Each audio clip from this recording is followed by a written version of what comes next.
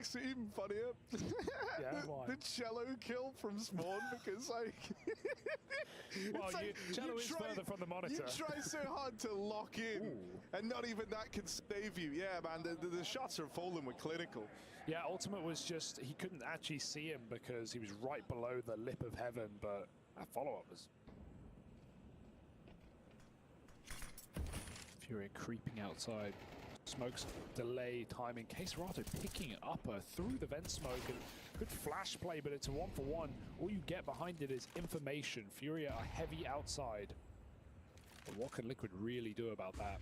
Ultimate has a nice play over the smoke. They're just bombarding him with utility. A re-smoke wall, another flash. He still has a gap, but they go through the smoke. Oh my god, they've just traded places.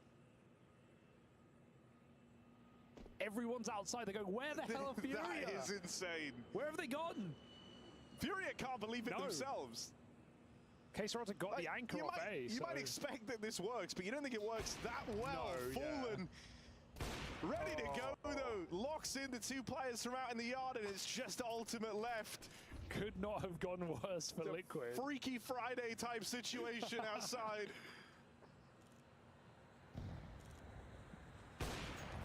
Oh my goodness. Oh, nice shots. Bloody hell, don't give it to him, boys. Like, the rest of them were starting to move in. Up on top of the hut. It's a great spot. He's got the legs. Yeah, gonna see them. Yoink. They're very keen, though. Even in that 2v1, they're set up to hunt that kill. They're not letting him get away with the orb. The double only entices him back in. Furia 5-0. Yeah, the vibes are immaculate on the Furia side, and it's pretty contagious. I feel great right now. Dude, look at this trade, because Twist was A, he comes out upper, but because Caserato came up vent earlier, he picks JKS backside, and Fury go, well, there's no A anchor, let's go. Great call.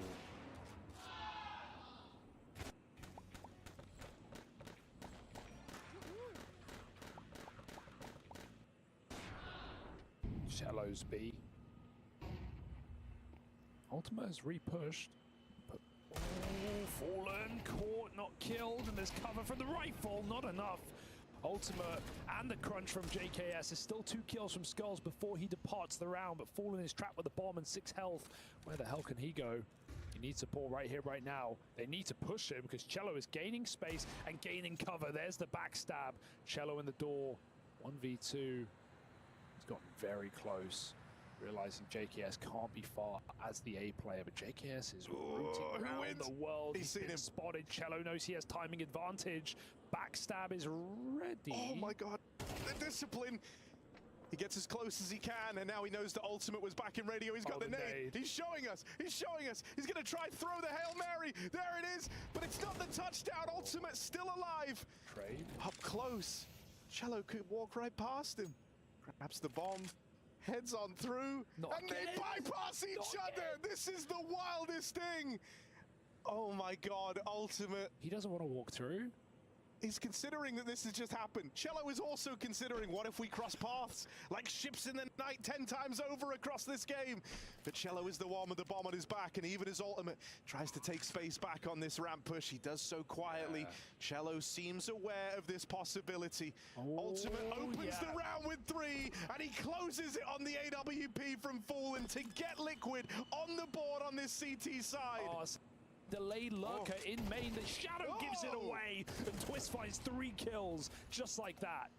Russell slam Duncan, man. That is 3 beautiful shots over towards main. And so Furia might have got the advantage, but it is quickly taken away. RVD in with the backstab. And now holding for Skulls. Right into his crosshair he goes. Twist is on for the ace. That'll do. So there's certainly a bit more fight in Liquid here. But Fury is still playing with real confidence, with real bravado, trying to run it down out through the doors. JKS can't see a thing. They'll have some support. Yakindar moves in. Manages to keep Liquid in the advantage here. They got the bomb back. Fury just commits to the fight, runs it straight through the center. Piece by piece, they just keep replenishing the heavens. And Furia keeps sending them there. It's Yuri left up in this clutch. 1v2, he was full of them to open up this series. Will this be another? Ultimate was able to turn the tide of clutches last time, and he locks Yuri out of this one as Liquid chained together 3 straight. Ultimate has been a huge part of this.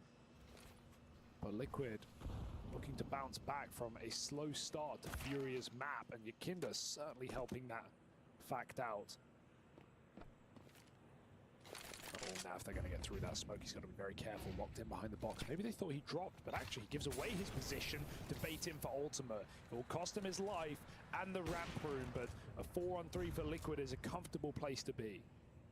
Oh my. Does Twist know about Yuri? Feels like he does. There's the shadow. That one's free. Kind of a surprising amount of damage taken by Twist there in that head-to-head. Yuri does well to get some shots off, but now you know you've lost lobby. The only room you have is ramp. Certainly should be. He's probably going to play ahead of it if I know Yakinda. Might not be a bad idea. You throw the molly, you might just discount it completely, right? Let's see if they actually hold this one. Usually you want to take that space though, right? With the molly. Nice. And so Yakinda gets offered one. Second guy caught fighting, and Skulls hasn't finished the job fast enough. Those rotates are coming in. And even as he mops up Yakinda, he is now put in a box. Team Liquid start to clamp down on this lower site. Skulls, they're all against him. JKS swings on out of the end. Is it going to come up the vent? Yeah, I think so. Do they show bomb first? We've seen Furia do rounds like this before where they do tap the bomb on B and then come back up, but Nafa's made things a little awkward. Bomb dropped, Skulls is in the site, they don't even know. JKS swings out for 2 kills, and Liquid, they figured it out. They didn't fall for it. No tricky tricks in the last round of the half. Instead, a 7-round streak feels inevitable, and there's nothing Furia can do. Some very confident rounds out of Team Liquid's CT side, despite a strong start for the Brazilians. It's a quick upper molly, but Skulls survives living on the edge. Ultimate is the first man in. Him and JKS successfully open up this upper site hit, and now Fallen tries to make up for it, but he can't. This would be a shocking map win when you consider that not only did Liquid get destroyed on Anubis,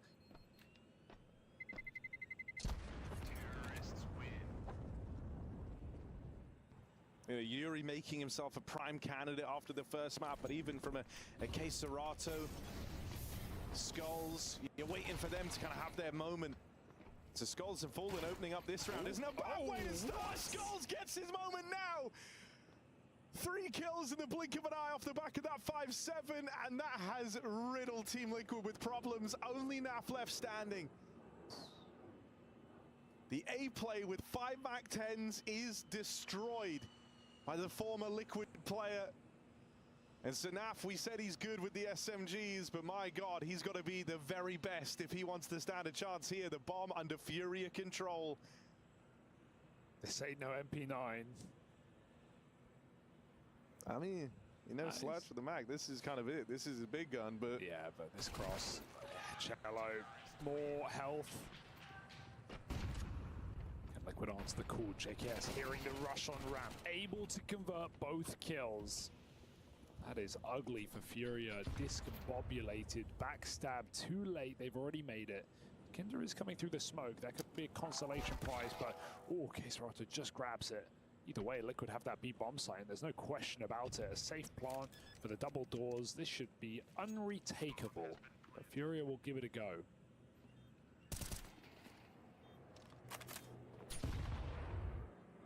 Furia slink off back into the spawn, and so they at least get out with these 3 guns. Keserato going to be able to field something over into the next round as well. So Furia are essentially buying again. We're going to have a cash-strapped rifle rounds to open up this second half. I like the Furia confident, but I do question like running into lobby against what you know can only be Tech 9s or Mac 10s, and also no util. Like, you know, Liquid can't.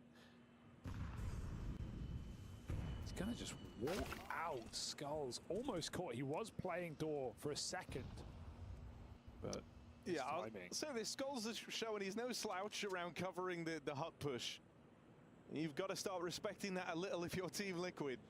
You know, it's a limit test for Twist. See what he can get away with. Now they're going to go for down the vent with the bomb as well. It'll make it. And, oh, I was going to say undamaged just last second. JKS gets sniped out from heaven. So bomb is down, but you don't want to plant on your own, and already Cello's in the bomb site. Yeah, I mean, that was kind of meant to be ultimate security detail. The moment he loses JKS there, he is the lost survivor down on the lower side with the bomb. So very awkward spot to be in. And Liquid gonna struggle to battle back into this one. Okay, no skulls is here. Now full blinds him. This is turning around very quickly and very uncomfortably. 2v5, but 2v2. The only thing they don't have is the bomb. And the routing they can take down a lower is somewhat limited by the time. If they want to go ramp, they've got to be loud. And so this is going to be heard by Furia. They're going to have a bit of a picture painted as to where Liquid are coming from. They've sacrificed the vent drop and the silence for the speed of this ramp rotate, giving themselves a different angle to fight from. But NAF will not be given any more engagements. And so Furia able to pull one straight back with those saved guns and worth their weight in gold to the Furia side. Yeah, and it might be goes in, but too late. You kind of crossed without a whiff. Oh! They know that Liquid can be lower. More players will join. Skulls assists outside. Ultimate dodges the spam. Liquid get the bomb in B, but Cello is once again considering an early rotation. He's just scared of a ramp lurker, and he has a reason to be. But Kesara is about to come take ramp off of him. So that will free up Cello to drop down lower early. Nice. And be posted with this UMP. He's heard the double doors open now. He knows where he's got to be looking, and he's in a good spot to find something here. Getting out with one and the dink onto ultimate. And there's that rotate from Kesarato to mop up JKS. Just ultimate left down at lower. Couldn't manage it in the last. Got a 1v3 to try pull off this time. Ultimate might just be the real deal. Fallen the one to beat, and he can't quite get it past him. That is a damn good try from Ultimate, but just shy of the glory. Ooh, Fallen. No money, baby, no money. Back to Eco Liquid. Finally, someone gets 2 rounds in a row, and Fallen flexes it on the close. That was a bloody good try for Ultimate. You cannot doubt that. The turn on door, but Fallen empties their pockets. There's also some mind games in that taunting. Like, an upper fake as well. That's just going to give them more time to go lower. Twist gets out, survives. Fallen doesn't even think they're here. Naf gets his vengeance. 5 on 4. Twist goes up, and Liquid may not be poor for long.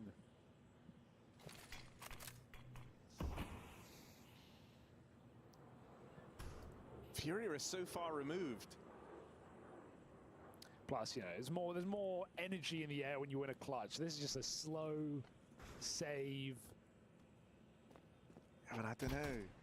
Do you get taunted? Who do you want to flame? Do you get taunted and then you know you go, I'm going to take the high road, or do you try and get in their head as well? I don't know. There are 3 players who I know won't say a word. Yeah, fair. Maybe 4. Fair.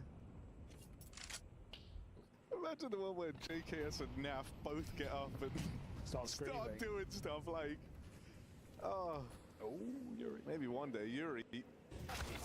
Oh dear. Twist goes up and over. Position he's been famed for. Magic he produces up top of the silo, nets the opener for Team Liquid here. At this very event, no less. And JKS with the most rat-tastic way to approach the lobby control, just sitting up top of the ladder, waiting for them to walk on in. And yeah, that's doesn't get freer than that. This would be the perfect round, JKS. Stand up and empty your pocket in Fallen's direction. Don't think so. Now they've got all this control out in the yard. Yeah. Kesarato's having to make some concessions. He can't hold the ramp and outside, and so as he falls on back into the ramp room, that looked like it could have been a gap for Twist to exploit, but instead Kesarato looks back around. Now they're going to go into Skulls. His 5-7 was what complicated this second half, and so this time Ultimate gets past it. Nice shots for Kesarato, but I don't know if they're enough right now. Cello needs to make a heroic play, but out of position really. They've just been going blow for blow with each other in this second map. Nothing is established. Flash is good. There he goes. know. Free kill. Oh.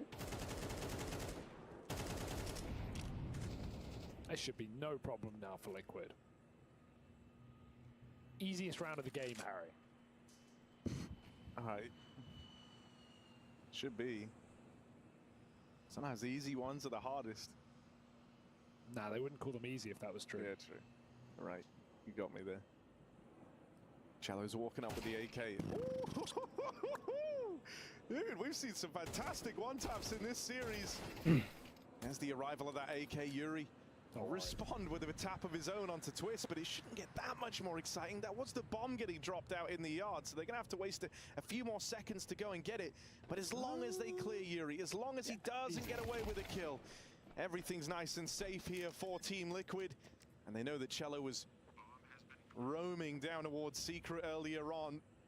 They can anticipate the angles of approach here for Cello. Nafco's go right into him. And there's still a bit of time left, but he shouldn't be able to win this, not with the position on Yakin. No, that's really the one that seals the deal on the round. He's just posted over towards ramp. He can rotate up into the heavens to play around that bomb.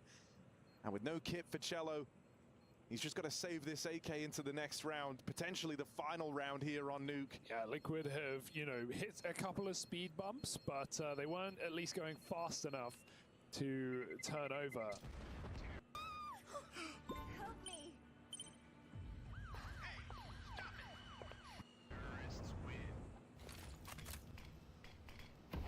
In the second half, Skulls really made his presence known to Team Liquid with that 5-7 play in and around the heart. This time, looks like he could get tested all over again, as right now you have this lurk from Yakindar down on lower, trying to put pressure on, but the rest of Liquid want to try and come out through the heart, and to do that, they've got to get past Skulls. Yakindar's up the vent now.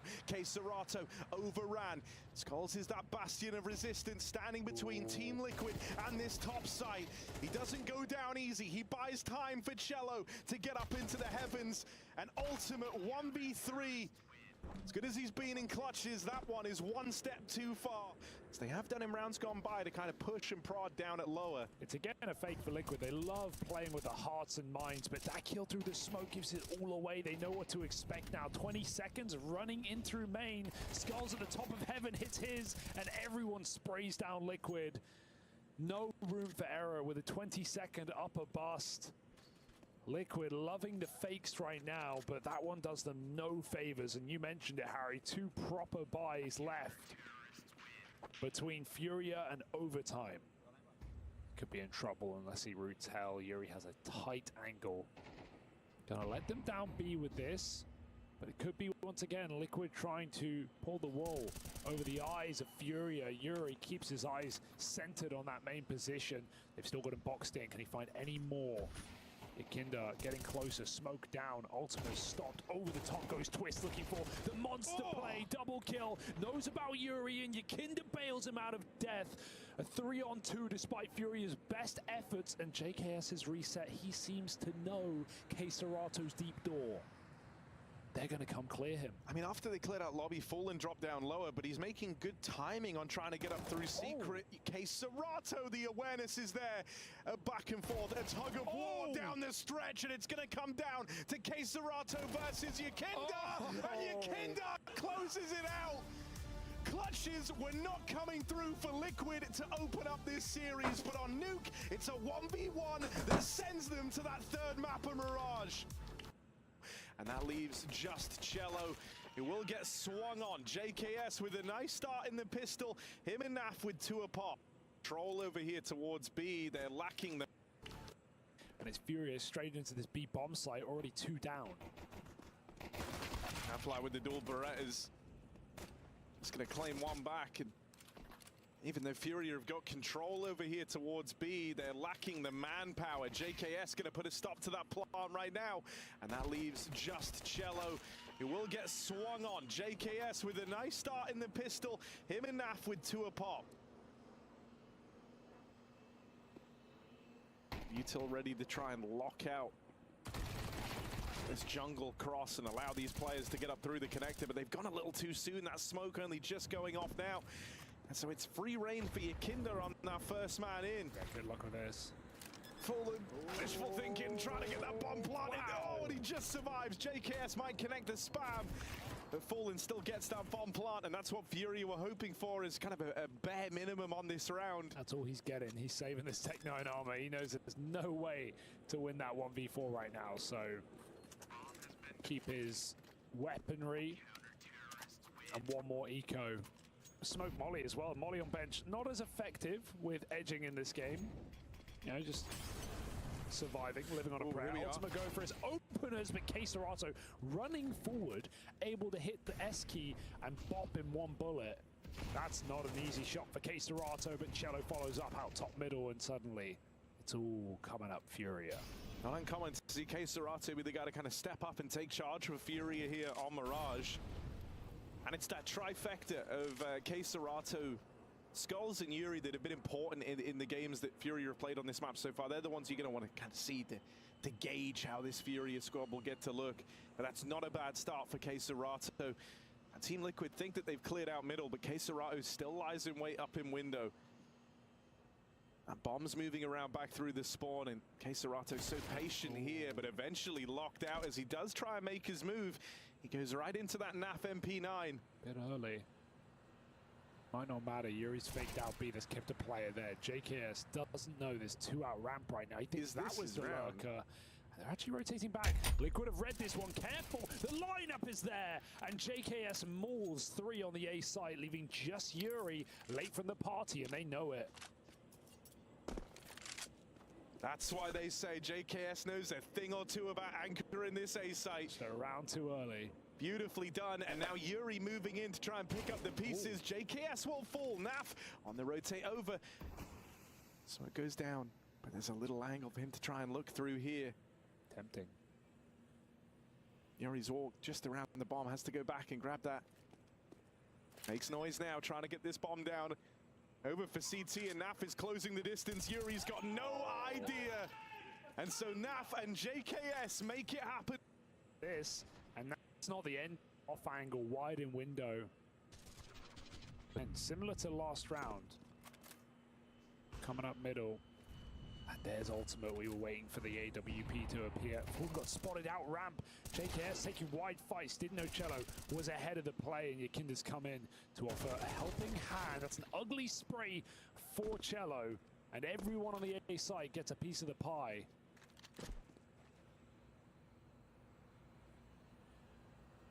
Twist up close. K-Serato doesn't account for that. It's off.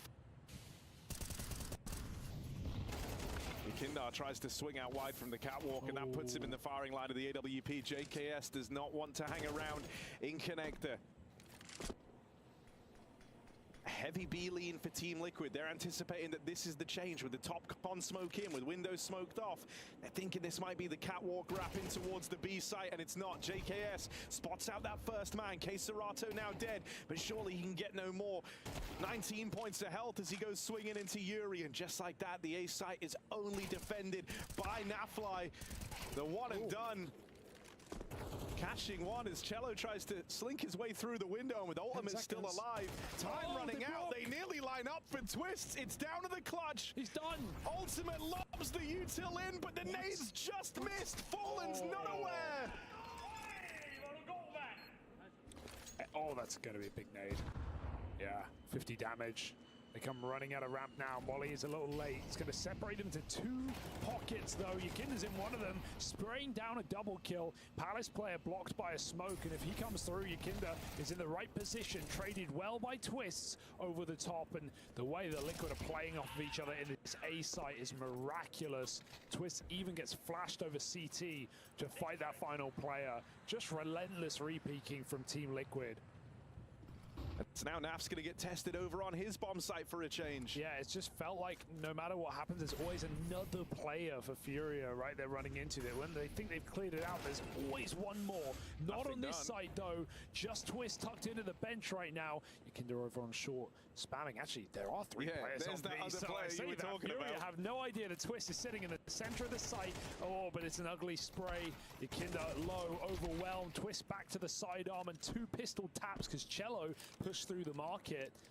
Going to have him on hand to help in this mid-fight, but he will be in the right place to try and combat them as they come up short. But there must have been a gap in the comms there, or just a late realization from Ultimate that he's open to it. That one is given over for free.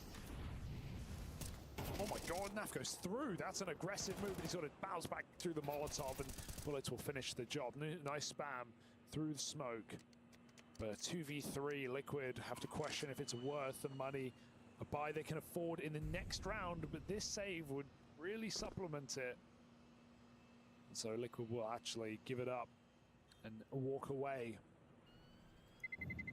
He doesn't have the util to block Twist here. Ultimate wants to look for this trade, and he's going to go find it. Yuri plucked out of the round, and there's Twist getting activated down in the connector. Bomb dropped for Furia. Naf even moving in on that secondary orb, now takes up the angle from short, and his Fallen sneaks out ramp. No way he checks this, right? He can't. He doesn't have the room to. Aussie royalty living down under the palace.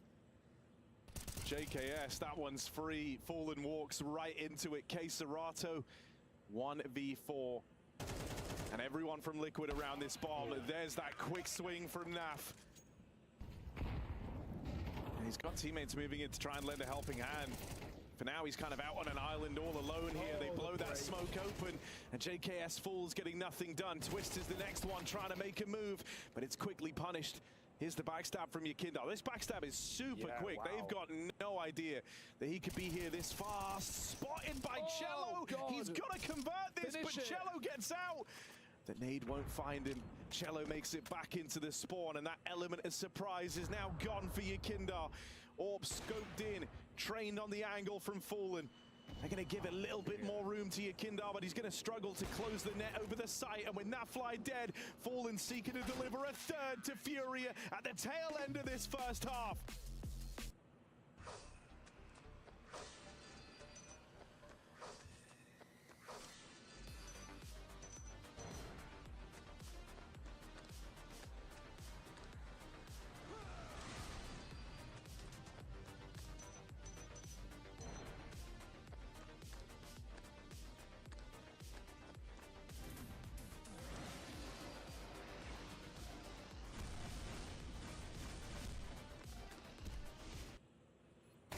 Oh. Yeah, he's certainly closer, but still not right there, especially not as he loops back through CT. They're going to try and play this together, but JKS has the info. He's heard both footsteps. He knows where they're coming from. Dancing around triple. Yuri bids him farewell. 3 clean kills from Yuri. You still get to have those rifles moving forward, so it's not the end of the line. It wouldn't have taken much. A couple of kills would have been enough to cause potential problems for Furia. But as K Serato goes swinging, rest of Team Liquid starting to walk out ramp, and if you're Furia, maybe you're starting to get paranoid about this B site. They only learn now the terrible truth. JKS opens up on a Fallen, and Twist has come through the con smoke. As it fades, it doesn't favor him. Skulls locks that one in, and another from Skulls. Barrels over the sandwich, but we'll end up making a meal out of it as Ultimate's got to clutch up again, but this guy's been a monster in these moments for Team Liquid. High pressure, but he's got a man trapped over towards the spawn, and Cello is too far away right now to lend a helping hand. So as Ultimate goes chasing, that one is free, and the long rotate back through CT for Cello is gonna leave him wanting here. Ultimate is already far away, ready to play around this bomb. He doesn't know it yet, but he's got this one in the bag. Ultimate plays that to perfection. He's just so good in these clutch moments, isn't he? Rifle orb doesn't seem to matter. Couple of over faces for Furia does cost them when it comes down to it. Good play from K Serato around the edge of the smoke. I think that team flash hit Ultimate as well. I wonder if that was like purpose, because I've never seen that lineup, and Twist was already mollying window as the smoke landed. Are you trying to make someone play window? I'm not sure. Maybe I'm overthinking it. Just, there wasn't a window lineup I've ever seen. They're out in A anyway, through the edge of the smoke. Queserato on the lip rather, taken down. Nav gets the plant, but won't be able to escape with his life as 2 kills come through for Furia. A quick retake leaves the Australian in the clutch. Know what to expect. Skulls tucked in, they're just going to come right to him. No molly. Lose Queserato, so Skulls has got to make a stand here, and a double kill, not a bad way for it to go. JKS with both the openers right now for Liquid. But surely can't get any more, trying to battle this man back in connector. Ultimate lends a helping hand. Fallen arrives from the spawn side, and that nade just dodged by JKS. What? Ultimate able to best Fallen in the head-to-head, and now it's all eyes on Yuri. He opened up this series with clutches, and now if Furia were hoping to close, they needed another, but it's shut down, locked out. Fake con smoke, they're going to go through. There's no one spotting this right now. Queserato just coming here in time. Fallen's actually stopped a player coming up catwalk, but this is not a fake that Liquid are committing to. It's back into the A site, and there's so many players here. I mean, as mentioned, this has been the end destination for Liquid time and time again, so Furia feel comfortable having a lot of bodies in the site, but Twist is going to put them all in bags. Look at him go, even more damage downrange. Queserato left to try and spam back, and Fallen tagged up earlier on. Naf on his SMG brings it down to... So these guys in the ladder room are locked out for the time being. Yuri makes a smooth move to hop himself out to the short side, but that's only to fall at the hands of Yakindar. This round, Fury have risked it all on fighting for this control over... Oh, Fallen, that one tag, that gives up the aim of the game, and he knows he can't commit to the fight anymore.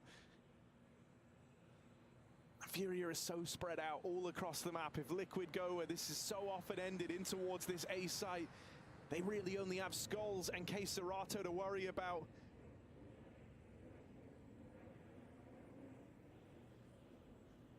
They heard Fallen earlier on in ladder room. They know they've got him pinned in here. They never saw him leave. Oh, Yakindar even caught a little glimpse of him there, dropping out a ladder as they're starting to come.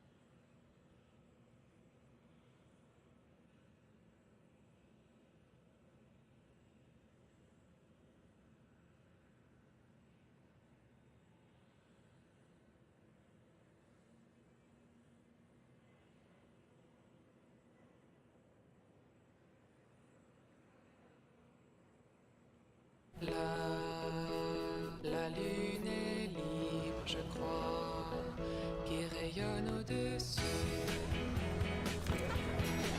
내가 찾던 여행, 그곳을 G'day guys, it's Ali from Connie from Clone and welcome to another review. Just an FYI, it's taken me 2.5 hours to do one 5-minute video. I'm struggling. I'm not good talking to cameras. That's why I don't do many reviews. Smelling strips.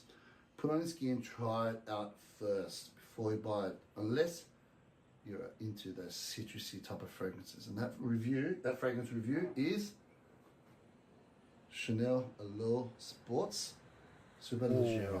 What do I think of it? Just a quick disclaimer, everything you see behind me, I've purchased it at full retail price.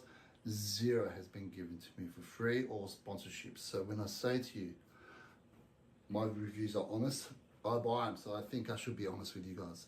Let me buy them, let me test them before you go out and buy it.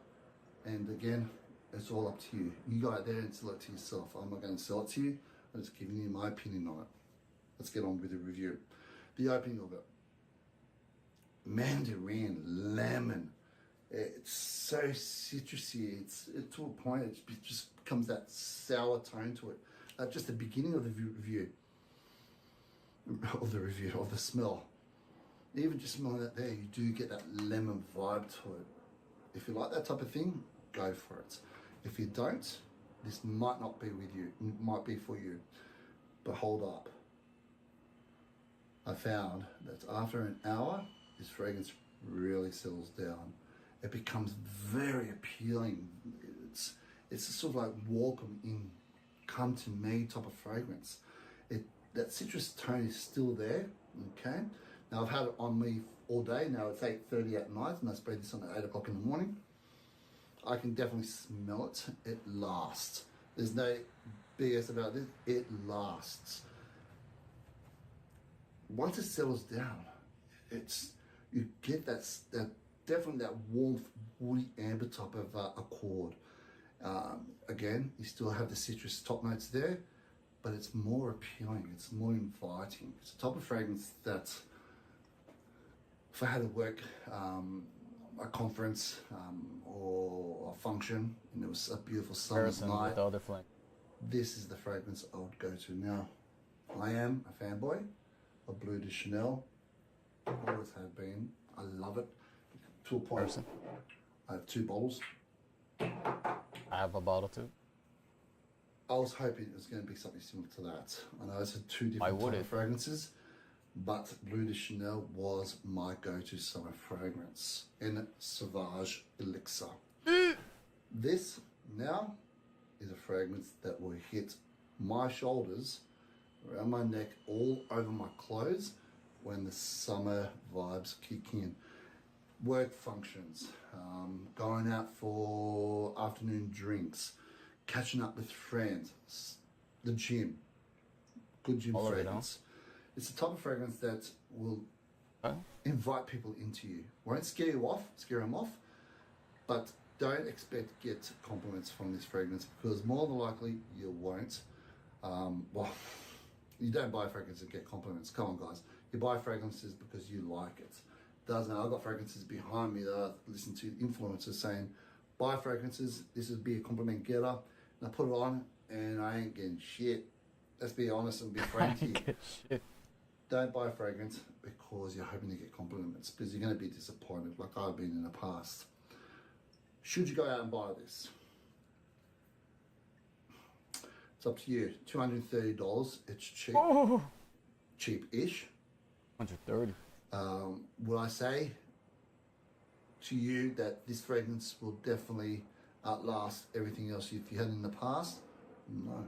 I mean, I sprayed this on about 6-7 times today. Same amount I put the Bleu de Chanel.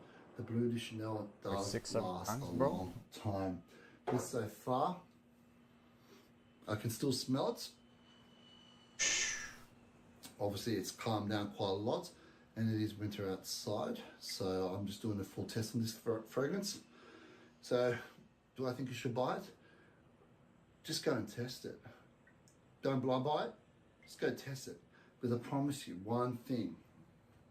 If you're into citruses, this Got is for this you. bottle If you're into over warm 10 months ago. evening scent, first date scent, go buy it. I'm not trying to sell it to you. You just have to go out there and test it out for yourself. And I promise you one thing, it lasts. It lasts. It's not the type of fragrance that if you go overspray, that people are going to run away from you. That's not going to be the case. It's the type of fragrance no, that you it spray lives crazy. in I Austria. mean, I sprayed 7 Over there. or 8 That's what times. they mean. Okay. And I didn't have any objections or any compliments or any comments made about the fragrance I was wearing. Actually, when I went into Chanel tonight, I said I sprayed it on. They couldn't really smell it on me. So what does that tell you? Okay, guys. So if you're into it,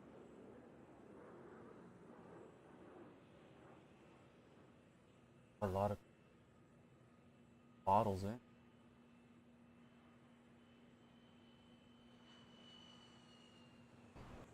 Hi everyone, welcome back to my channel. Today we're going to be doing Oxylated.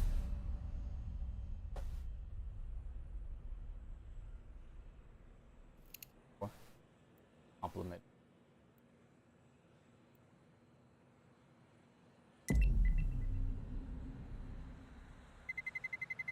Let's roll. Old people a lot into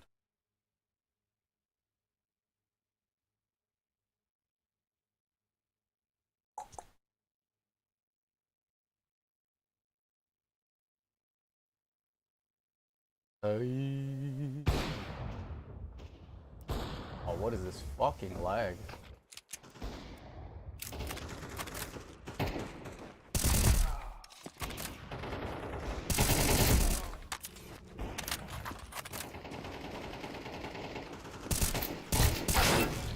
Oh, the lag is in.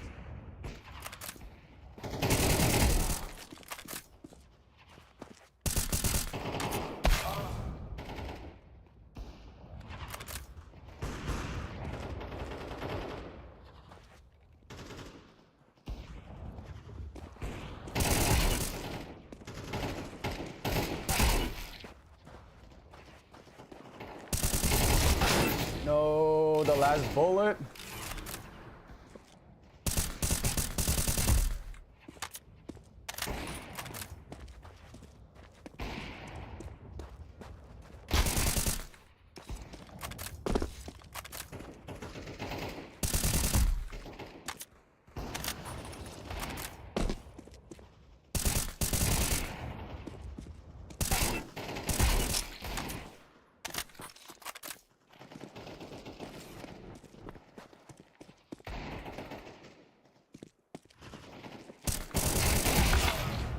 God damn it, there are 3 people near me.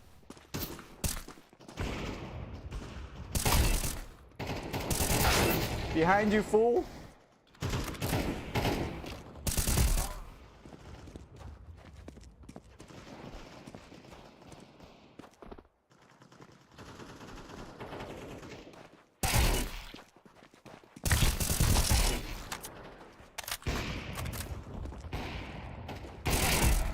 Where you going? Where you going, huh? Where you going, monkey?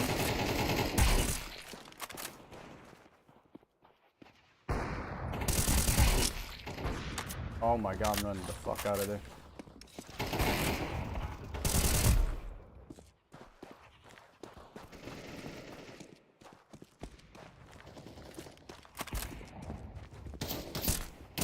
No!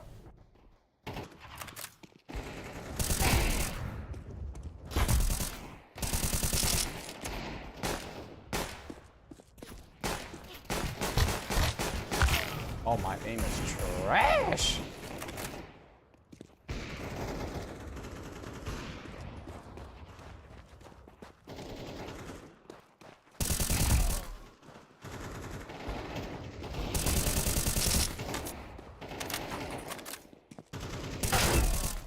Ow, motherfucker.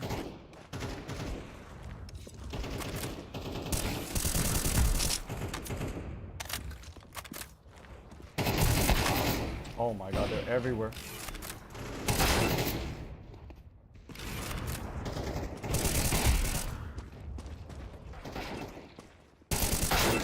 Oi!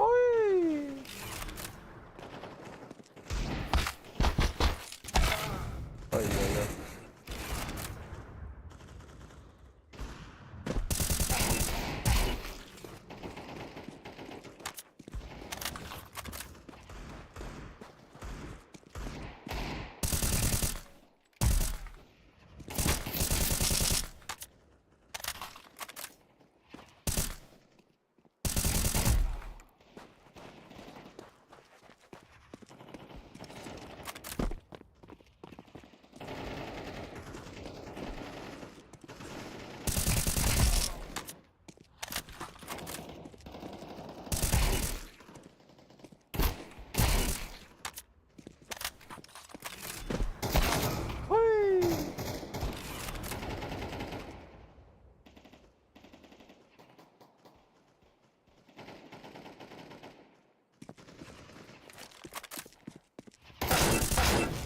Oi, oi, oi.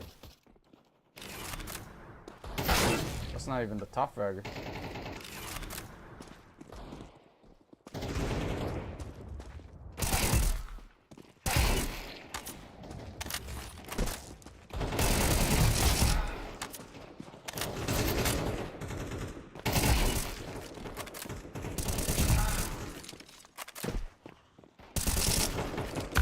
Oh!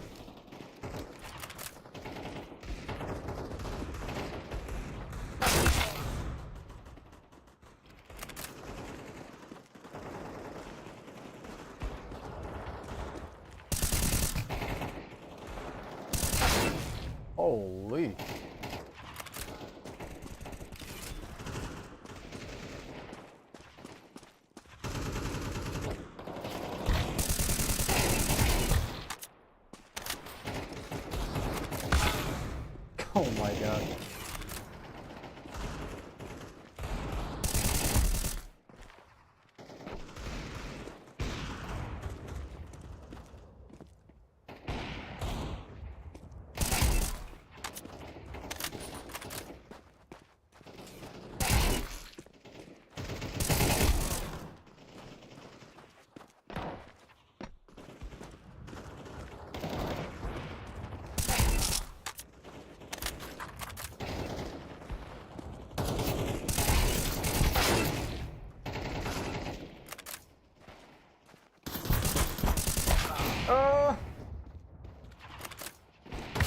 Holy camping.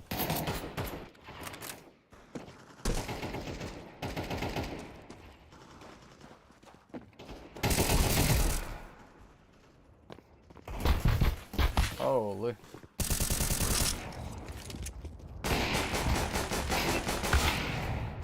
God damn, bro. God damn, by the same guy.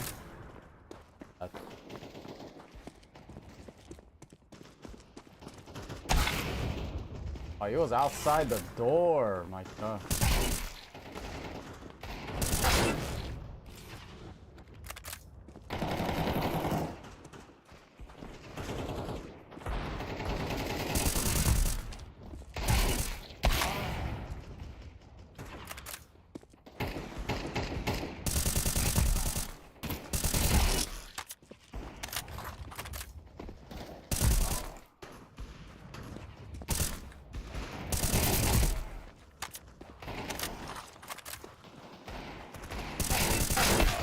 Oh no.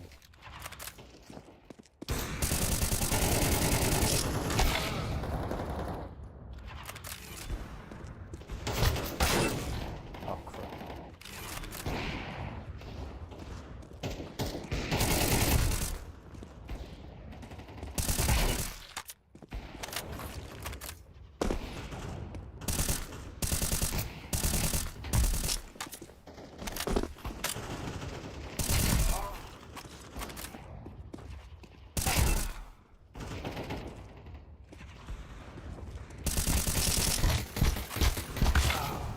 Oh crap. Ooh, look at that spin bot.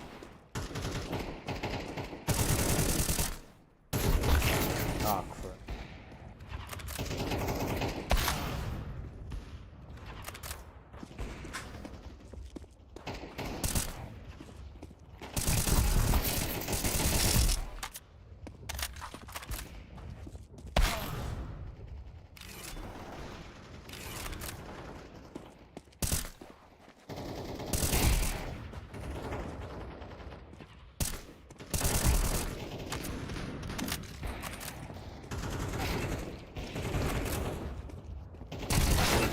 Holy.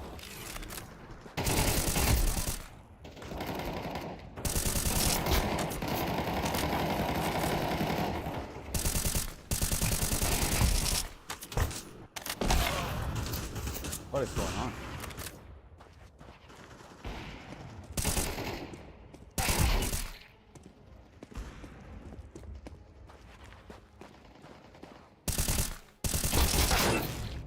Oh, I messed that up. That's not on point.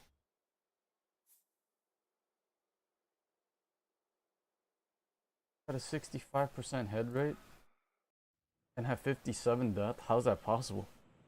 How are you so sharp at shooting but so fucking Doing a Oh, dog shit? review of the new fragrance from Chanel, Allure Homme Sport Super Légère. And I know, right? Finally, it's been about 12 years since we've had an Allure release. And apparently this is going to be a very limited release as well. I want to start off the video by saying that this is said to be like a one run type of release. Once it's gone and sold out, you're not gonna be able to find it. And Ow. Super Leggera is an Italian brand that's doing this collab with Chanel. And if you don't know, the first sign of concern is that the translation of Super Leggera is super light. Definitely something you don't want to hear when you're about to drop almost $200 on a perfume. Right around $175 before tax for the bottle. So you can see here, I have my little baby decant from the Chanel boutique, and I was offered a full-size bottle, but I opted to go for the sample this time, and I'm gonna tell you guys why. So there is no sprayer on this, so we're gonna have to do a little dip, and then we can talk a little bit about the notes. This takes extreme precision, okay? We don't want to spill a drop. This is very valuable stuff. So the notes in the new Super Leggera. It's going to have mandarin, grapefruit with some woods, with musk, patchouli, amber, and sandalwood. And I will say, this does open very pleasant. It does have a very bright, zesty, the type of opening that really draws you in. When you're smelling this, I want you to beware. Don't judge this off of the opening because it does not last. But gosh, those first like 5 minutes are just so good. Really, the opening is like this tart, juicy grapefruit with sugar sprinkled on top. You really get a nice kind of sugary aspect to the scent in the opening that feels very realistic. It doesn't smell syrupy or anything like that. It's literally like a sugarcane note, but it is sadly fleeting. I really wish that it lasted, but it disappears after honestly about 5 minutes. That kind of like really nice sugarcane note kind of goes away and kind of transitions into this scent that feels very familiar, and it's going to be kind of heartbreaking and sad when you go from this really beautiful opening to this very like nice but very basic and familiar mid, you know? It definitely feels like a Chanel. The one thing that you cannot deny about this perfume is that there is quality here. You can really feel that Chanel quality and that classic Chanel DNA. And how it really comes off for me going into the mid with this is it kind of feels like a mixture of Allure Homme mixed with Bleu de Chanel, like the eau de parfum with that grapefruit. And also you might even get a little bit of an Elysium type vibe, like Roja Elysium vibe because of that grapefruit and just the way that it all comes together. And what's really surprising about this scent, honestly, is how fast it changes.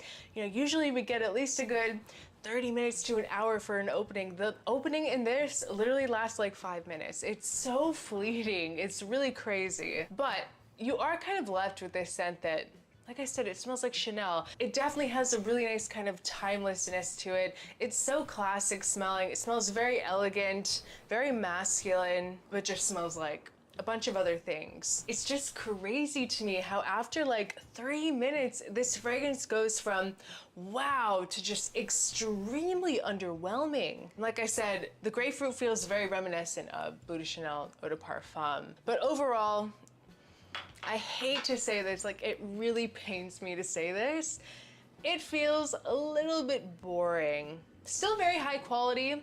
I don't want you to confuse what I'm saying when I say it's boring to thinking that it's like a really bad scent, but the scent is beautiful. We can't deny it. It's a very like masculine, pleasant, versatile, like a classic man in a bottle, but it's just kind of boring. It's a little underwhelming, but it's not going to be necessarily a problem to have a scent like that for some people that just want something very safe and easy to reach for. But where we cross the line with this scent is that the performance is super leggera. It is super, super light. They were not messing around when deciding who to collaborate on this. I honestly have no idea how this collab came to be in the first place. I'd really be interested to learn more about that. There is very like limited information available on the internet right now because the official launch of this, I believe, is the 14th. I think it's next week. But 14th? after about 30 minutes, this fragrance becomes an extreme skin scent, like a skin musk scent. It's not going to have any projection whatsoever. And in terms of the longevity, which I've had this, I sprayed this on my arm earlier. Being generous, you're gonna get like 4 hours of longevity with this. It is so minimal. I don't even smell it on my arm anymore. It's totally gone. And I sprayed a lot. It wasn't just like one little chest spray. You guys know I went like I did a bunch and it's still gone. really sad because that opening, oh my gosh, when you go in to a store to test this, do not buy it off of the opening, please. You need to let this sit, spray it on your skin, walk around the store a few times, and then decide. Like, give it an hour, and then you'll see what I'm talking about. Because I have a feeling that a lot of you guys are gonna go into this store, spray it, and be like, oh, this is amazing, this is so good. Erica's crazy, she has no idea what she's talking about. But then you're gonna buy it, and you're gonna get home, you're gonna wear it, and then it's not gonna perform for more than like 3-4 hours, and you're gonna be like, oh, maybe she wasn't joking around. It's just insane to me because Allure Homme, like these Chanel fragrances that kind of have a reputation for not lasting the best, last longer than this. Allure Homme lasts longer than this. Chanel, Bleu de Chanel Eau de Parfum, and the Parfum as well, both last longer than the new Superleggera. It is the worst performing Chanel Man's fragrance that they have. It's truly tragic. Like, I really like the idea of what they were going for with this because the opening, oh, it's just so beautiful. Like, they definitely were heading in the right direction, but it just immediately, it falls flat. And for that price tag, it's just, it's not worth it. There's honestly so many better things that you could pick up with that money. Close to $200 after taxes. You can get a ton of amazing niche fragrances. I would recommend getting a bunch of other fragrances from Chanel. If I had to pick one thing, like if you were mindset on getting a Chanel fragrance, I would go into a boutique and buy Edition Blanche. It was discontinued or something, and now it's just a boutique exclusive. I would go in and get that. Honestly, that's what I'm tempted to go back and pick up just because I love that scent and I do think it's worth the money. Yeah, it's kind of cash grabby to me. Doing a cool collab, you know, I know that Superleggera does, I believe, collabs with like Ducati, something like that. I have no idea, but just very brief information on the internet. Like I said, I'm sure that next week on the Chanel page there will be more information, but hey, we're working with what we got here. It's just not going to be worth it. It's a very bougie, very expensive skin scent. Like this, say it was a total flop from Chanel. And I'm upset because we've been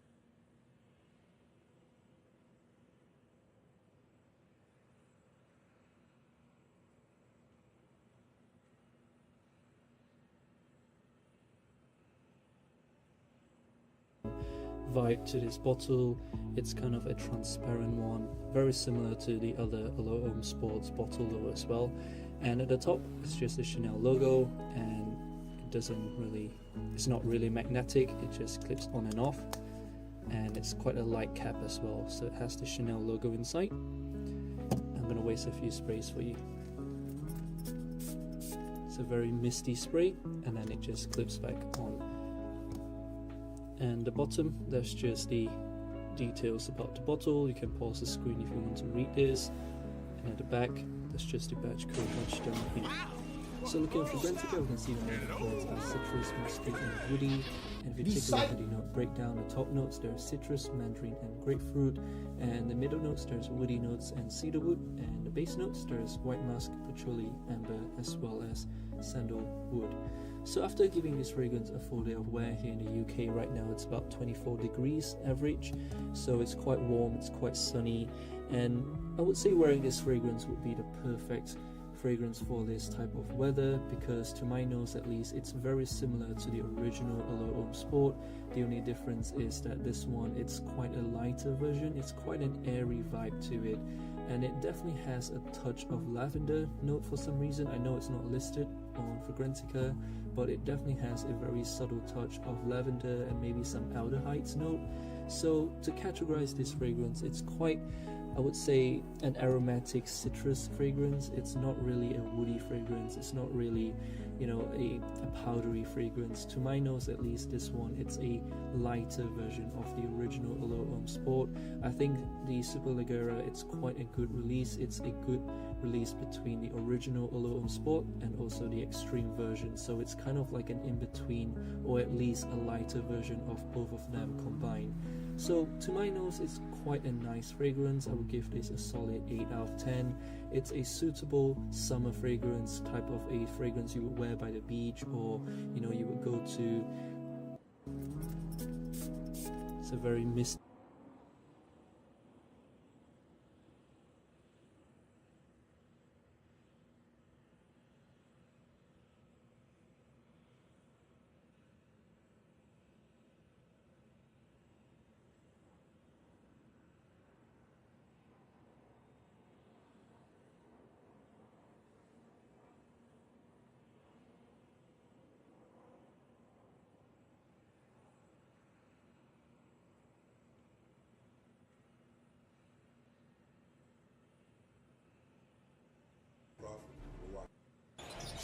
size 38 Williamson driving inside. He has been absolutely to his spot. GD Factory clips. And what about that block? Zion from the weak side. Hey. That'll get them up on their feet. Hey, can somebody... Don't stop. Man, it'll be Nader. Blocked away by Zion. Not a bad recovery. He was on that downhill run. He restarted and then took another run at the rack, and it is still on the move. The combine on their standing vertical. Oh my God. That's a crazy shot right there. Now 87. That's good ball movement by the Minnesota Timberwolves with that ball moving side to side. Oh, the hand of Rudy Gobert. That's his right hand, Joe. Man. Good start for Zion. A lot of guys on the executive committee are deeper in their careers, they're in their 30s, but to see Jaron, Zaire Williamson with a dunk against Jackson. Kennard, a catch and shoot. They turn him over. Here comes Dylan Brooks. Brooks blocked by Zion Williamson. And Jeff Green doesn't take it. Van Fleet. Blocked away. Zion from behind. And let's see, is it going to be a shot clock violation? You want to stay away from running screen and rolls because all they're going to do is double them. Look out. Double clutch, go! Hang time. He streaks to the other end, and that's rejected by Zion Williamson. He came out of nowhere to get that. Zion, tough shot inside, it's flat. Rebound goes to Zion and he lays it in. Just pulled it away from Harden. Wow. Here in the fourth. The Pelicans have led this entire game. Williamson counted on a foul. Attacking the rim and a chance for a three-point play. I don't want to guard him one-on-one. The rebounds are what they're going to continue to need from him. Great effort. Williamson in traffic and one.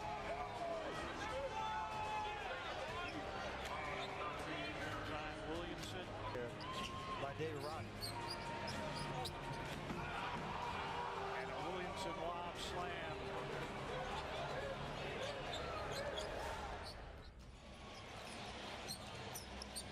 Zion 9 of 15. He drives inside. James is down. Yeah, he took a shot. He stood in there and took the charge on Zion. But that is a lot. Through Eubanks, KD getting past. I mean, when is the sun going to know now? He's chasing down everything. Yeah, he does look more streamlined. I thought he did in training camp, but It's a big night. Yako trying to tap it out. Williamson comes up with it. Wow, what body control. There's Sohan. Too deep on the run. Siakam. And blocked away from behind. And last touch by Toronto. Zion goes quick, hammers it. Oh, he caught a body. Metu underneath.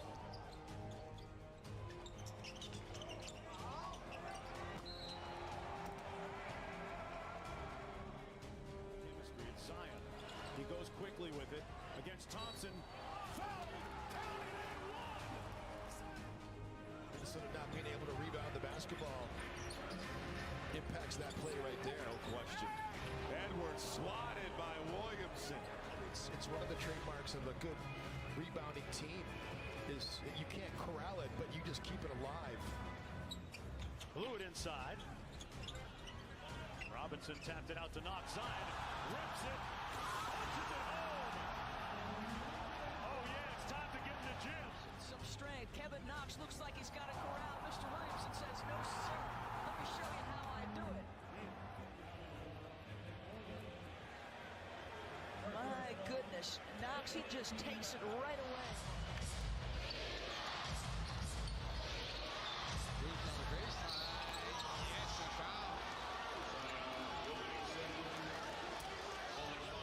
Athleticism just elevates body control, avoids contact, hangs in the air, and shows off the touch.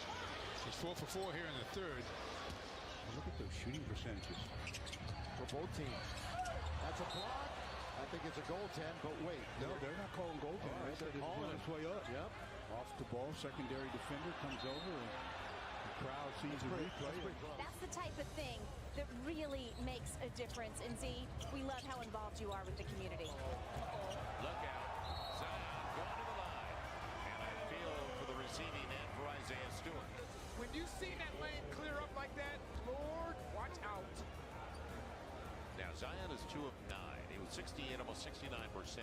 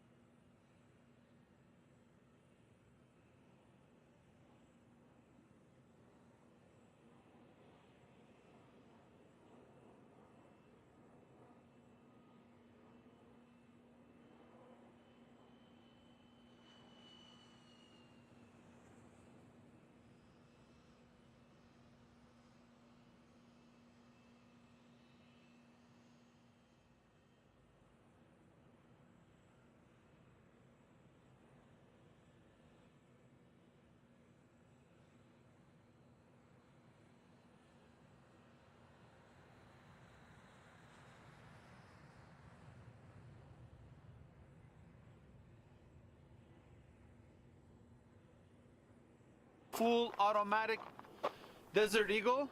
It's a 50 AE Desert Eagle. Thanks to Underwood Ammo, you're gonna be using hollow points. Thanks to RTS Tactical for sending me another body armor. Okay, here we go. We are ready. Mr. Bob, adios, amigo.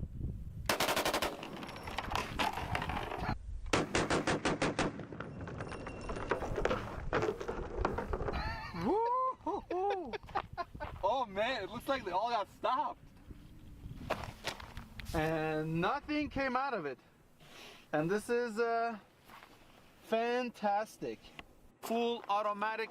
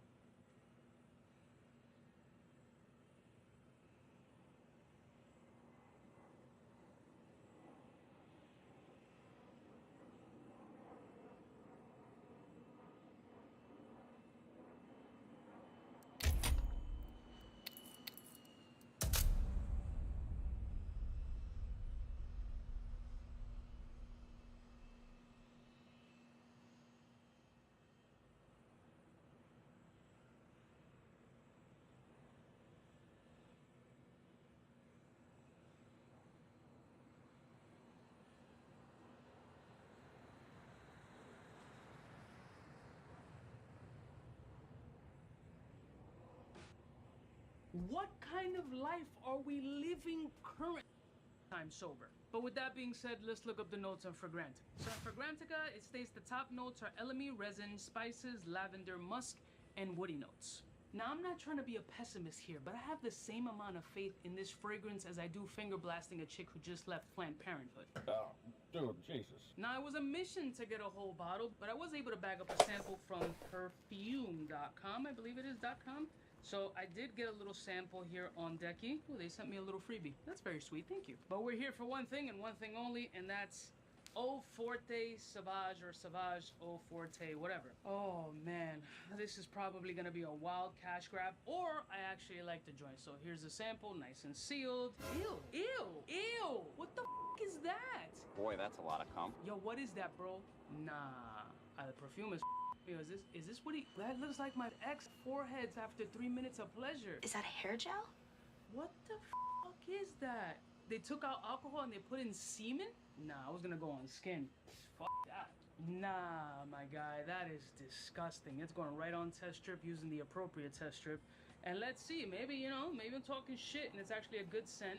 Maybe I wish I had a black test strip to see if this whole, like, white creamy semen, if this smells like chlorine, I'm gonna be pissed and I'm suing somebody. All right, here we go.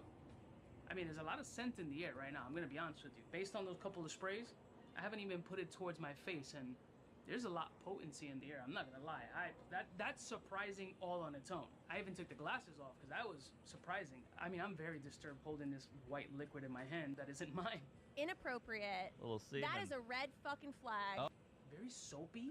Surprisingly, off the test strip, it doesn't feel like it's lacking alcohol, but there is something unusual about the scent. It is very woody forward and a lot of spice. There's a musky punch to it. There's something overly abrasive, like they had to really compile a whole bunch of shit on top of each other to supplement the lack of alcohol in this joint. It isn't weak off the test strip, and it did have a nice sillage and distribution as far as the scent cloud is concerned, but, I mean, it's not bad. It does feel very spicy, but also shower gelish. Interesting is the best way to describe it. It's not bad and it's not off-putting other than the color and its tone, but the scent isn't off-putting. It doesn't like, oh shit, but it's not horrible either. I'm gonna have to go on skin and, like, hold on. Just in case this is some dude's random man juice, I'm keeping that shit close. I don't trust nobody, fam. Let's just keep it a stack. I got like 15 fragrances on today. It's ridiculous. All right. It goes on skin, white fluid or liquid on here. Yeah, still very strong sillage coming off the scent, which is impressive for something that has no alcohol in it. It smells a little weird. It's a little tart and very woody forward. Maybe the wood note is something that helps propel and enhance the performance and possible longevity of the scent because it's lacking that alcoholic punch, that perfumer's alcohol essence. It's almost sandalwood santal-ish forward, actually. It's like cedarwood, santal kind of vibe. Almost like a culmination of an aquatic version of Santal 33, at least off of my skin, with mild essences of Dior Sauvage, but it doesn't traditionally smell like a Dior Sauvage flanker, in my opinion. It's fucking weird. It's very aggressive forward, which surprisingly, I think it's a good trait because if you're taking out the alcohol for those who are in the fragrance space, are assuming that it's gonna have a decent amount of performance. But when you say that a fragrance is 100% alcohol free, in my brain, in my non-educated, non-professional thought process, I'm thinking that it's just gonna be a weak, watery, eccentric, or molecule 01 type scent profile, and it's definitely not that. You can 100% smell it, but it doesn't remind me of anything Dior Sauvage as of now. Let me give it a couple of minutes, see if it dries down, see what happens with this shit. All right, I'm back. At this point, it should be full dry down. I want to give you my true, honest interpretations from start to finish on this scent that I already came in with a negative notion because one, Dior Sauvage, other than the elixir. Let's roll.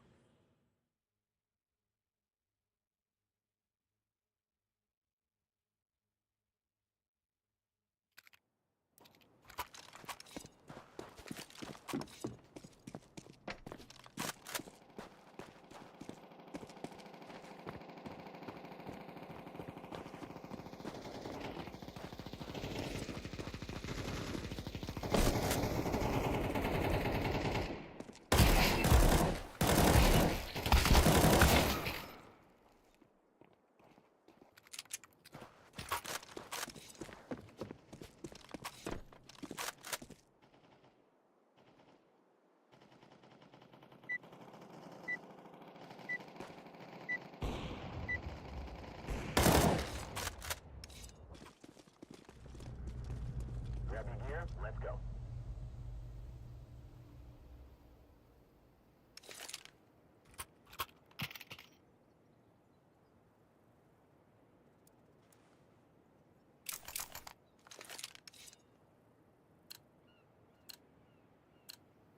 Let's go, people.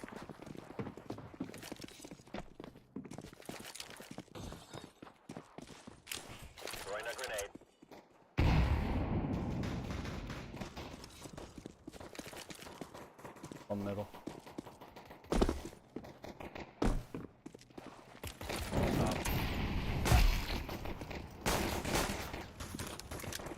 But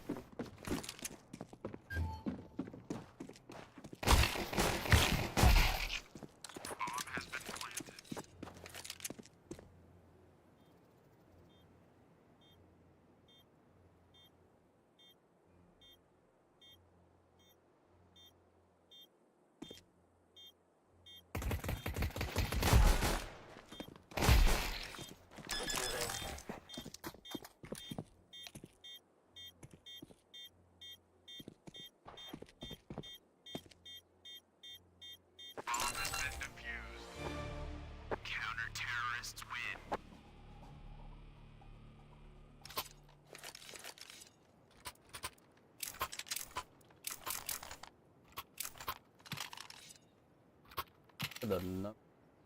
big green now.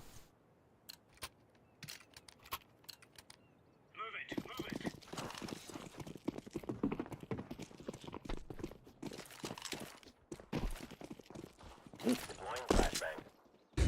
Grenade out. On middle. Throwing fire. Grenade. Throwing smoke. Flashbang. Throwing smoke. Smoke.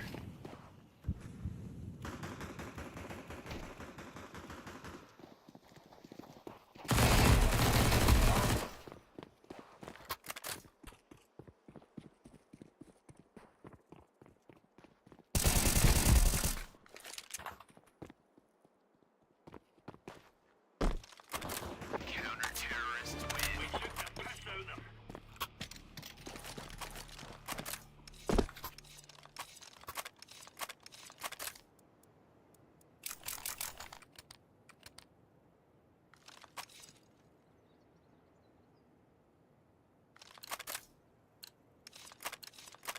Get up.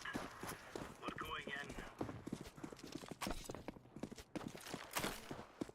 Throwing fire. Flashbang. Grenade out. Throwing flashbang. Laying down smoke. Here one. Throwing flashbang. Flashbang. Grenade. Water.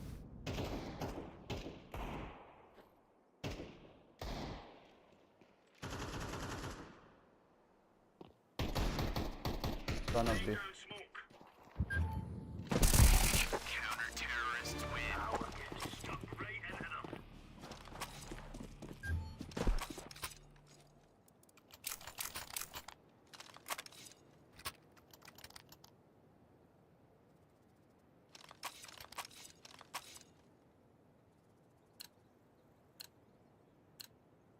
Move it, son.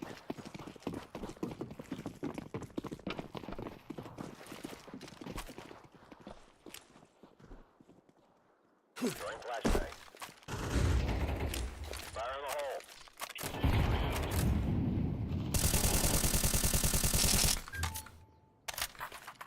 Throwing a grenade. Fire.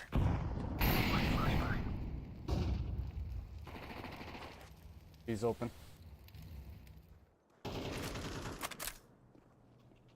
One middle.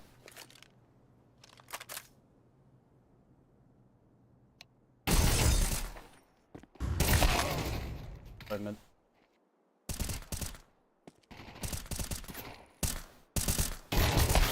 Terrorists win.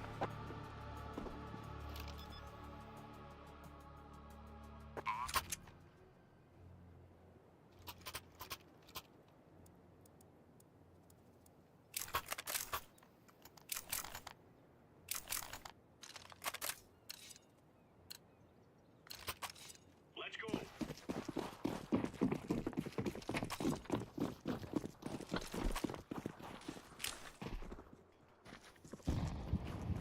Throwing a grenade.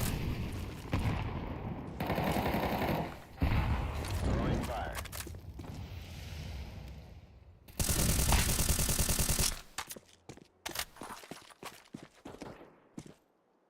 At least one.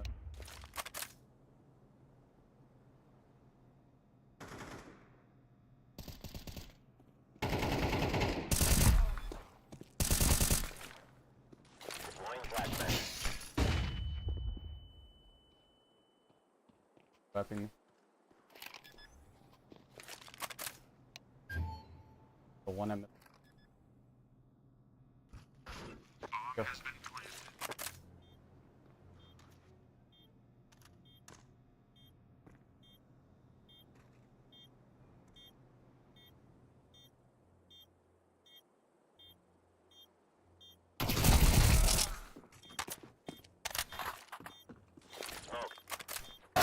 Outside.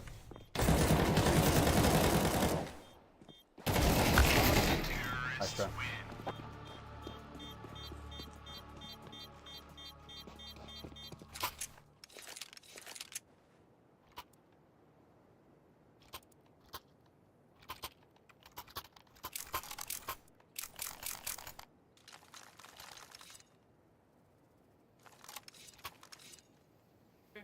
Kind of just has this stigma.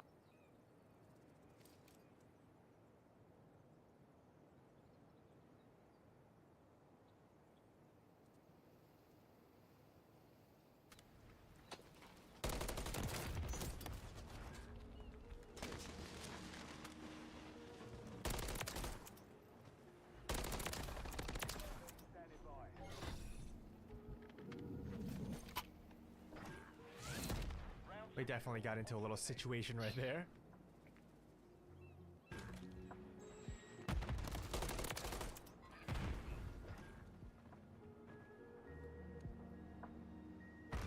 That person kind of got destroyed. Not gonna lie. Love joining late.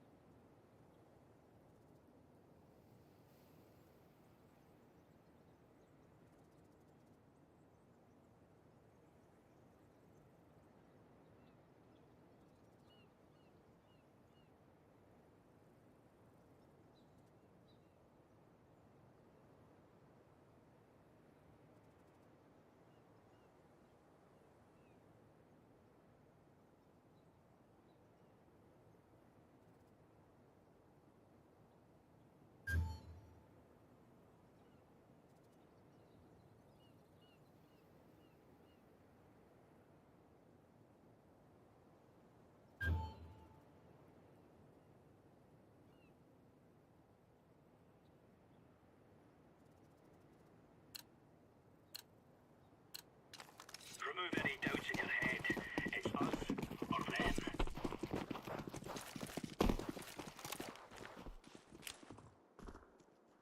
Deploying flashbang.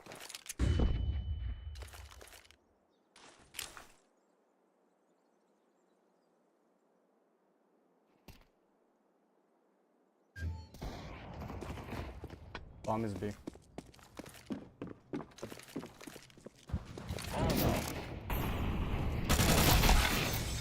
Two in front of B.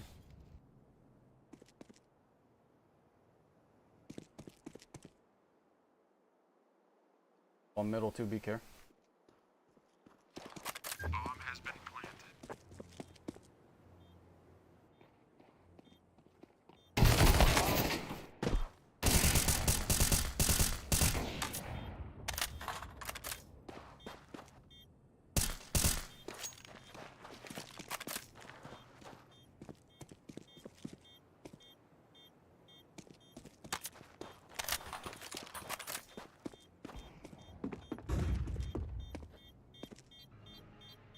What is this recommendation?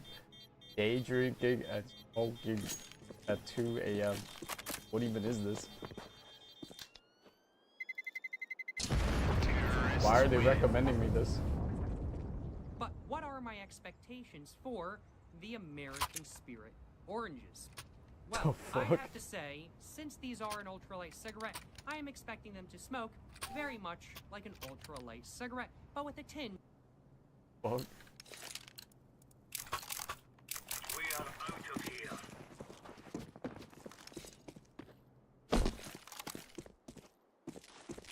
Grenade. Flashbang.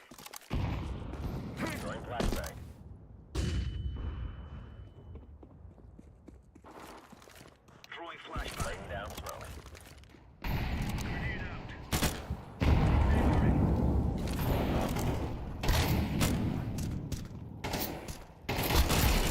Bomb down. Bomb middle, bomb middle.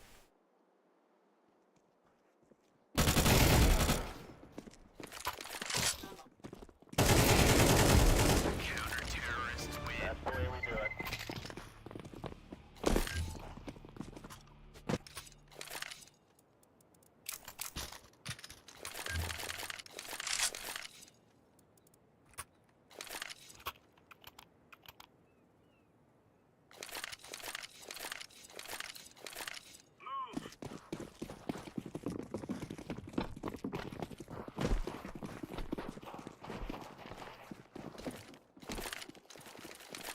Incendiary out. Flashbang. One outside B. Throwing a grenade. Smoke. Throwing fire.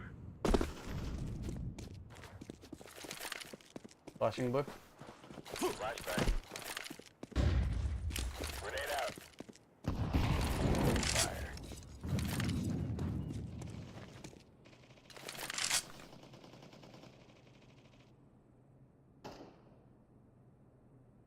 Flashbang.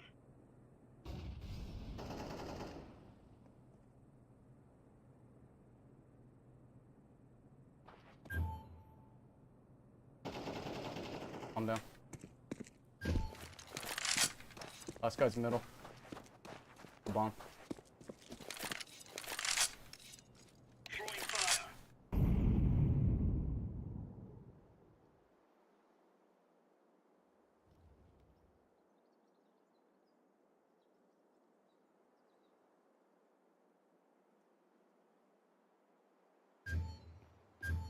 Side B, okay.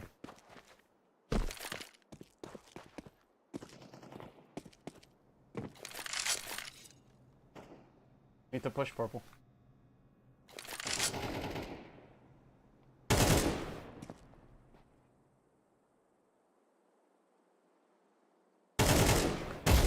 Counter-terrorists win. Oh yeah.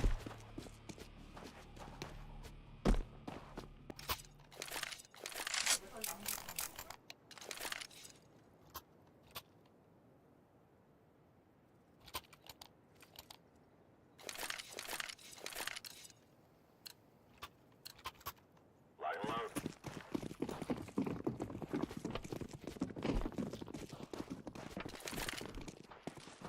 Fire in the hole. Flashbang. Throwing flashbang.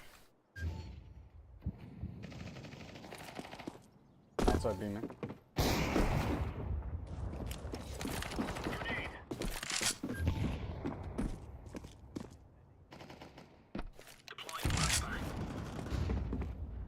1B1A.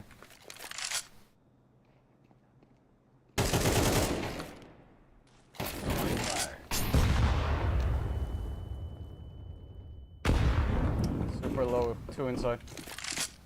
Two inside B. Bomb B, bomb B. Bomb has been planted. One on default. Around the site.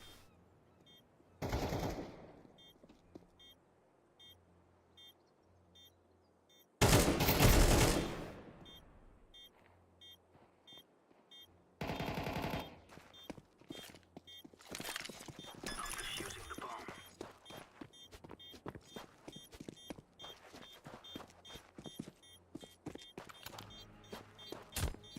Bomb has been defused. Counter-terrorists win. Easy peasy lemon. Damn, I have 2 HP. Holy.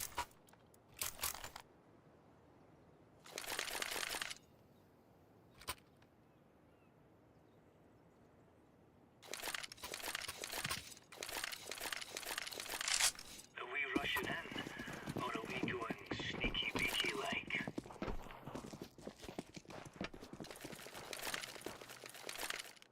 Throwing smoke. Grenade out.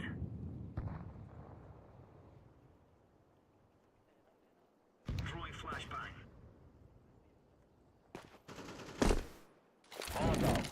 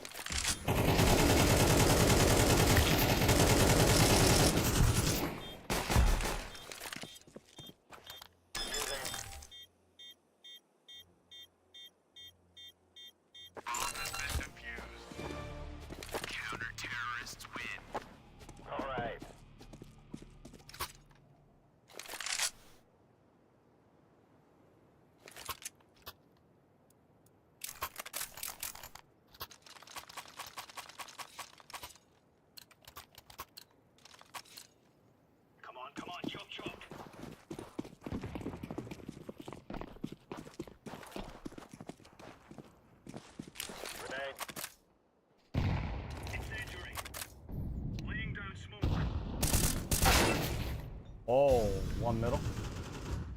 Outside A. One middle.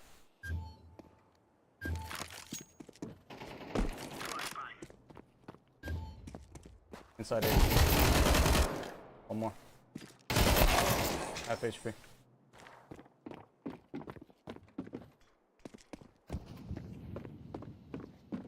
Deploying flashbang.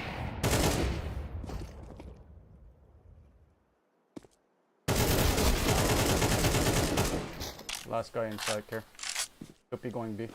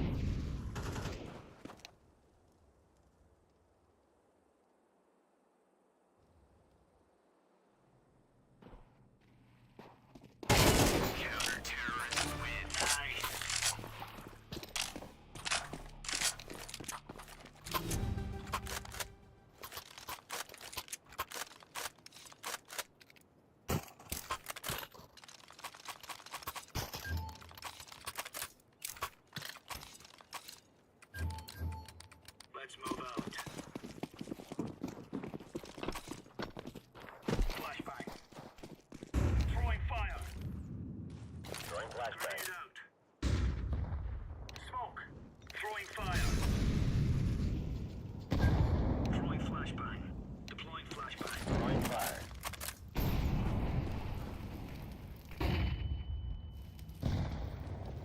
Deploying decoy.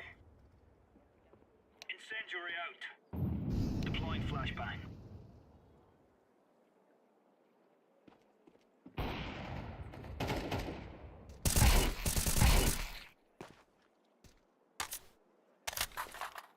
Grenade out. Deploying flashbang.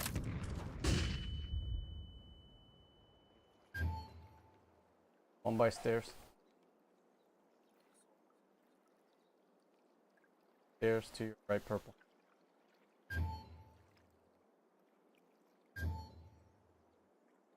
Here, middle, guys. Counter-terrorists win. Right on.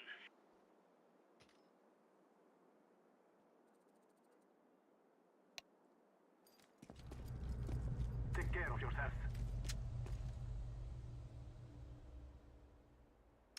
That's what terrorists win. Woo-hoo, run, little girls, run!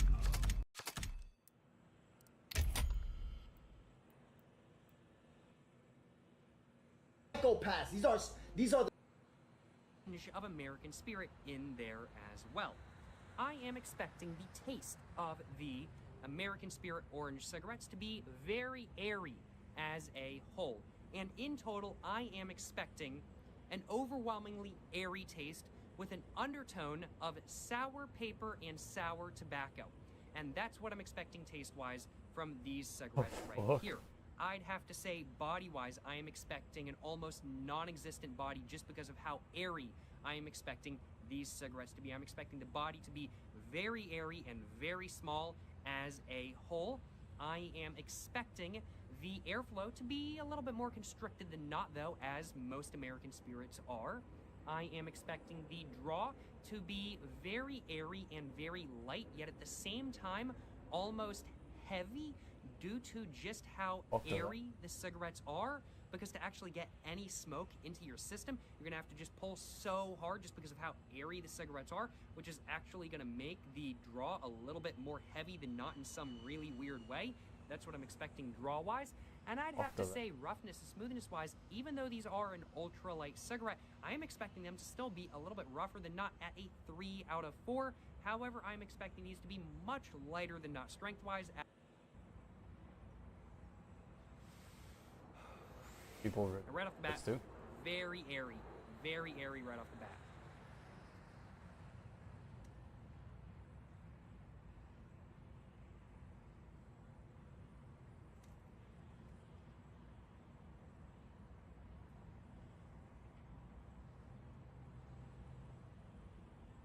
Why? Box.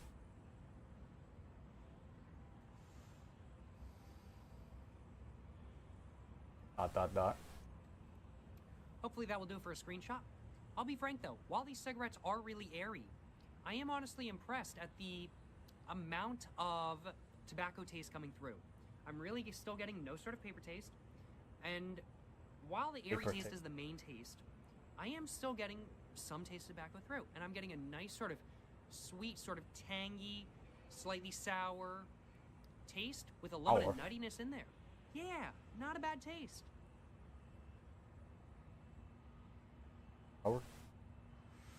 Sour Patch Kid. Far too airy for my personal preference, but these cigarettes are not bad per se. They do taste much better than not, and you don't get a chemical taste, and you don't get a paper-like taste or anything like that kind of thing, as you would expect if you're spending the money you're spending on American spirits.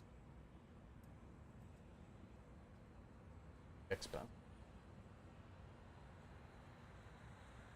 The body, absolutely tiny, frankly put. Very, very, very airy body. Really not much going on with the body, frankly put. It's a very small, very airy body as a whole. The airflow,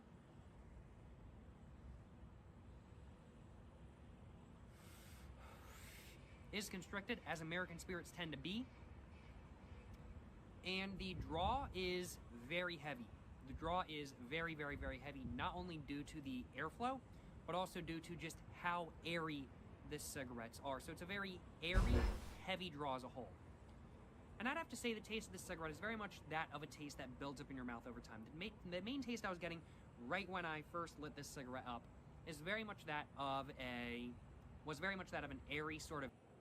That is fucking crazy. Is it all he does?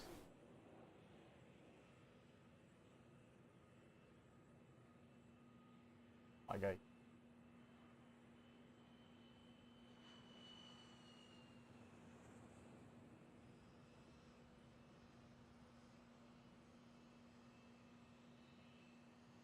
Dollar coin.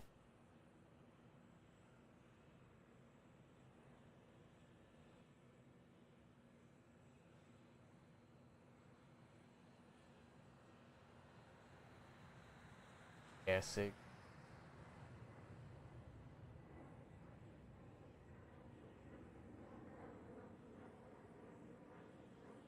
Hey, oh, that boy right there.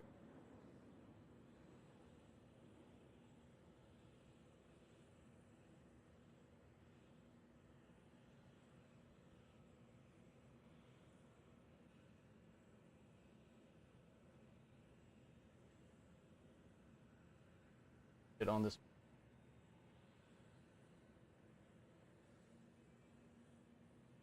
Oh, I know overall it's got ill vibe.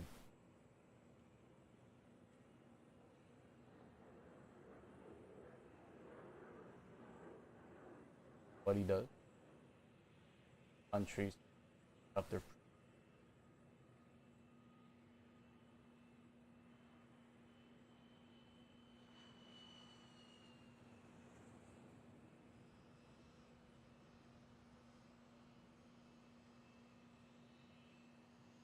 Huh?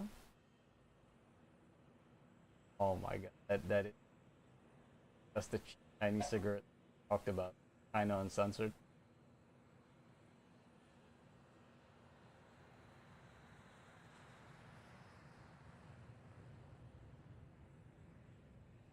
Good. Other videos load, how come? Probably got censored in China.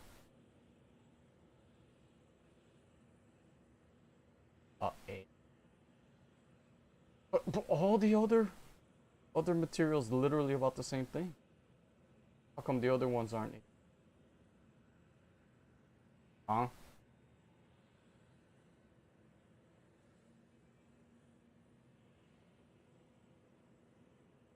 Hella comfy.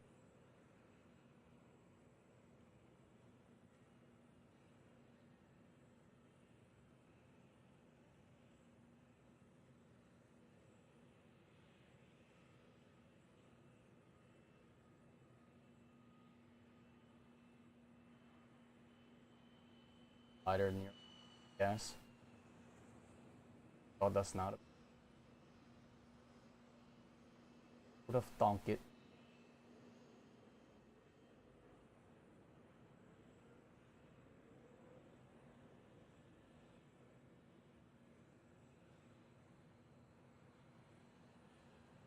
By filtering popular.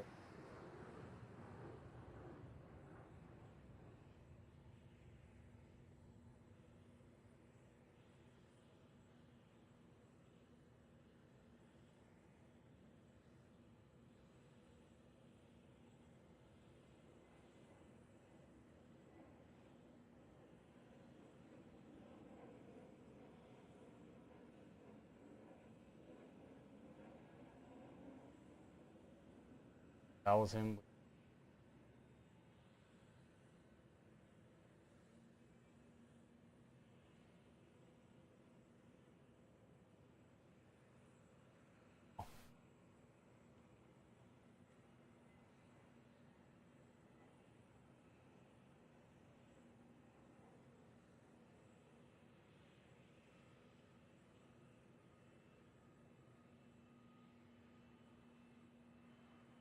Speed running, how fast he can.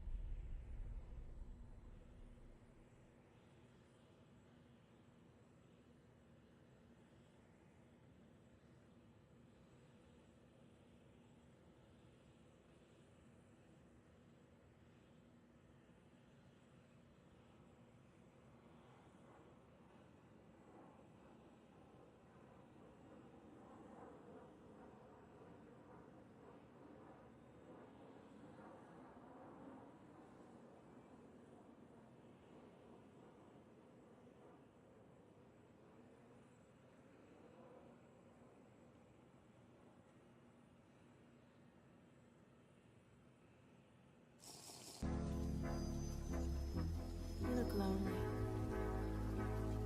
I can fix that. Now everything's technicolor. Happy Father's Day. Happy Father's Day. Happy Father's Day.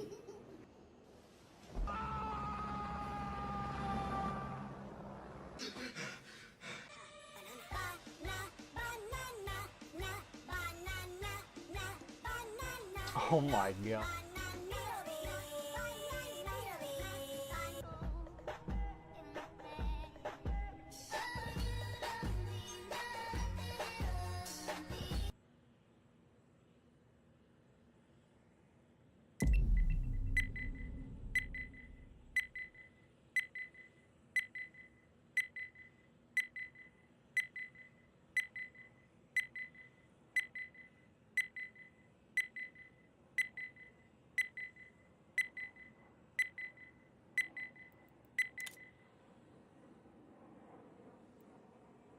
Okay.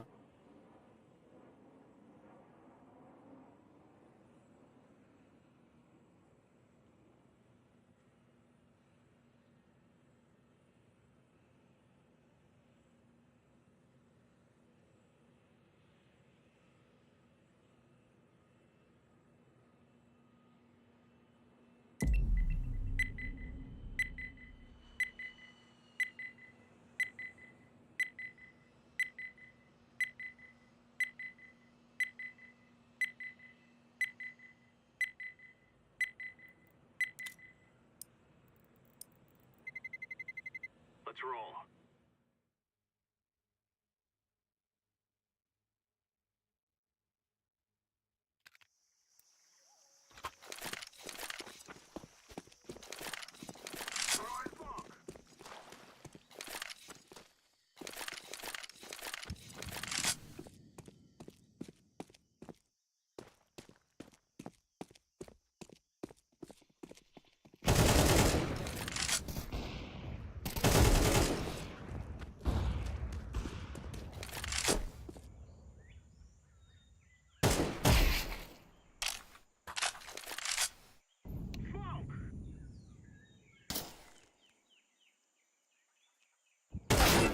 Holy daddy.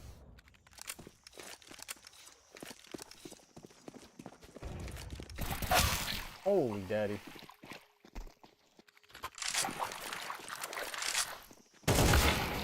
Woo.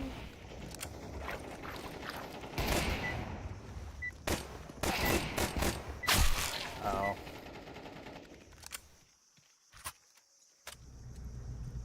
This is easy. We kill them, then we go home.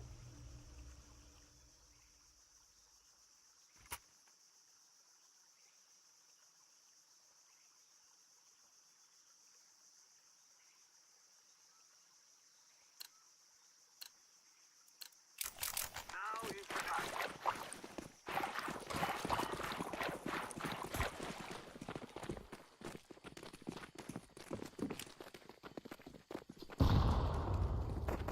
Smoke! Flashback! I'm throwing flashback! Activating the bomb. Bomb has been planted.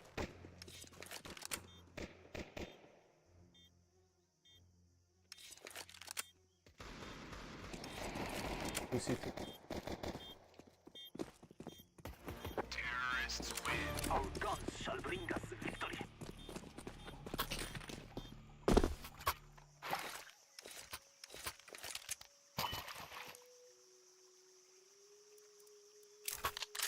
I have absolutely no idea. Questions. They shall regret this day. Throwing smoke. Flashbang. Throwing flashbang. Holy shit. Smoke.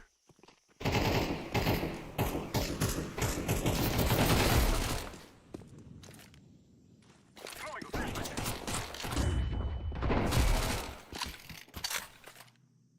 I'm throwing smoke.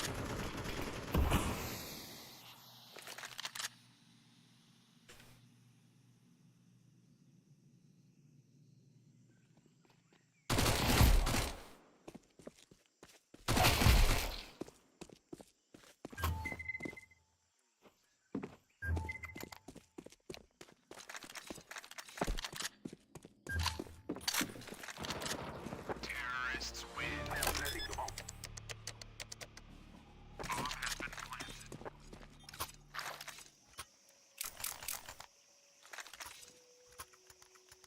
More people around.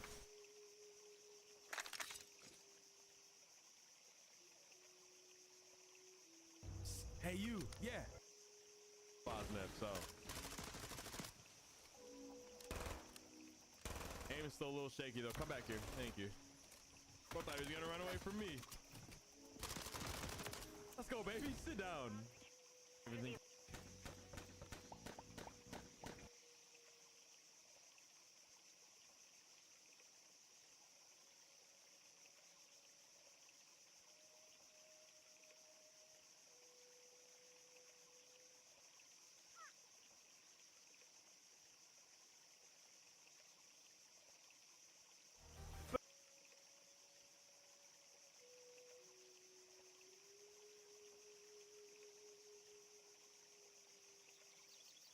If we can play our own game, well, this is their approach. This is their own flavor. They're starting this interesting off-angle stack towards the A site, but they are going to be meeting Liquid head-on from cams. Big Uzera playing it as if he's alone, playing as if he's the lone A defender. They overextend into Kawaz. There's one, there's another. Solid start with the ESPs. Big Uzera struggling to find a conversion, but it snows double, and it is also a triple kill in his... One that has a chance to disrupt here, goes for a bit of a spam. Will throw out the HE towards Dark Pillar, but it's not going to hit the money. And so Liquid stubborn, second buy in back-to-back rounds. What is he playing, Battlefield 4 or something? Well, what's the view model is? Driving me crazy. This is a Battlefield. And you're forced to look at it. There's nothing you can do about it. Oh, you can put the kids to bed.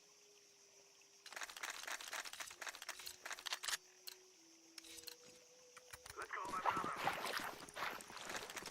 Smoke! I'm throwing the flashbang. Throwing the flashbang.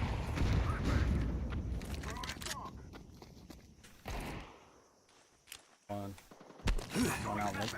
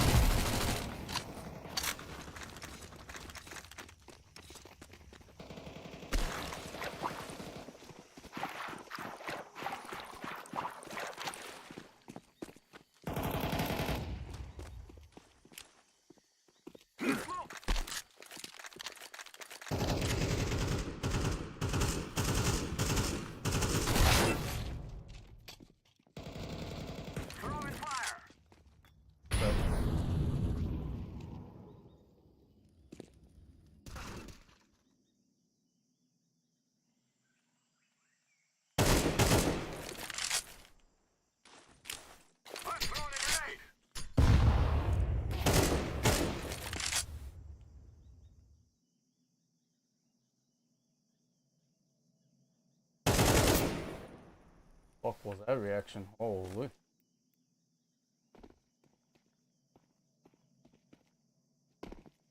That was the first dustness.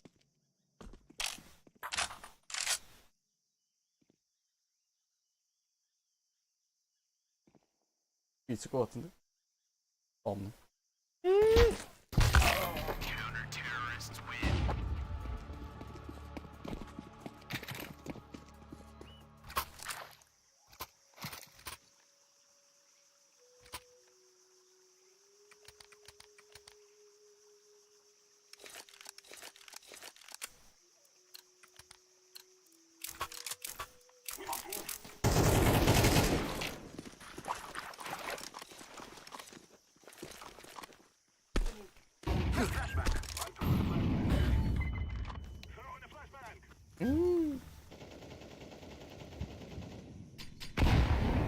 One mid.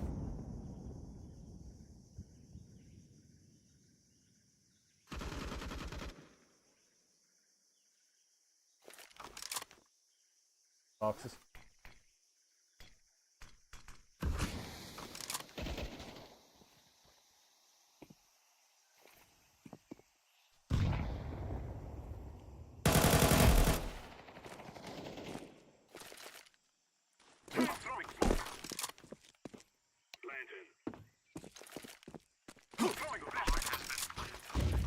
Here, CT.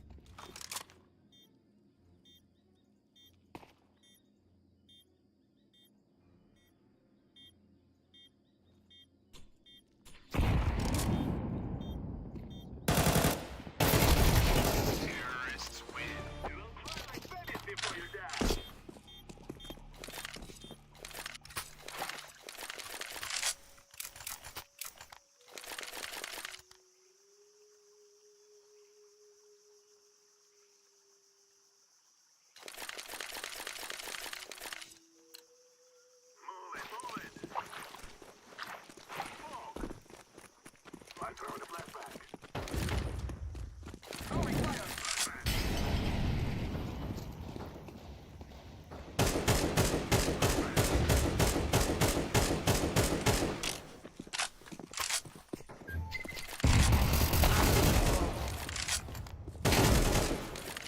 They saw bomb.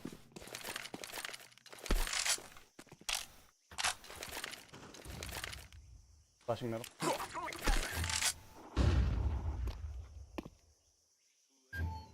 Up.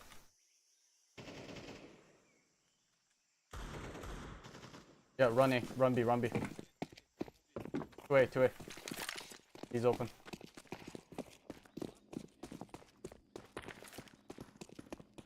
Planted for you, Blue.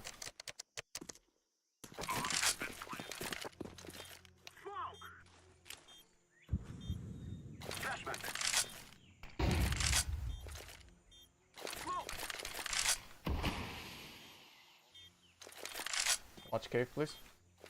Orange, watch cave.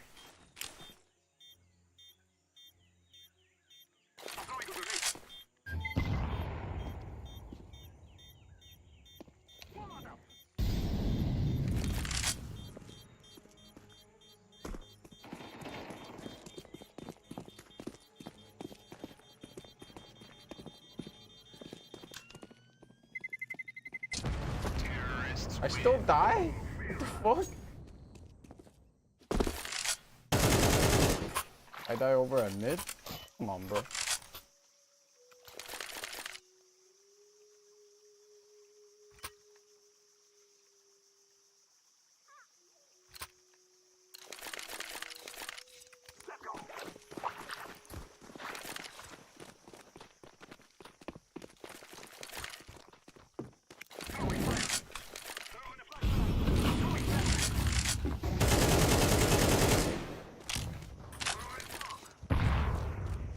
Maybe.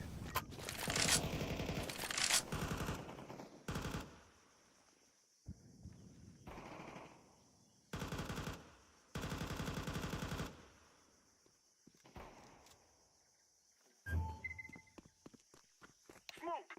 Throw in a flashbang!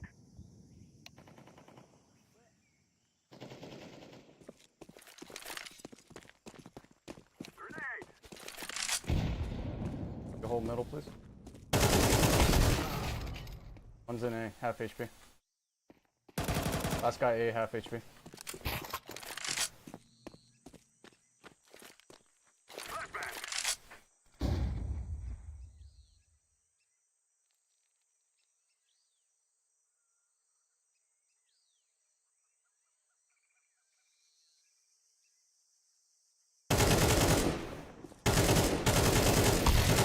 Terrorists win.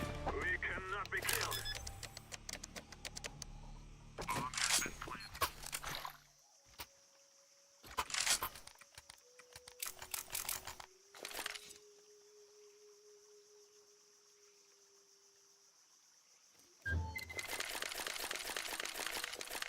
Let's go, my brother.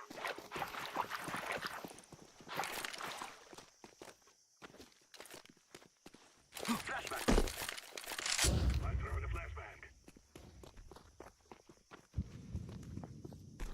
Someone must recover the bomb. Grenade out. They're inside Amy. Okay.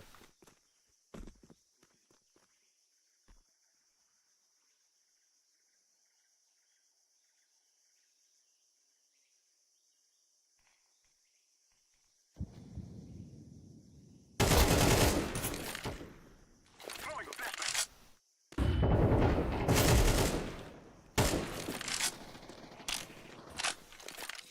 Let's go B.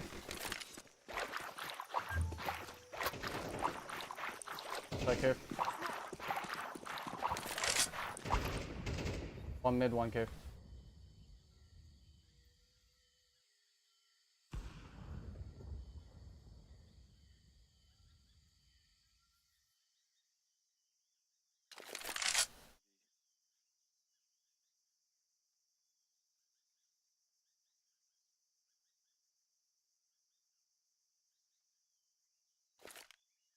I am planting the bomb. Bomb has been planted. Smoke! Behind.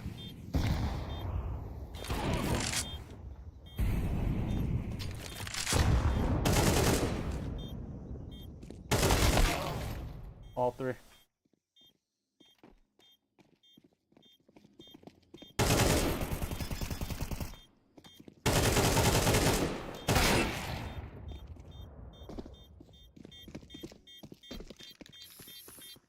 Bomb has been defused. Counter-terrorists win.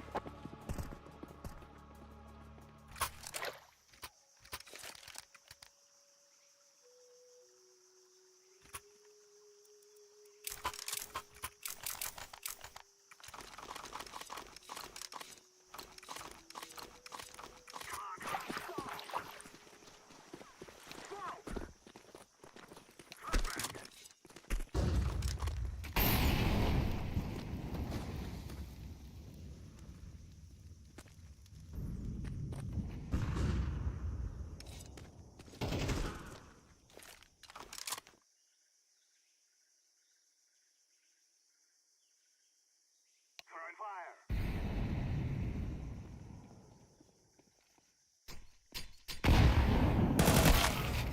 Half HP mid, op. Grenade out. Throw in a flashbang.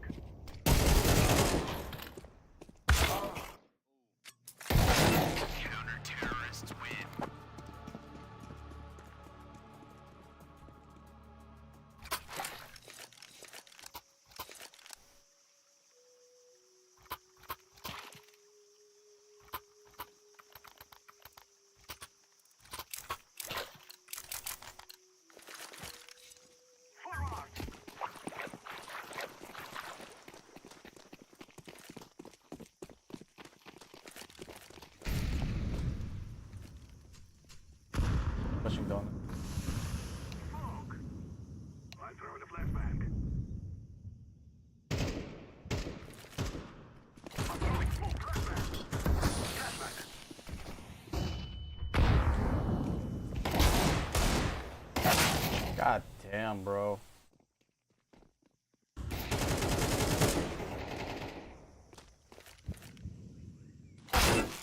Oof.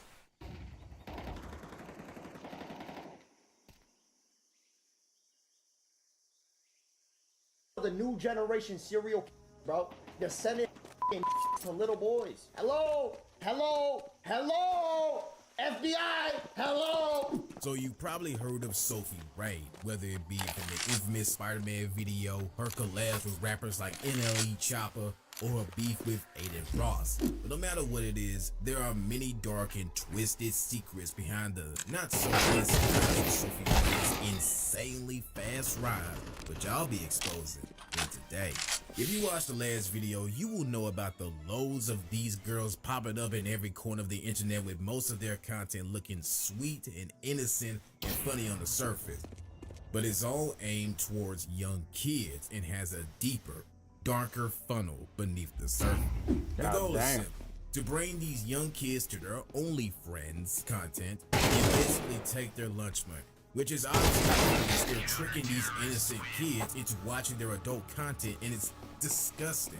So Sophie Raid started her crazy run to the top on Twitter, posting these, you know, spicy OF content on the platform. But there's a deeper issue with Sophie. God damn.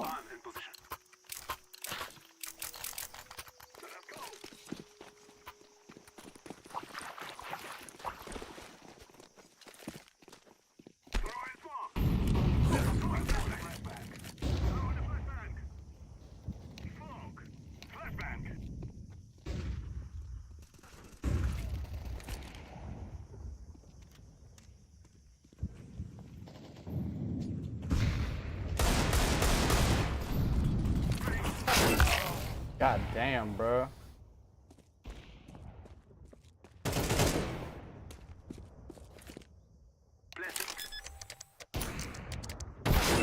Ooh.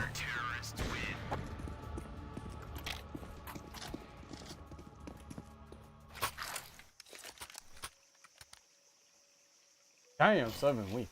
Calm down, my man. Calm down on them roids, my boy.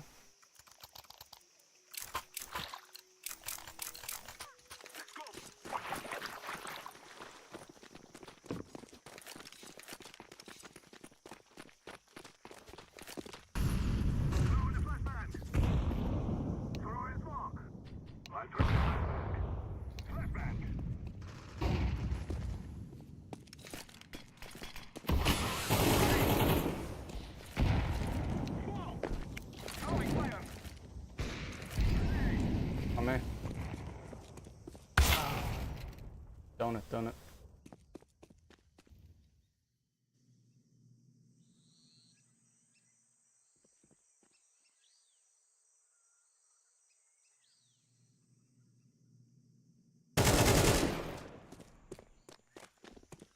I'm donut.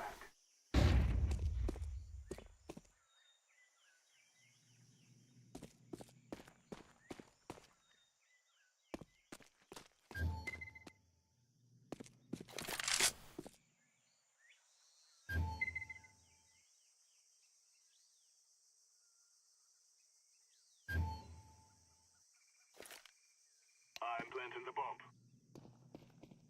One's going donut. 1B, 1 donut.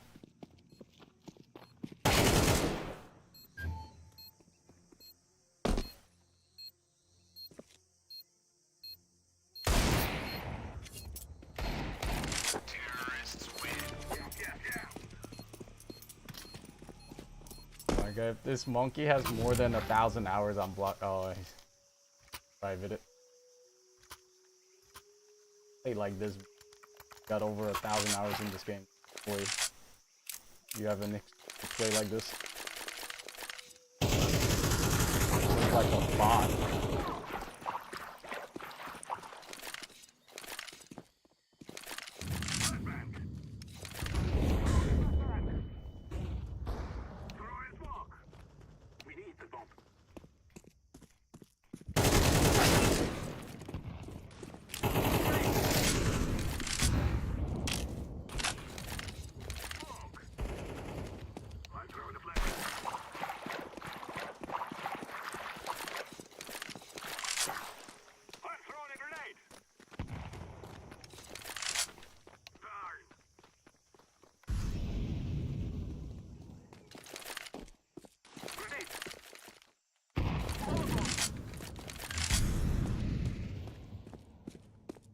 Go in and plant, man. What are you doing?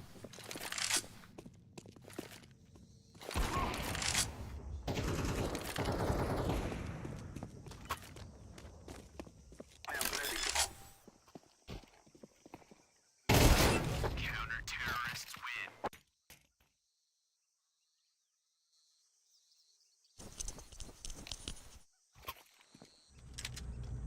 Let's give it to them, boys. Got it.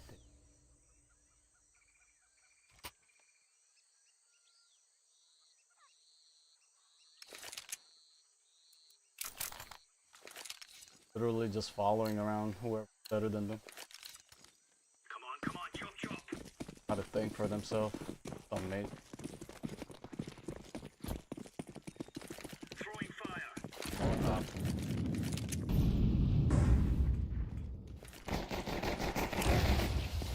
Grenade out. Go on, B. Keep up. Bomb has been planted.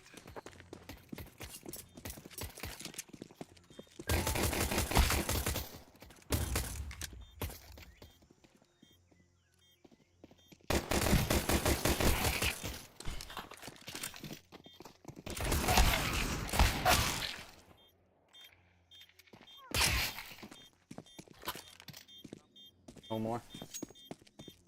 Shooting bomb.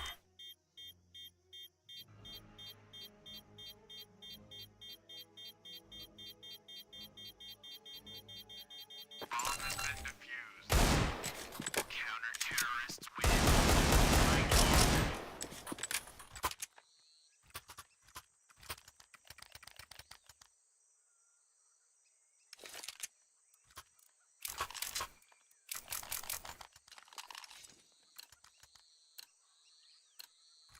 Move it, son.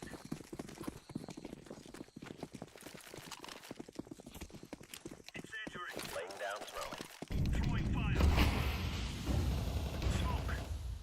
Grenade.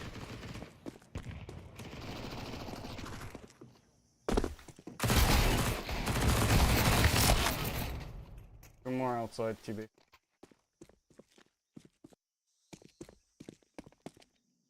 Box. T-base coming B. T-base coming B.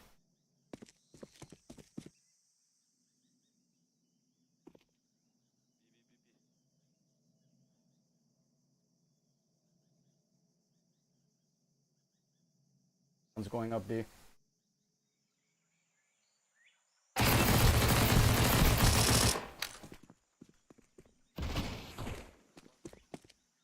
Your left, orange. Side cave care.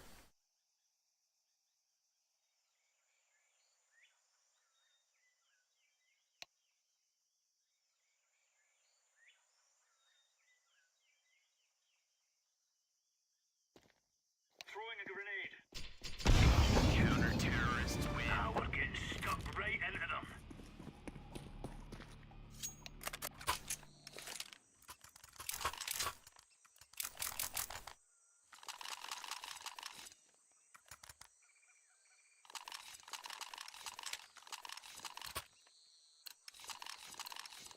Watch out. These boys have got a bit of an arsenal and they don't mind using it. Laying down smoke. Throwing smoke. Grenade out. Grenade. Flashbang. Laying down smoke. Smoke. Flashbang.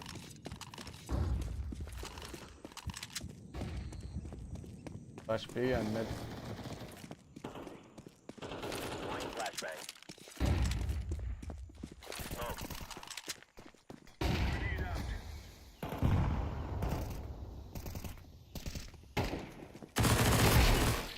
On.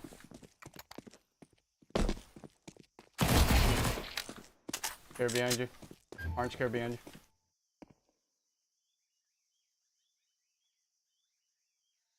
Counter-terrorists win.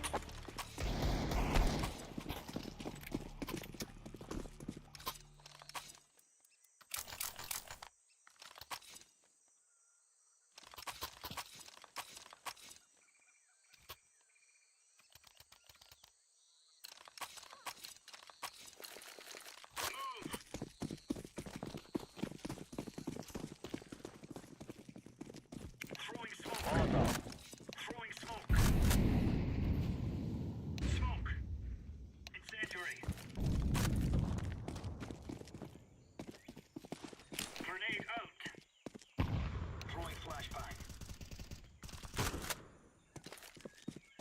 Ramp, B ramp. Laying down smoke.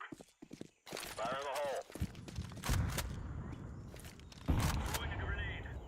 Somebody watch cave.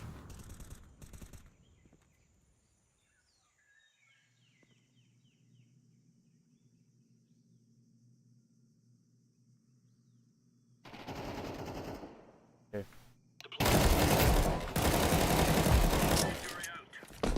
Throwing flashbang. One near cave. Throwing fire.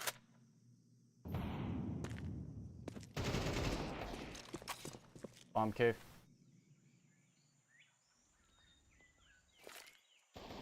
Throwing smoke. Last guy. Counter-terrorists win. There you go.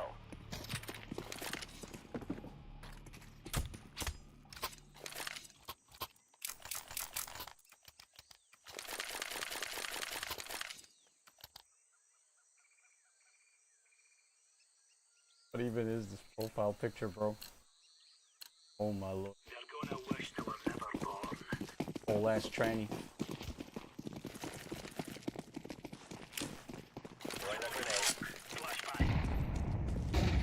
Laying down smoke. Throwing fire.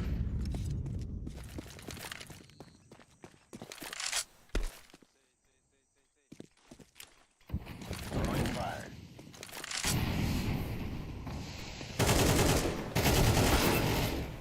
Why'd you bait me?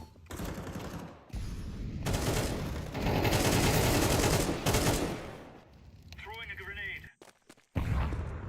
Deploying flashbang.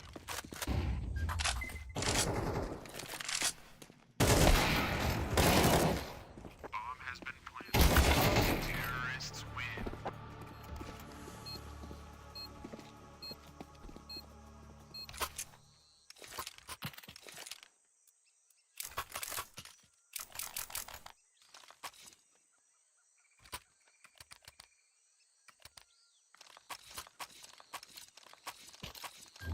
Let's go.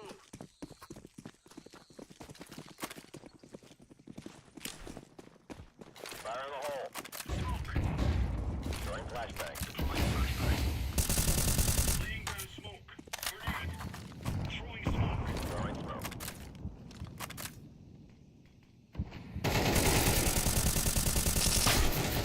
Holy shit.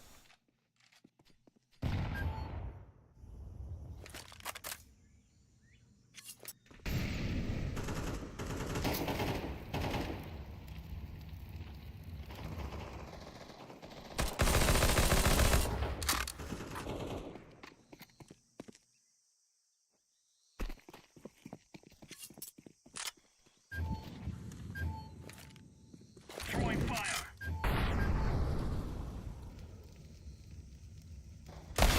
Going B.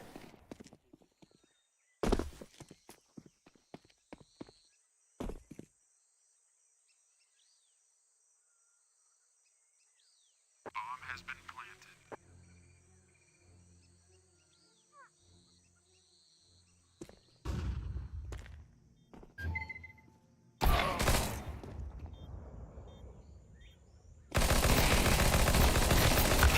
Terrorists win.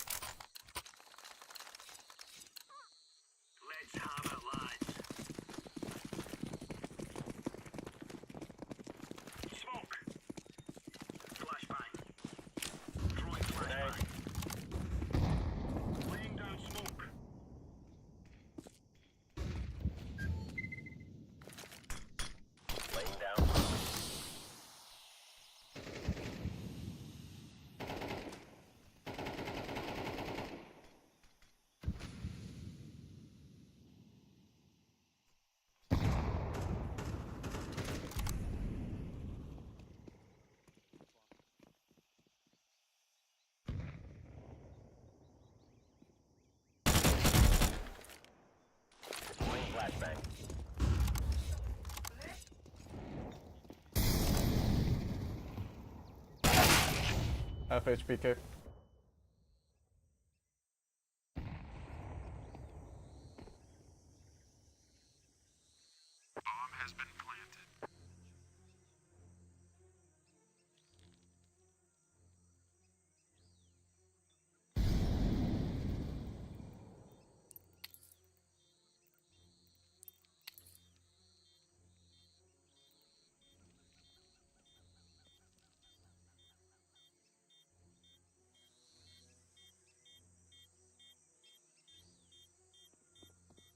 Sophie Rayne's content, as a lot of her stuff is being used to children.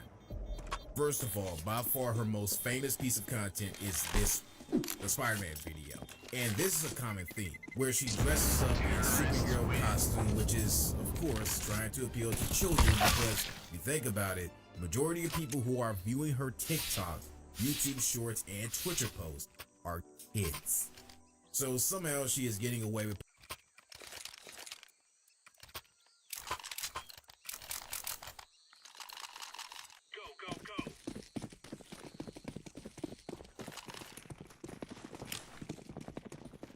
Throwing a grenade. Incendiary out. Smoke. Grenade out. Throwing smoke. Laying down smoke. Flashbang. Deploying flashbang.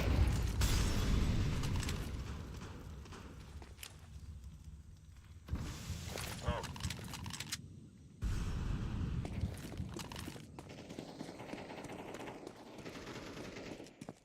Throwing flashbang.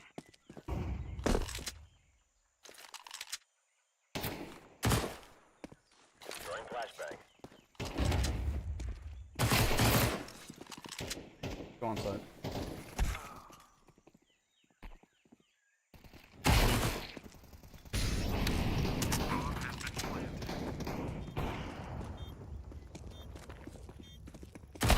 Ramp, ramp.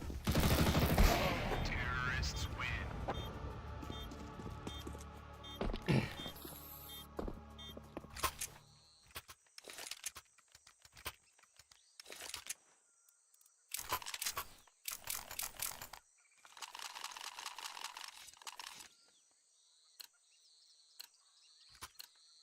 These fellas are gonna regret waking up this morning. Deploying decoy. Throwing smoke. Flashbang. Flashbang. Smoke.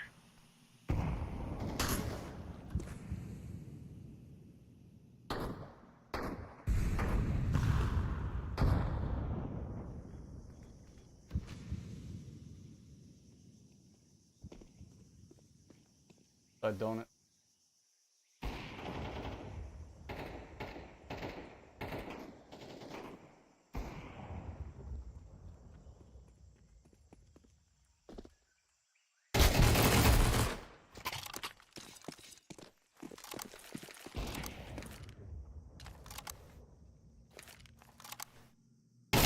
God damn it.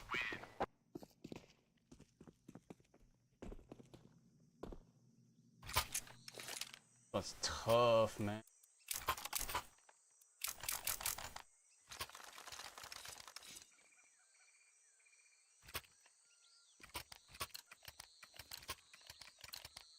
Move it, son.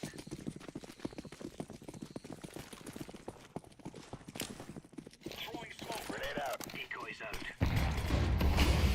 Throwing flashbang. Incendiary. Laying down smoke. One more flash. Flashbang.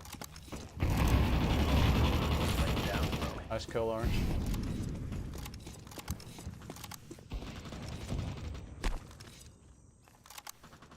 Off for admin.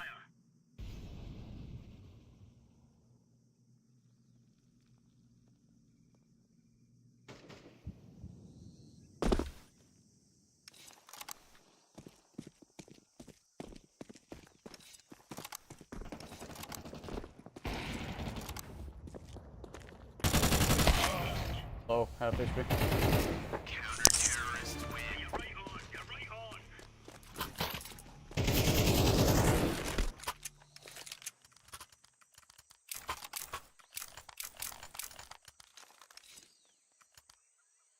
That's full carrying that team. Holy.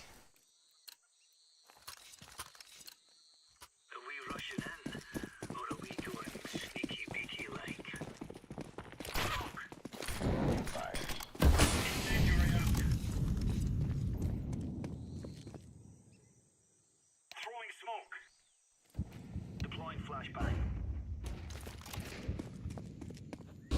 Bomb B. Fire in the hole. Deploying flashbang.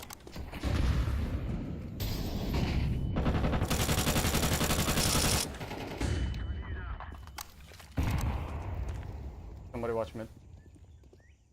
One ramp.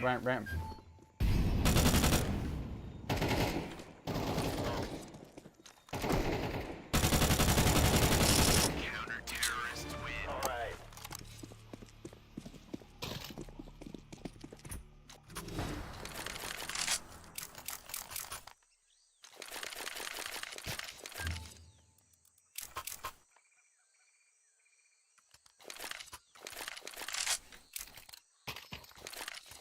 Let's go.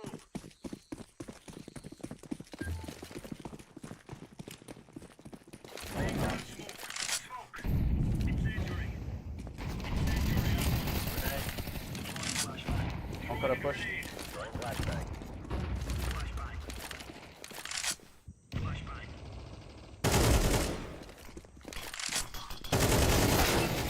2A. Bomb me.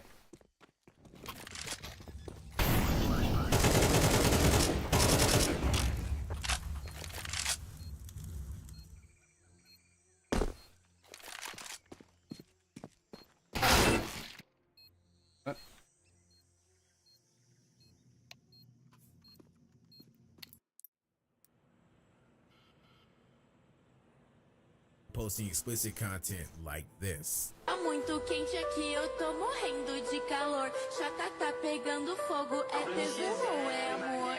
On platforms that are supposed to be for kids, which is obviously wrong because she's trying to funnel them to her OF, and even the Twitch streamer Cheezer would call her out for it.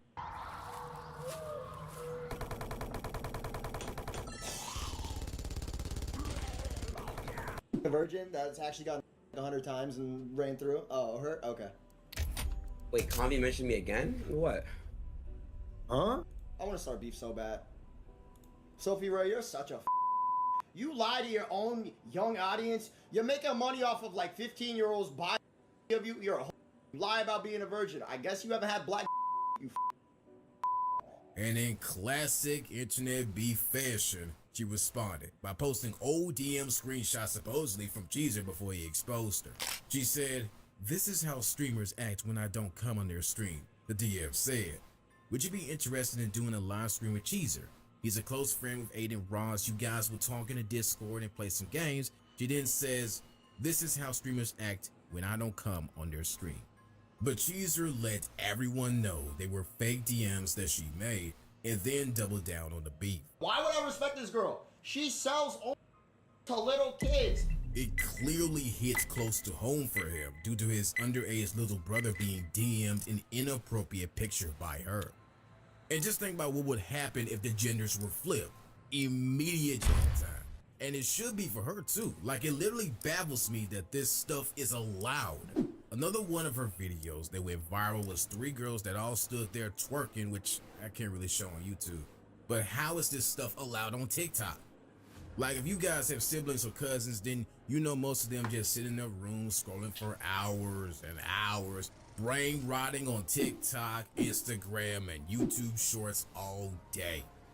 They're called iPad kids for a reason. So you know there are literally kids consuming this content way too early in life.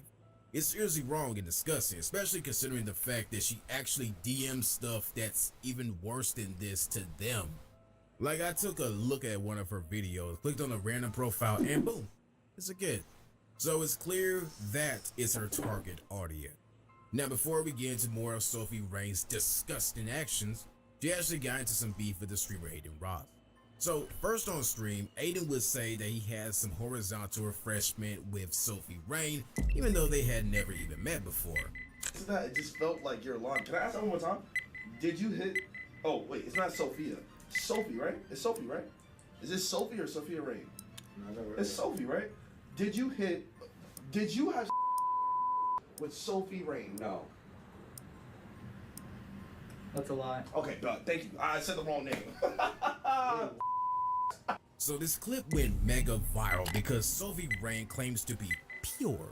or whatever you want to call it. And she was obviously like, what the hell? We've never spoke or met before. That's So in she decides class. to take a screenshot of their DMs, but this time they were actually real.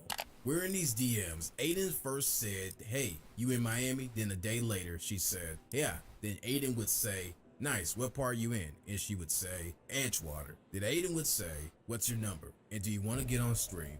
Where she left him on red and she captioned a tweet with, how would Aiden manage to do that without getting my number? Which is honestly very embarrassing for Aiden. But they eventually did hop on a stream to try and clear the air. Yeah, so I want to clear things up. I am Blabber and I want to clear things up. First of all, chat, I said no on the lie detector thing. I've never met you before, correct? No, correct. Now, why did you post our DMs? Okay, so, you know, the internet. As soon as that came out, everyone started commenting on all my TikToks, DMing me, you let Aiden Ross hit, you let Aiden Ross hit. I was just trying to clear the air. No hard feelings. But no I said no though. I said no. Are you sure? In the lie detector clip, I said no. I said yeah, but then the lie detector said that you were lying. Yeah, but I said no. Okay. Right? No hard No, feelings. That's I know. okay. I'm just trying to clear the air. No, okay, I feel you. Well, okay, so the internet. see, I believe you. The internet's probably not going to, but I believe.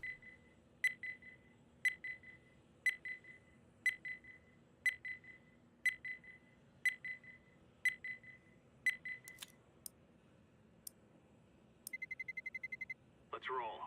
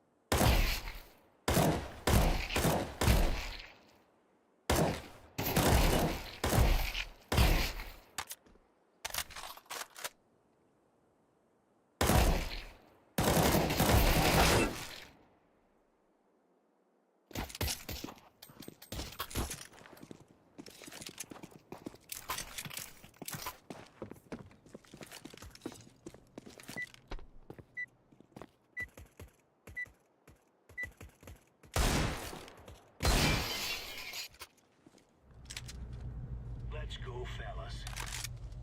Oh my god. Profile picture got me fucked up.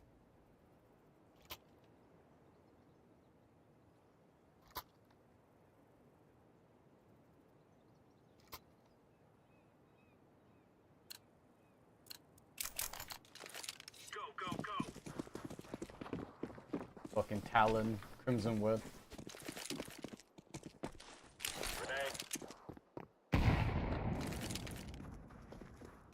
Rushing A. 3 outside A. 3 outside A. Fire. 2 more. Killer. On me. 1 on site.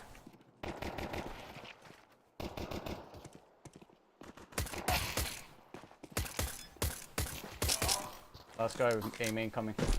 A main. A main.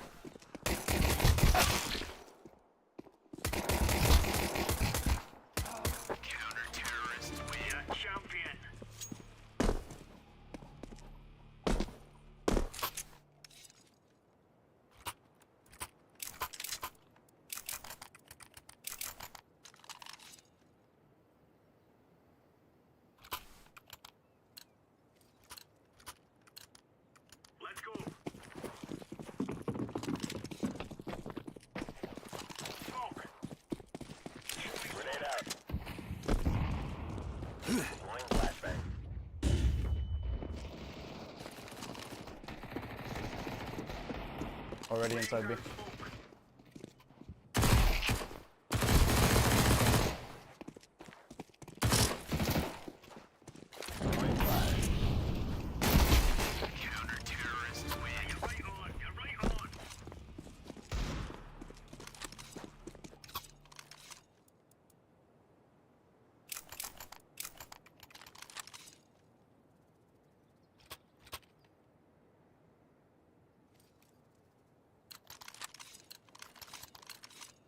Watch out.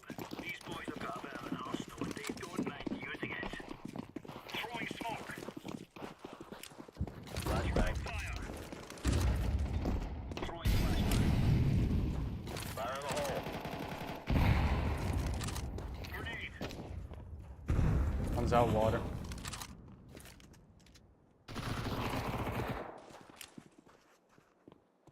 Smoke. Deploying flashbang.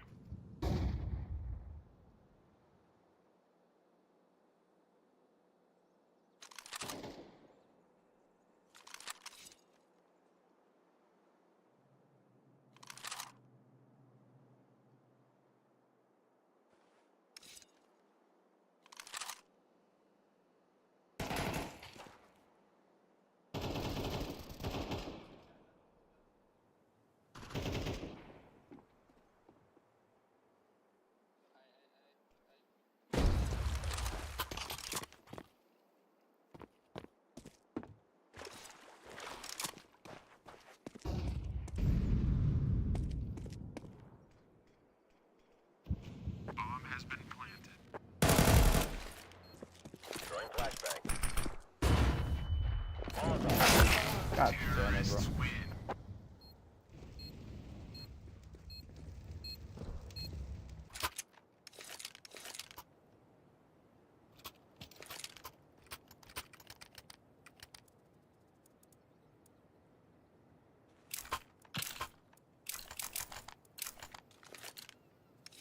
Come on, chop chop. Laying down smoke. Flashbang. Throwing a grenade. Bomb by water. Smoke.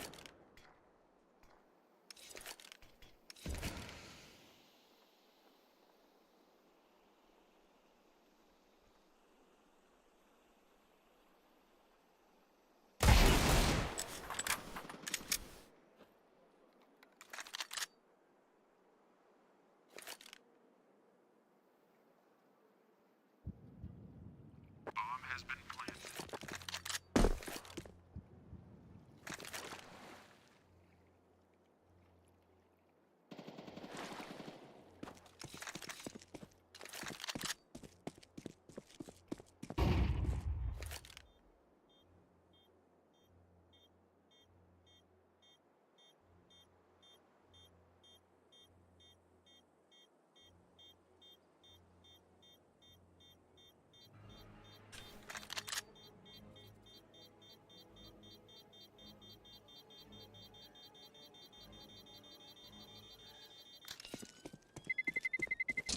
Terrorists win.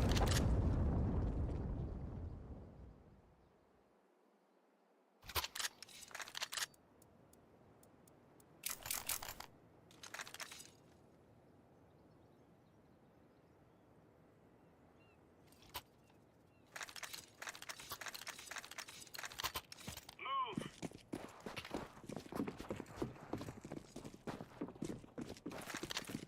Smoke. Fire in the hole. Throwing flashbang.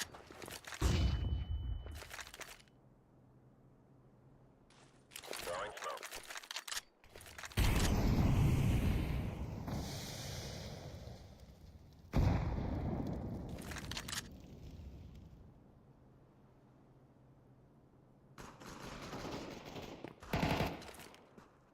Deploying flashbang.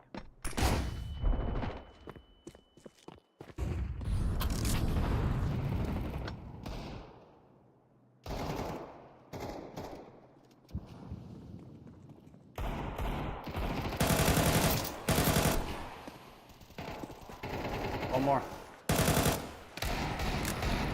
Counter-terrorists win. Right on.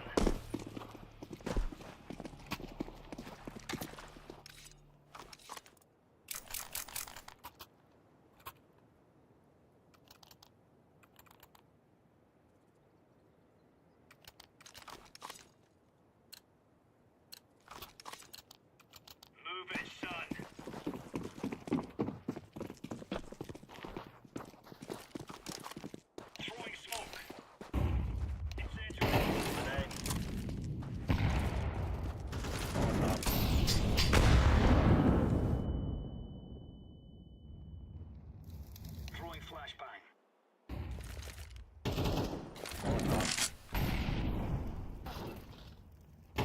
One more.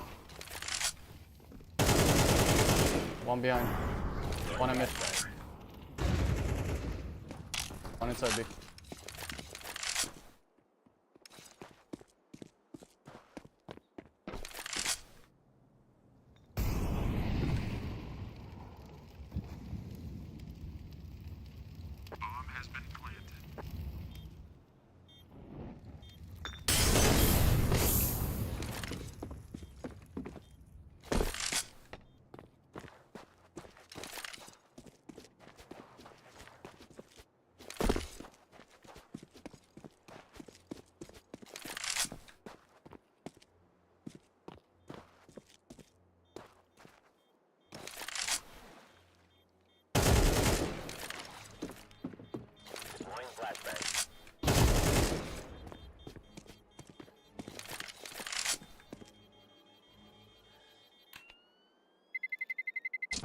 Terrorists win.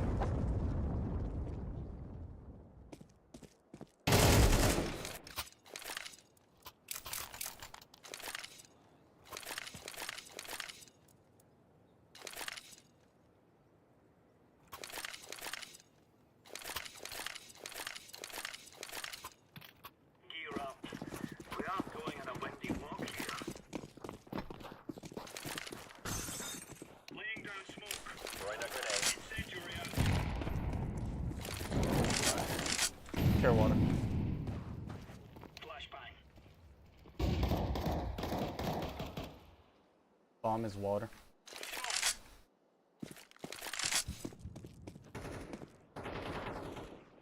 Outside aiming. One more aiming. Flashing behind you, Blue. Flashbang. Last guy's probably middle water. Laying down smoke.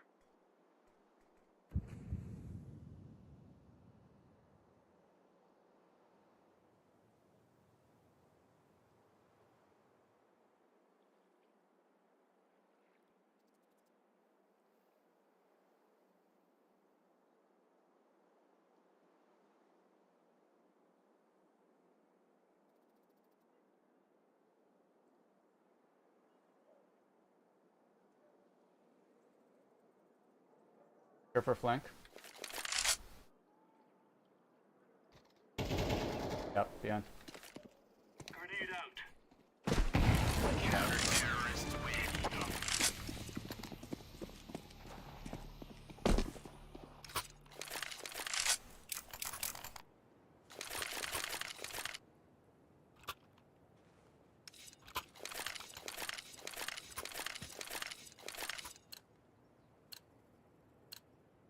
Be careful. Let's all make it home tonight.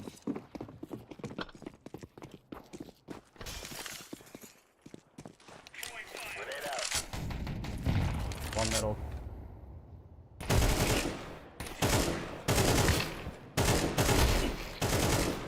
Deploying flashbang. Throwing flashbang.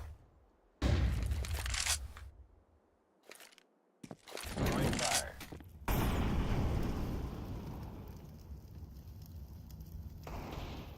One water.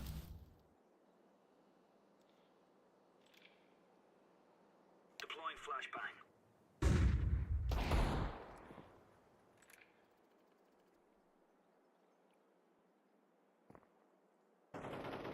On B. Counter-terrorists win. There's no stopping us.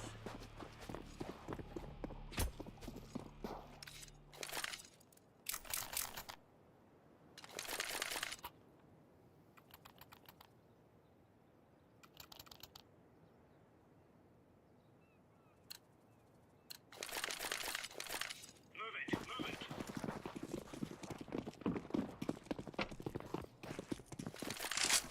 Incendiary. Grenade. Throwing smoke. Rushing Baker. Throwing a grenade. Grenade out. Laying down throwing.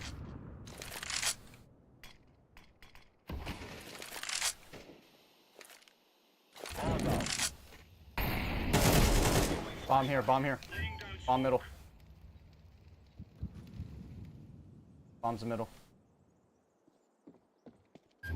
Roger.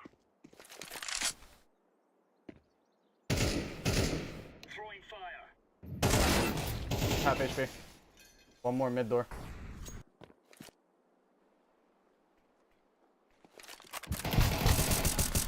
Bomb down again. Counter-terrorist win. Easy peasy lemon squeezy.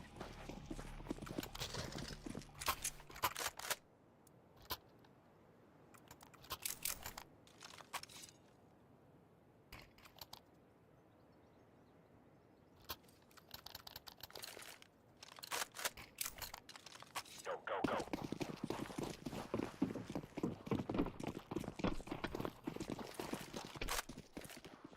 Flashbang. Flashbang. Throwing smoke.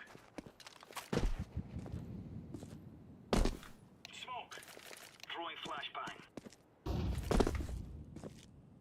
Grenade out. Laying down smoke. Bomb water care.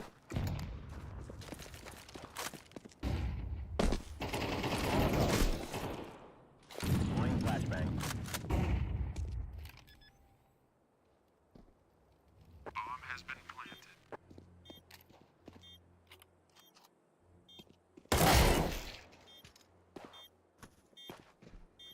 One water. Water, water, water.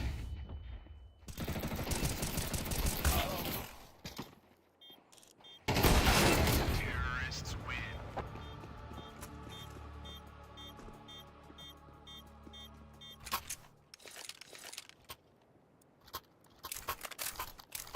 Why precisely I don't drop any. Can't even get a kill with the best gun in the fucking game. Move it, son. Better off playing with SMG. Throwing smoke. Grenade out. Throwing flashbang. Fire.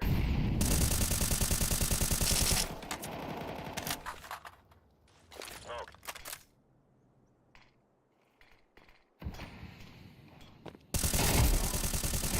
Bomb middle. Bomb middle.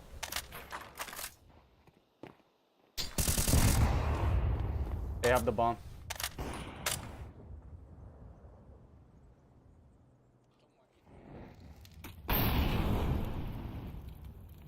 Probably going in.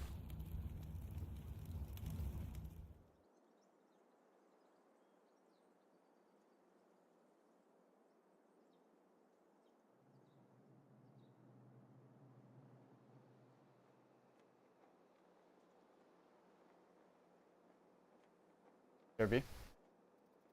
Nobody A yet.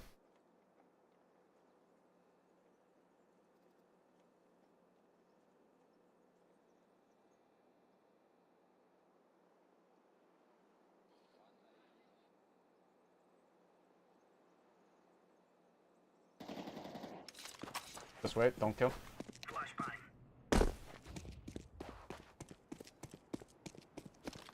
Incendiary. Grenade. Counter-terrorists win. There you go.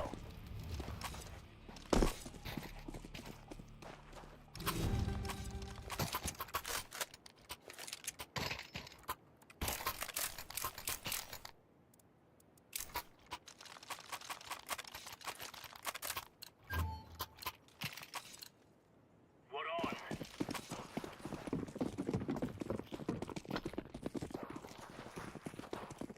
Throwing fire.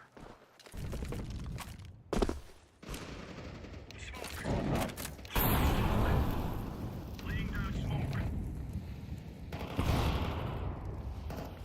You're pushing middle. Fire in the hole. Three middle, three middle. Three middle. Going A, going A.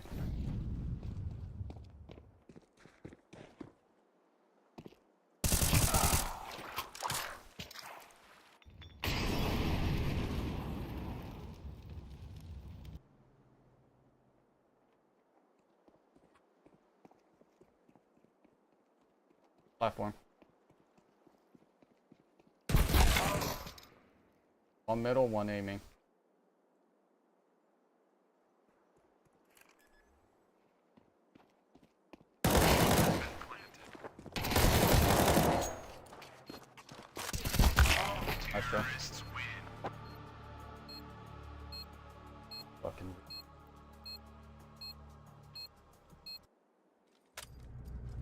One still left. Takes out his fucking knife. Fucking retard. Heaven have good old with fucking retard monkey.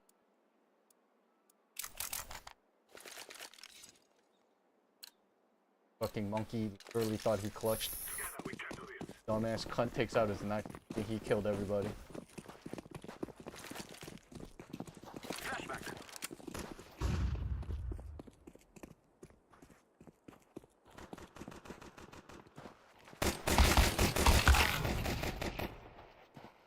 One more mid.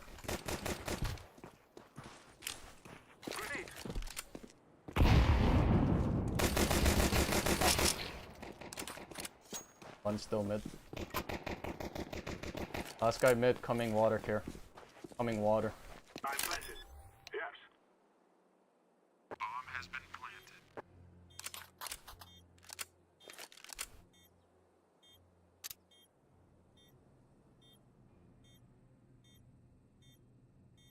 Care be me.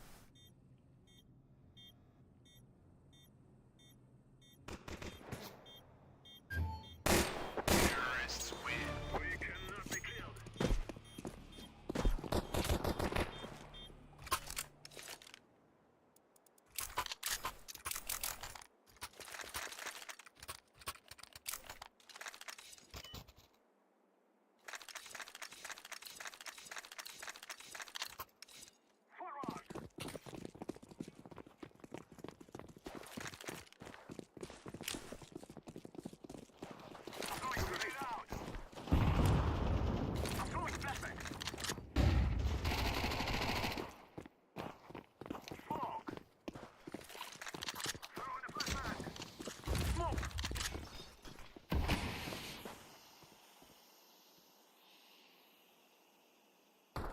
One inside A.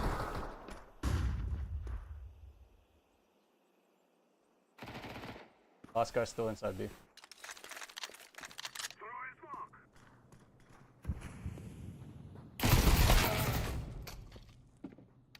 Coming towards mid. Oh, brain cell. Bomb has been planted.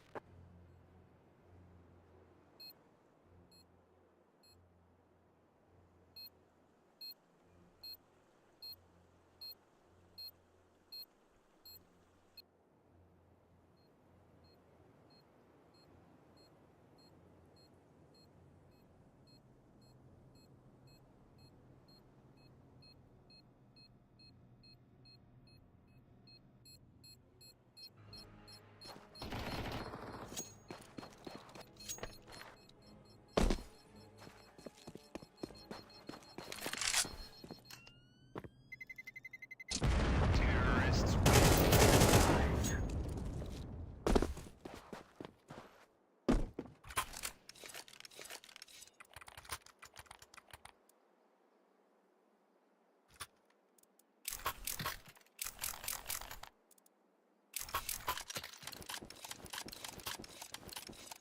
We will defeat the mercenaries.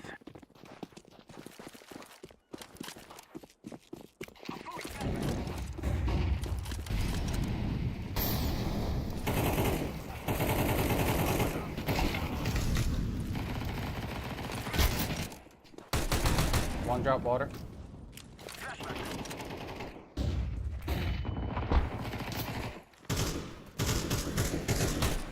Middle.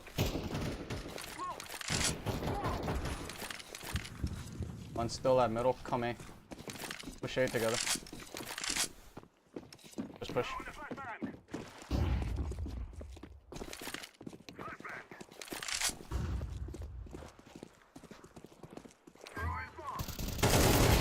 Terrorists win. You will all die. Bomb has been planted.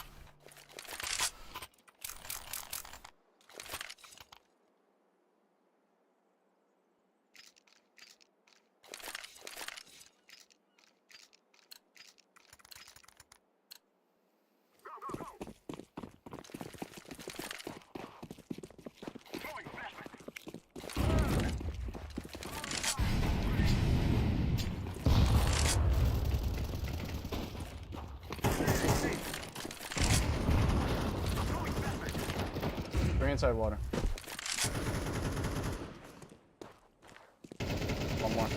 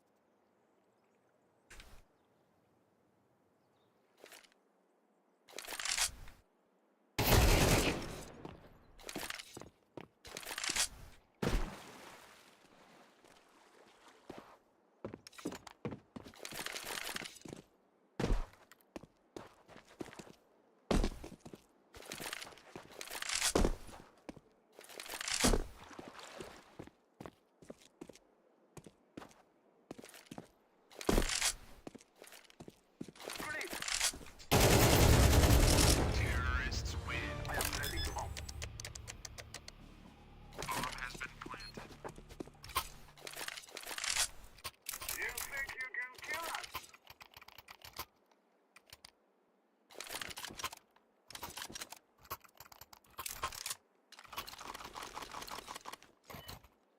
Let's go, my brothers. I'm throwing fire. Throwing fire.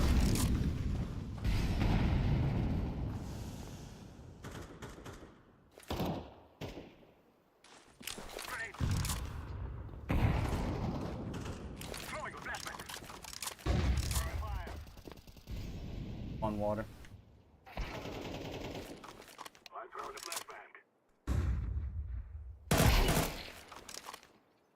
Smoke. Throwing a flashbang. Last guy's B. Plante. Plante. Last guy B. Bomb has been planted. Going out towards water or B main.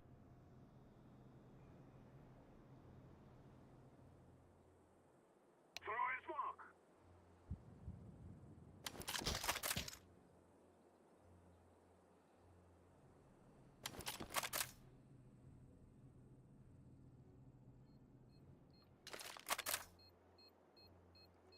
Probably in your T base.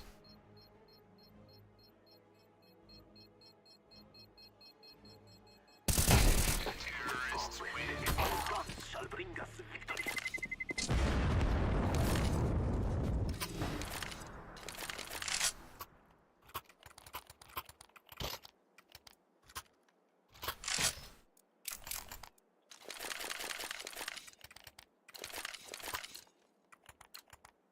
So that we may be free.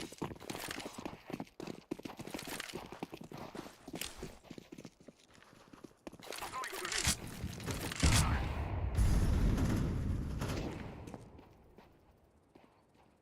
Flashbang. One more middle. One B water.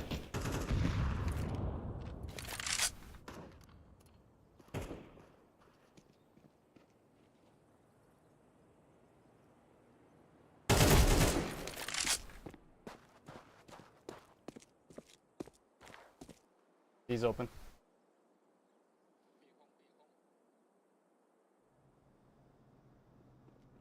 Smoke. I'm throwing smoke. Bomb has been planted. Smoke. Terrorists win. I fear. And this one. Time to get my drop. He had $1,000 knife. Doesn't even look clean. Or it looks fucking doo-doo.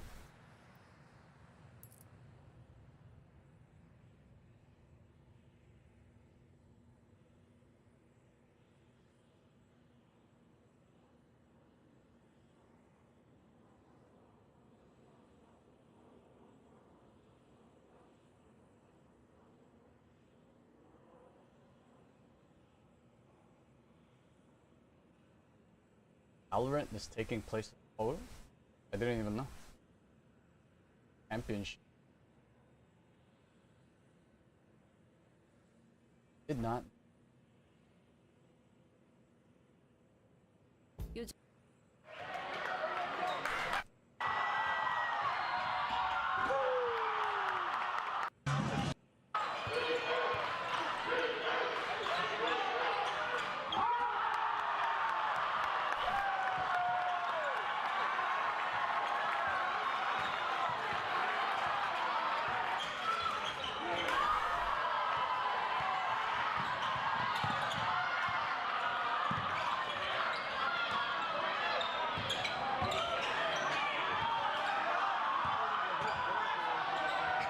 What kind of shot is that? No wonder Zion just wants the ball. These fucking idiots can't do shit.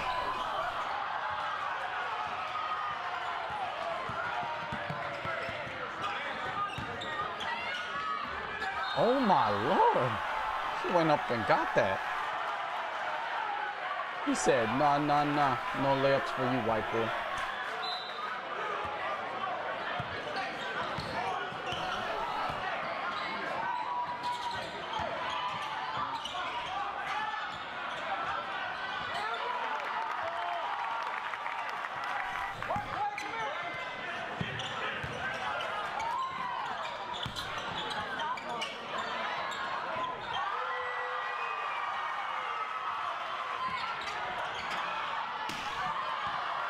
Oh my god, look at that smack sound here next to when he rebounds.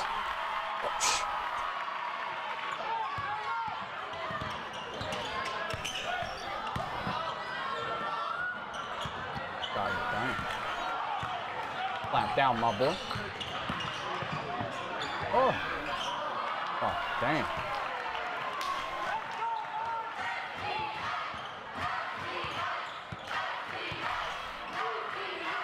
Ooh, just pulling into that thing.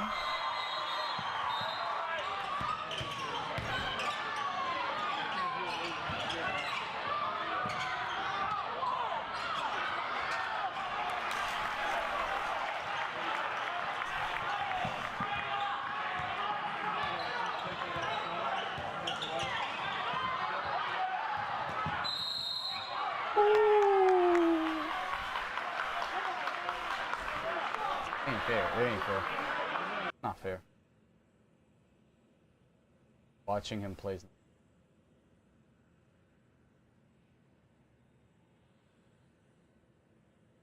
Especially high school kids like that.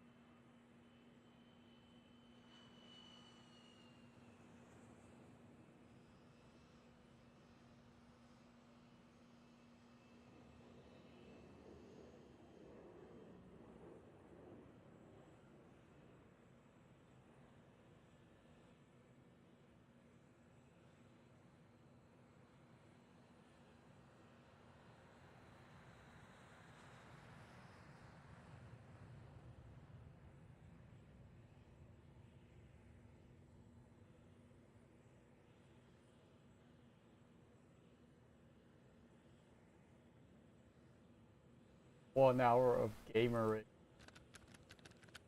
Junge, wie viel? Mann, Bro, wie soll denn alle Deutschen?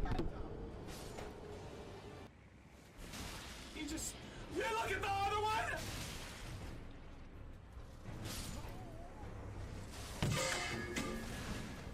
Oh, that looks bulky. Asmin Gold. Gold's better fed, brother.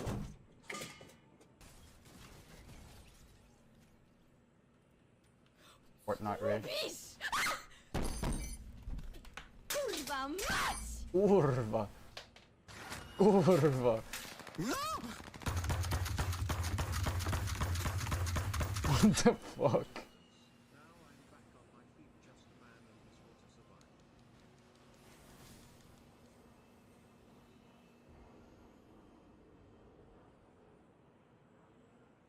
Gonna do? What you gonna do?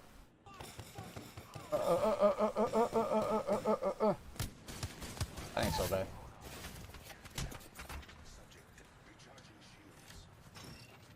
You folks rage harder than me. Oh my lord! Holy shit. That's the rate I'm king flipping you see. my table! I'm flipping my table! I just got -50 because the game threw me off the fucking server! Come on, lady. Ah! These guys are pissing me off now. Where? I'm not playing, bro. Fuck this game. I'm not fucking playing. Fucking bullshit, bro. I swear to God, man. Oni hlavně dva pušovali rampu, jestli jde běžel na to Ačko, pan, tyhle, tak Taky to zapálím. Ooh, look at that big net. jeden rádio. Já jdu secret, You playing with a controller? Playing CS:GO with a controller. Holy. Kurwa. Oh.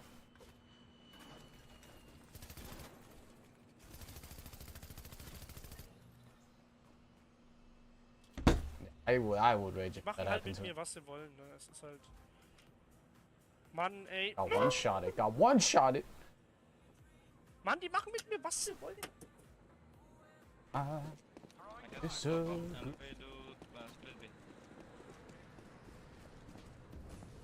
Oh, I knew it. He goes.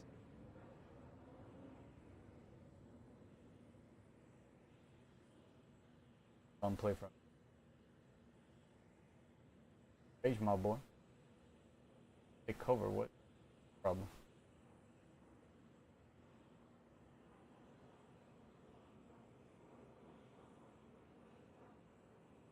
Alex Jones. Like Alex Jones.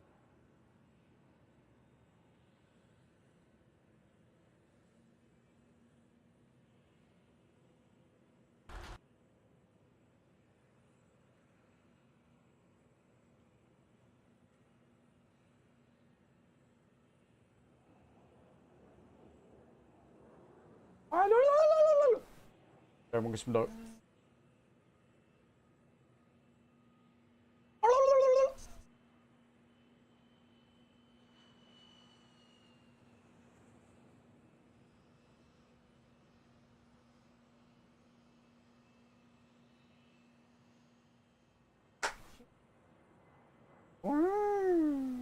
We'll get some dope.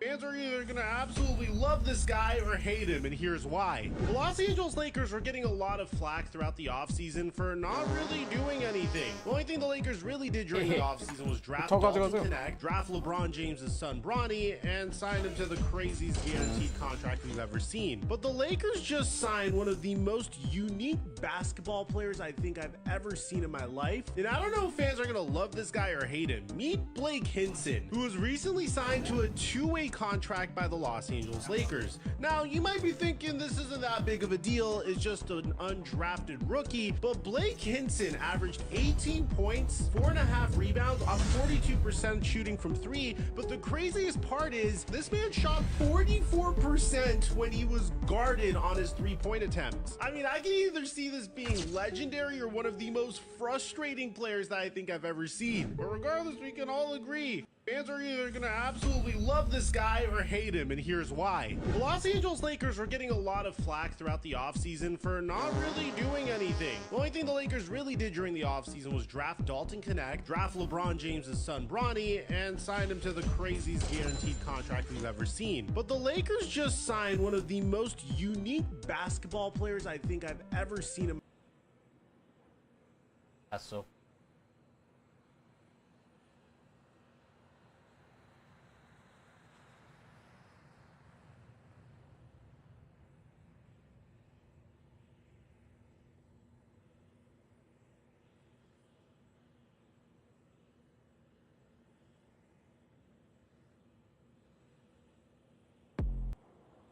Versus for.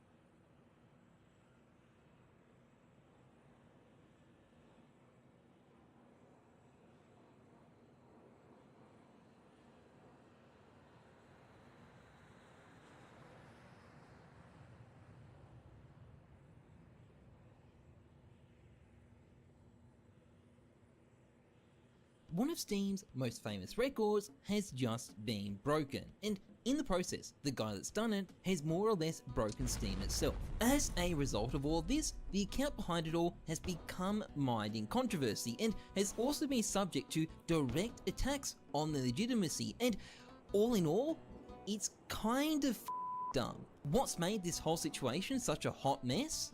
Well, let's get into things. Now, this video is brought to you by Skinport, the easy to use skins marketplace where you can sell your skins for real cash. Skinport has a huge range of skins, over 1.5 million of them, at prices miles better than the Steam market. And not only is it much better value, but there are zero hidden fees if you're a buyer. If you see a skin for $100, you're going to be paying $100 for it, and that's it. If you're a seller, payouts are sent directly to you in your local currency, and a ton of countries are supported. Fees range from 12% to 6% on high value items and only 2% on private listings, making it a fantastic middleman service as well. And it's also safe. They've been operating for years. Not that I know anything about it, but 5,000 levels is a lot. It's a lot of money and a lot of time. And the question was, would anybody ever be able to beat Stack? Well, yes, as it turns out, it has been beaten, and it's been beaten by the subject of today's video, Stazik.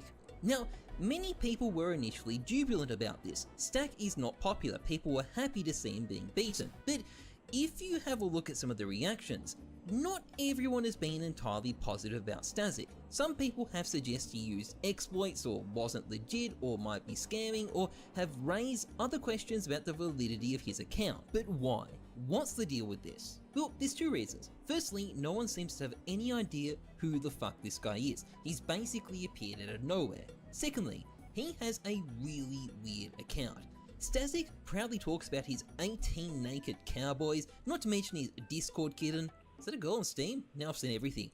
And sure, base Squidward here is pretty cool, but he's got this bizarre text description thing about special needs kids screaming goo goo gaga and spilling garbage into his veins, and apparently he's a princess online. Good to know, Stazik. He runs the Hello Kitty group, and to top all of this off, the account is pretty new. The oldest comments only go back a year, and that is very odd. Stack spent years building up a public profile and leveling up his account.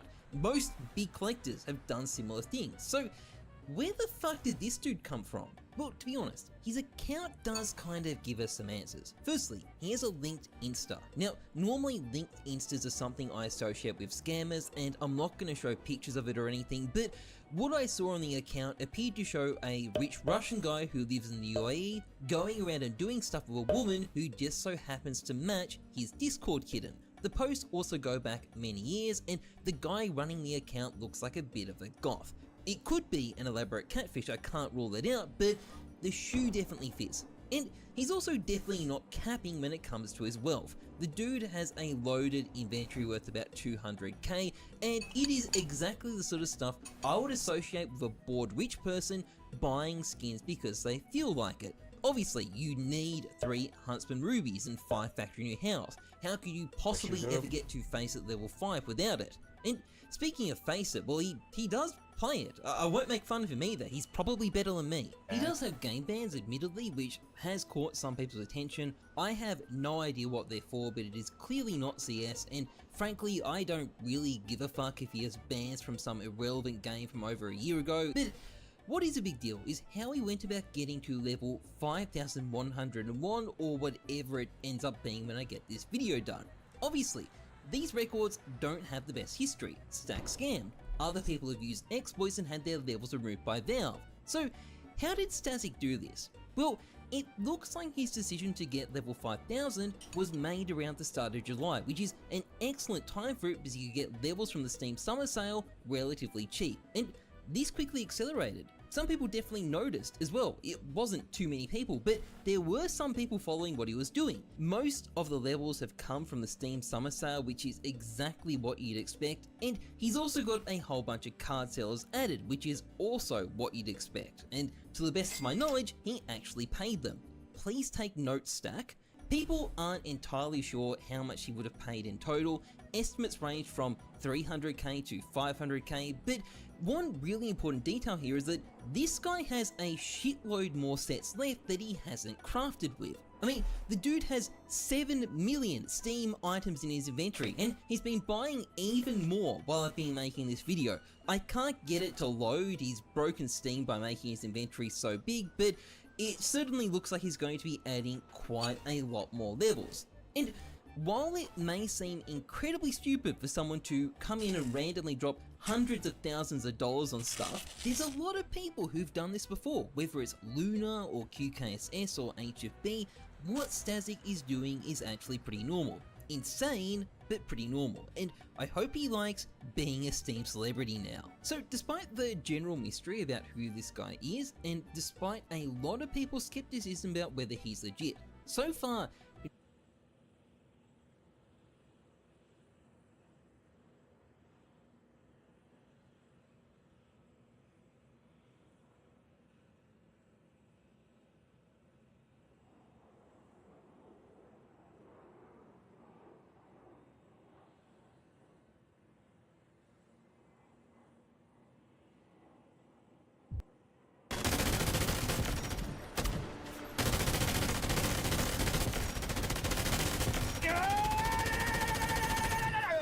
재장전.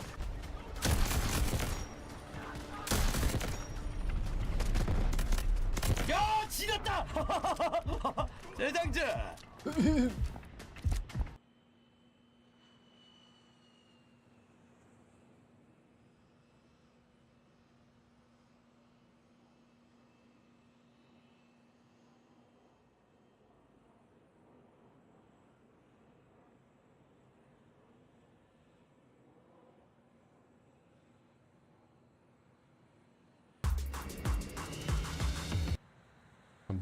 I don't even know if this works. What is that even? 2 times No. Side default. Jungle one? I don't know what I'm checking short for. Why is that guy even swinging when his teammate's planting the bomb? Yeah. Winnable. Oh. Empty. Bad start, but we can force this. Get some Galuls and... Yeah. Monica or we buy? Force Galul. We should buy. I feel like I'm gonna get one tap, dude. He's peeking from window and he's half. I hit him though. If someone swung mid with me, that was such an easy kill. It does. Makes your reaction time slower and the focus, you know, worse. Ashish is what must have smoked in the 1400s. Bro, this is not the 1400s, this is the 21st century. Okay, now I am getting baited though. Still in the mid. Can't push. Wait, why we not taking mid? We are, no? No? Okay. Smoke on Palace. Flash con. Nika is blind. Boom. I'm going up con. Did he just hit the M1? Jungle, I think I saw. Jungle, dead. Nice. Blood. Good round. Flashing calm. Let's try to take Seaton. Yeah, do you have flash? Oh, no. Then city. Bomb default. Stairs jungle. I'm flashing side, car. The stairs, yeah? Flashing up the side again. Damn. Our last guy was there too. Damn, Doc bottom fragging again. Washed. Crazy. I'm so not in the game yet. Like, this is like me waking up in the morning, but instead I'm in a Mirage game. Yeah, it's the weather then. Oh, maybe. Pyramid put window. Under control. I'm picking B. Same. No culture. Is this smart? I just smoke window. Ladder. Low HP. Oh, he's dead. Yeah. Where is this guy? Can be out ladder. I'm going back from this mid. Guys, we're walking out B right now. Oh shit. Nice. Ladder still. You have big grid? I have B. I'm running to you. I'm 1 HP. Exit. Should be trick kitchen. I'm picking window. Yeah, bench, shorts, kitchen. I feel like Orange could have done more here. That the guy in B-ups? Yeah, because he was in B-apps, yeah, not he really could kill contributing to the everyone. rounds. He could have held window, he could have peeked short with us. On stairs or connecting? I have Molly pull out.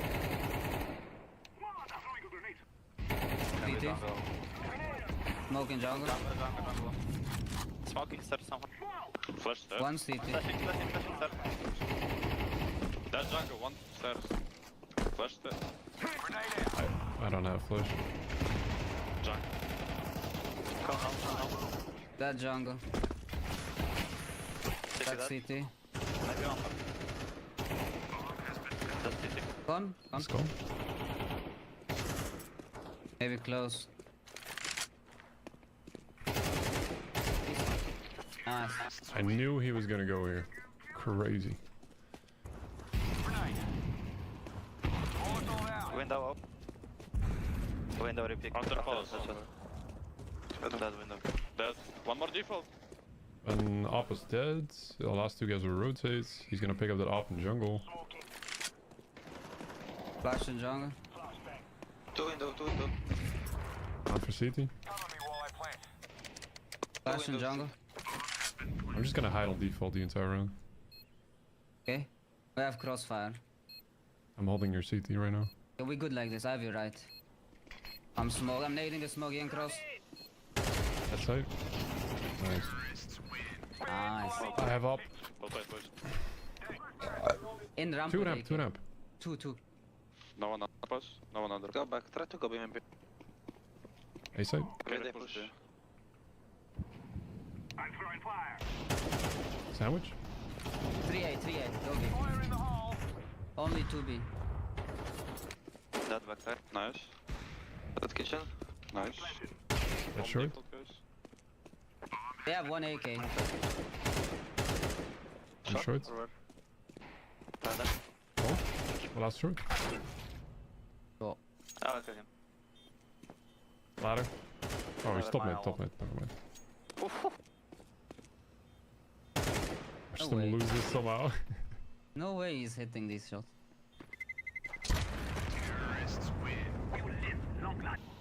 Can be that. Triple. Short. Oh, he peeked. I'm only short. That was too late. I smoke short, we go in. Can go up, eh? He was A side or CT. He was triple a long time ago.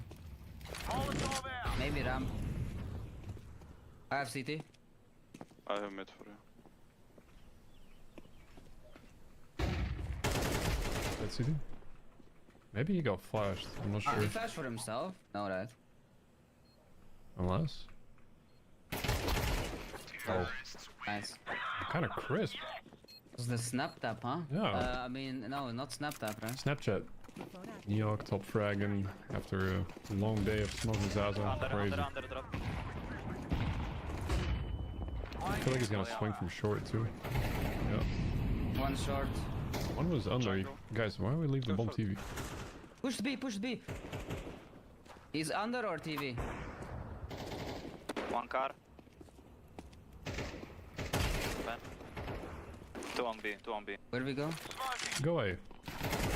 Sandwich. Tetris? Tetris? Last top B, one. Short. Flashing over. Just play same positions? He should be low. Stairs. Wow, you just peeking, huh? Yeah, I'm just... Fox to get no more. You ever see this AK? Wait, I know what it's gonna be.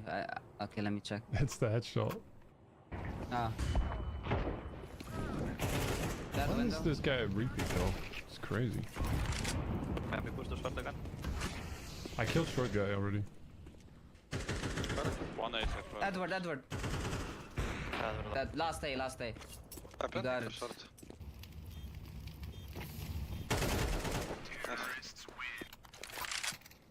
By the way, I know no one cares, but I think when you have stickers on the skins, they're really ugly. It ruins the whole skin. except for when you put it on an AK-47 Stat Trick headshot with low flow and you put dad stickers on it. Still looks more ugly. I mean, it's worth more, but it looks ugly.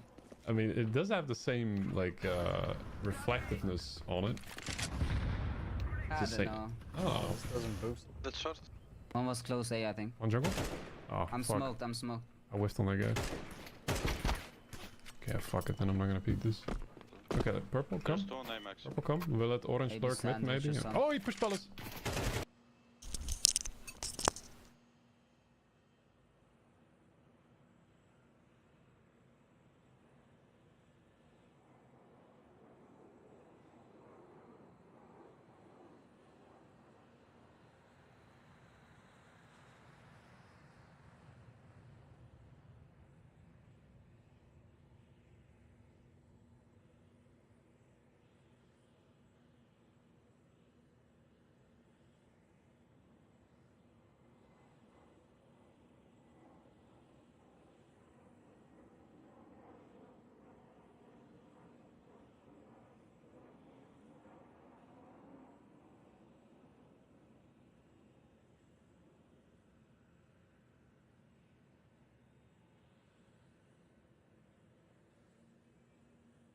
I'll just buy Apple.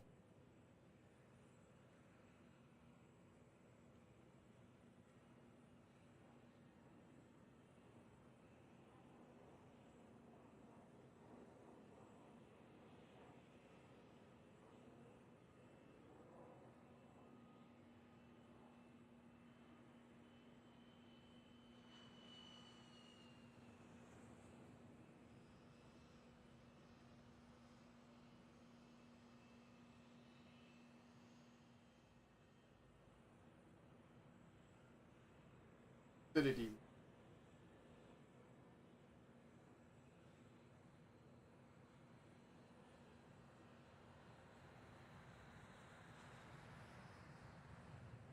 Scared of.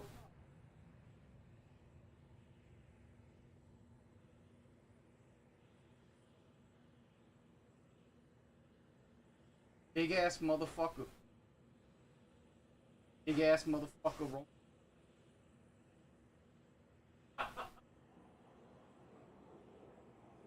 Out there or scared.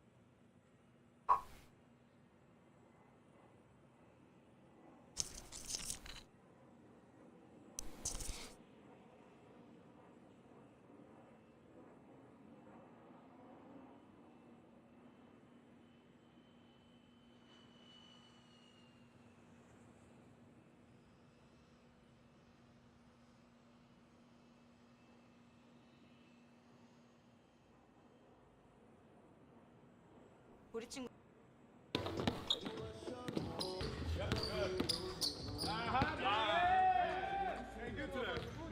That's why he kind of staying with you, because your move, you staying up high. Stay low with it. Same thing from yesterday. Just working on bringing that hand up.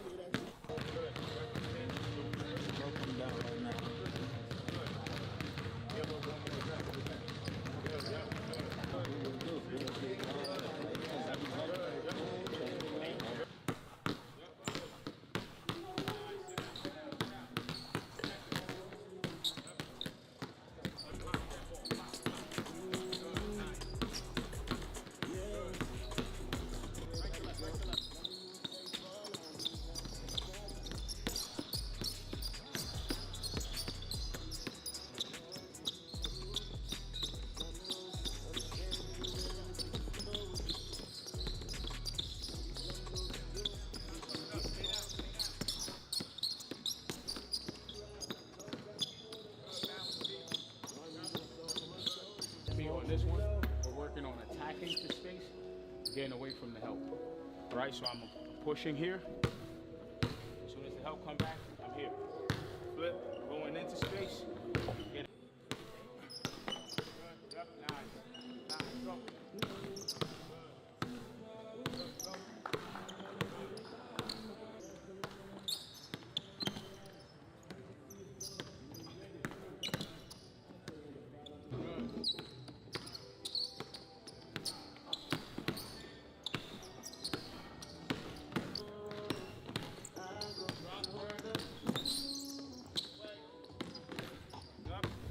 This is a move in itself, so be aggressive on this turn, AJ. Be aggressive on this turn. When I turn, I'm just changing direction. Now I'm attacking again. Get up out of there, flip my hip, be aggressive. I'm changing directions. Like hip swivel. Boom, like that. Steve Nash. Okay. Right? Flip your feet, yeah. But try to make sure when you flip your feet, that right one get downhill. Load your weight on that right foot.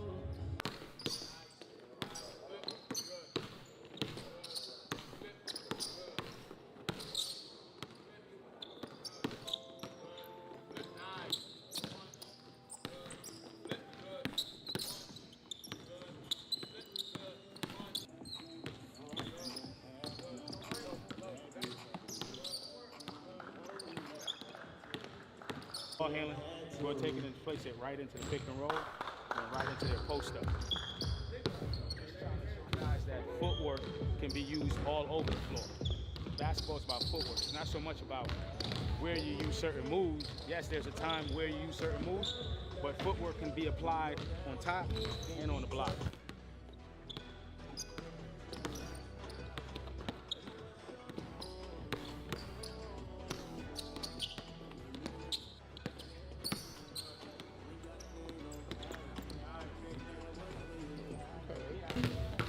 Dribbles are quick, but I'm still moving slow. Right, so I'm here, 1, 2, 3. I'm looking over that shoulder. I got my hand to feel where he is. My dribbles are low to the ground. I'm turning. Just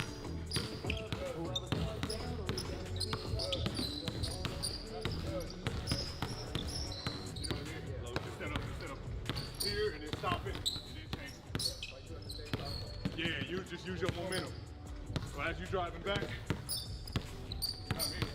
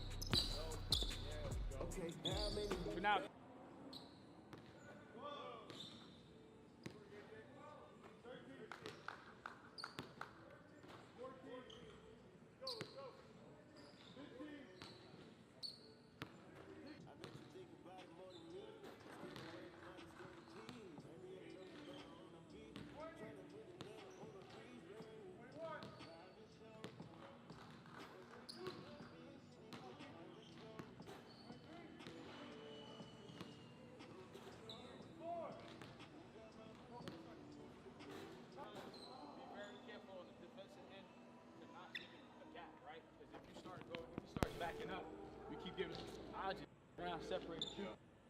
So like you're almost kind of like falling off. When you drive, you want to kind of almost like stay connected to him.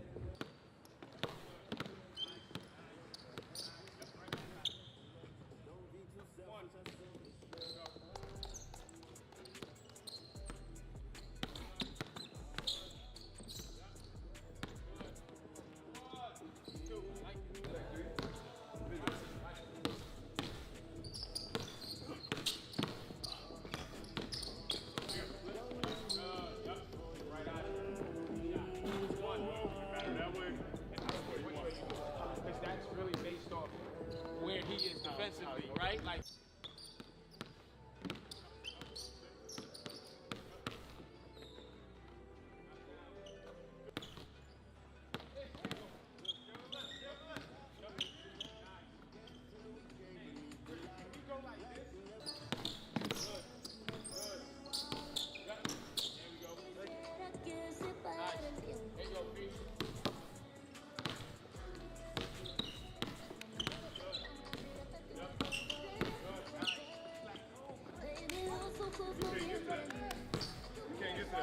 No, he can't get to that.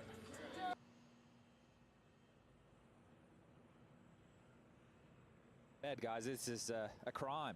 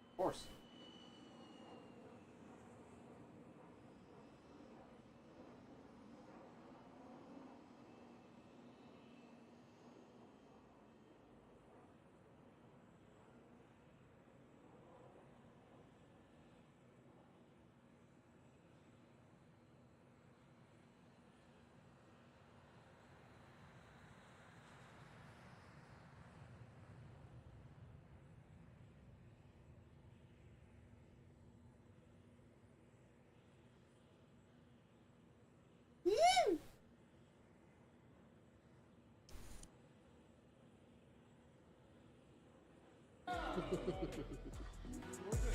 got one more, Pete. Mike said you want to get to that. Let's see.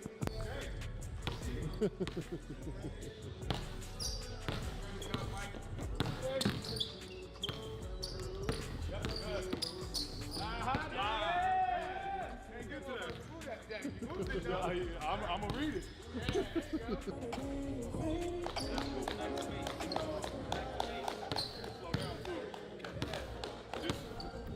What I noticed too, I don't got as much power after here and then right away. You know what I mean? I don't got enough power.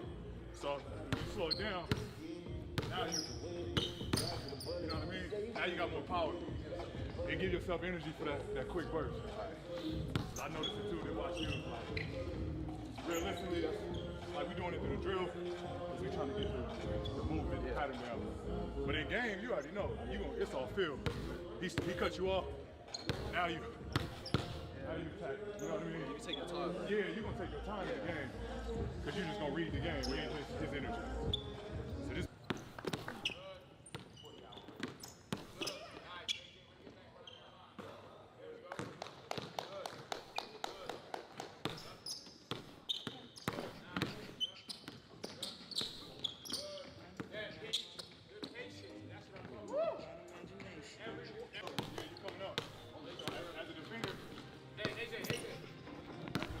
that'll be easy to read. You know what I mean? That's why he kind of staying with you, because your move, you staying up high. Stay low with it. Here. I mean, amazing. You know what I mean? Just staying down, yeah. When we talk about staying low, low gives you another move. Yeah. And you can't have no more moves if you stand up. Straight up. Yeah. You're done. Not only do I have power there to be able to be explosive, but from here, there's no more explosiveness. You get what I'm saying? There you go. Got one. Down, stay down, stay down.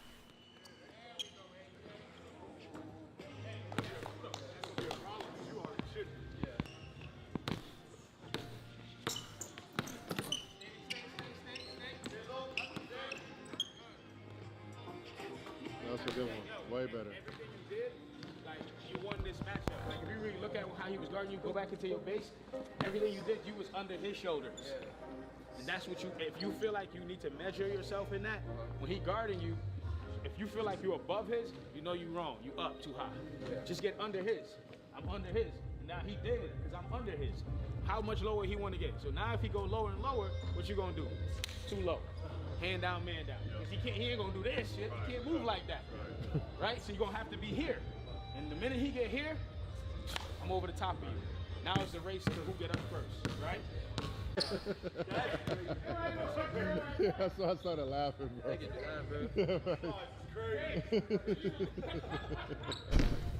Hey, 25. 25. So a CP always does the walk down. So what does the walk down do for you? So basically, when we start walking down, so you could do it a bunch of different ways. I could walk you down facing you up, right? And I just want to really kind of get close enough where I can take one or two dribbles and get to the basket, or put myself where I can separate and get to a shot, right? But also like reading the help. So a lot of times, instead of playing fast, just kind of walking down, taking my time, and allowing things to clear on the backside. Also, what about the sidewalk down? The side one is more like, okay, I'm attacking, right? So we attacked on the initial drive. We saw the nail help. We saw guys crowding, right? So now we want to just kind of like pull away to create a new angle, because everyone helps on these nail, right? If you know what shell defense is, you got guys on the nail, you got guys on 2-9, everybody's waiting to help. So initially, once we see that drive coming, he's one of the best players in the league, right? He demands double teams and things like that, right? We're gonna send extra bodies. So instead of him just getting off the ball and not being aggressive, we want to keep him in aggressive mode. And now it's like, okay, let me pull away from this double team. If he decides to sink way over, you can cut on the backside, right? You can skip out, and then that guy got to help from really far now. But now when I pull away like this, he don't want to leave and come all the way over and leave that elbow area. So now, leave that nail area. So now I got this new line that I just created by walking back this way into space. So it's just being able to set up a different angle. So I drive, right? Nail help, pull away. Once I see that help, head on a swivel, got the ball in the pocket area. Now when I open back up, now I'm playing through this gap and this line instead of playing on the line of the nail help. So instead, like if I just square it up, I'm not gonna be able to see more so the whole floor. So yeah, so like even if you squared up on it, even if you squared up, the thing is if I square up this way, trying to pull away my angle, and he's jamming me up, I'm gonna turn the ball over. So when you see me kind of get to this back down, it's because he's jamming up. Oh, okay. So now I'm using my body to protect the ball. Now if he wasn't being aggressive, right? Now I can just square up, and I can still see the floor. But now because you're not being aggressive, I can still create an angle away from the nail help, depending on how the initial defender looks, right? So if the guy's guarding me with a little bit more space, and I try to drive and I get here, I could just float him over, right? And I can rhythm him, and then I can play in this new angle I just created. But now if he's playing aggressively, and what most guys do is they decide to jam up to get you to play fast so they can run you into traffic and help. So now if I don't want to go and he's in my space, now I get to this one.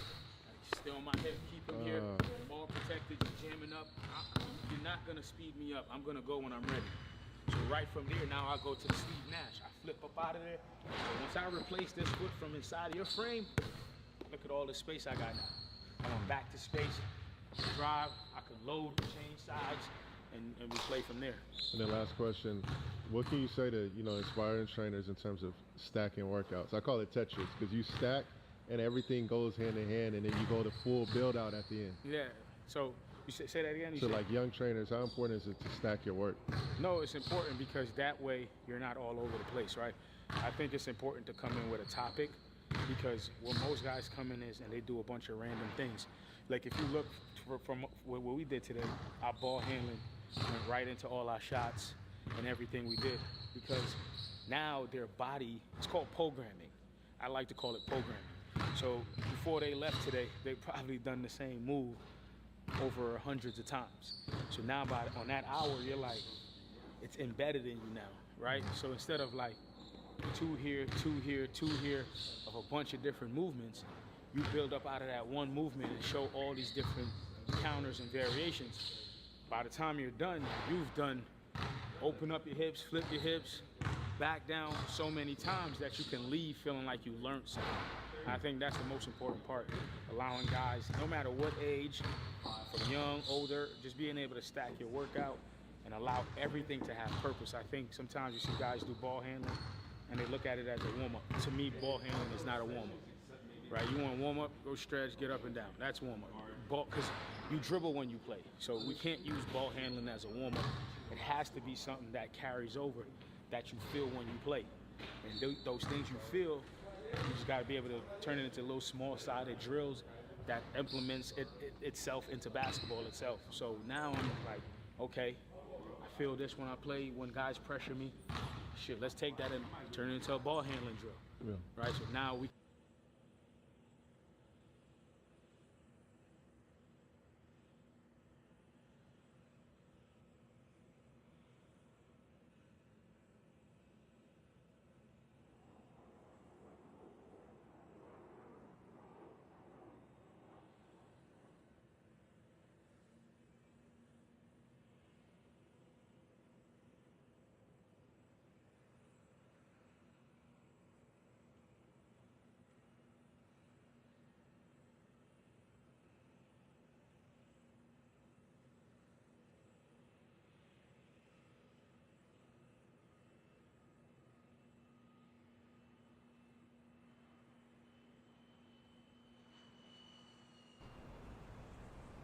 관리가 대세인 시대.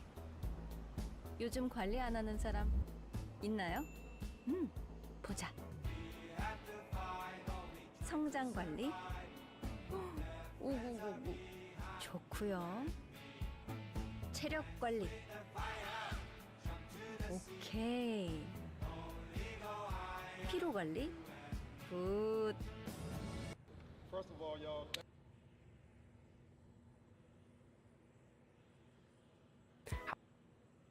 How's it going, everybody? Welcome back to the channel. Today we're going to be, it's a little bit deeper, a little bit darker. So this is definitely trying to be like the eau de toilette, okay? You get some of that bright ginger. It's a little subdued. It's a little bit more soapy than the original. It's a good amount weaker, but not as weak as I thought it was going to be. The woods have less depth to them, so they're sort of a dry woodsiness. So yeah, so overall, it's a nice shower jelly scent, and it is reminiscent of Bleu de Chanel, but it's not super close. There's definitely some better clones out there that you can get if you just spend maybe another $5-10 bucks. So I probably wouldn't recommend this one. Probably a 3 or 4 out of 10 presentation, because the presentation is just not very good.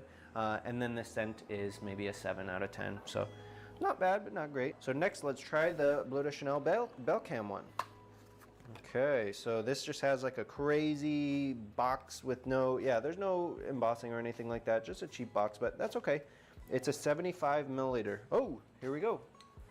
So 75 mils, a little bit smaller than this one, slightly smaller, but it has that sort of that general shape, that Bleu de Chanel shape going to it, although the top is rounded. Again, no crimp collar. I don't know why they didn't just spend the extra like 4 cents and put that on there, but that's okay. They're working with, you know, small margins. Cheap plastic cap. Okay, let's give Electric Blue a spray. Actually a pretty good atomizer, if you guys saw that. That's actually not bad. Okay, whoa. Definitely not the eau de parfum, that's for sure. It's a lot brighter. It has a little bit of fruitiness to it. Yeah, fruitiness that I'm not getting in here. This is more woodsy, gingery, you know, a little bit of grapefruit, but this goes a little bit more overboard on the grapefruit. Not in a bad way. Ooh, but it also has a slight kind of vinegary smell to it that I don't really like. A slightly fruitier. It's actually not bad, so I'd probably give the fragrance itself maybe a 7.5 out of 10 clone. So it's closer than the other one, but it just kind of goes a little bit more overboard on the fruity aspect of it. But you still get the woodiness, you still get a little bit of the gingeriness. It's just not as well put together as the OG. So this one is not bad, actually. So that one I probably would recommend if you're just looking for a super cheapie and you just want to try it out. Again, there's other better ones out there, but it's not bad. So this one is Bold Tobacco. This is the Tobacco Vanille one, okay?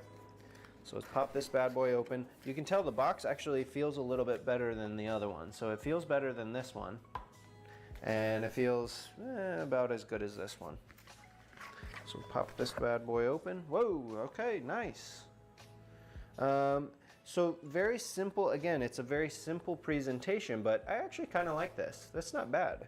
You can see that it's a sticker on here, but yeah, it's really not bad. It's a nice black glass thing. Yeah, of course, cheap plastic cap. Oh, and no crimp collar, you know, no collar to the atomizer, but you know, it's actually not too bad. Ooh. That smells pretty good already. See, good atomizers. I will say the Belcam atomizers are a lot better than that other one, than the American collection. So that's not bad. Ooh, that smells pretty nice. Okay, so here's Tobacco Vanille. I'm not as well versed at Tobacco Vanille, so off of memory, I'm not really sure how close these are. So yeah, smooth tobacco, cinnamon in it though. Oh wait, well hold on. Yeah, there's some sort of like almost like a cinnamony, like a spiciness, like a eugenol. Like they're using some sort of eugenol or like an animal cinnamate or like a cinnamic alcohol or something like that. Those are very close though. Extremely close.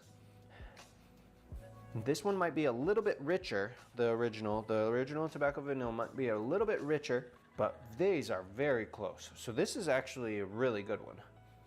This is the best one for sure by far. So yeah, it's sure it lacks the depth, but that's over 90% similar. So that's actually very close. This one I would recommend. The other two, probably not. Maybe this one, but probably not. This one, definitely not. This one I would recommend so far. So that's actually, that one's a go. That one's pretty good, guys. Okay, here we go. Aqua di Gio. This is the replica of Aqua di Gio. Let's see what we got. I'm not actually a super big Aqua di Gio fan. What do you guys think of Aqua di Gio? I'm a fan of Alberto Morillas. He's, you know, he's a great perfumer, but that's actually not one of my favorite fragrances done by him. So I like his other work. Okay, there's the Aqua di Gio. This is just the Aqua di Gio Pour Homme, I assumed. I also have the Parfum and the what do they call that other one? Profondo. Oh wow, so this one's pretty loud actually. So this one actually has a good amount of projection. This container is nice. I really wish they had a collar on there. I might even just put my own collar on there. I have a bunch of collars and magnetic caps just to make it look nice. But otherwise, the presentation is actually really nice. It just says Gio and then Pour Hommes. Again, good atomizer. So the atomizer sprays out pretty nice and far. It smells like a 7-Up almost, like a 7-Up soda. Slightly more aromatic than the original.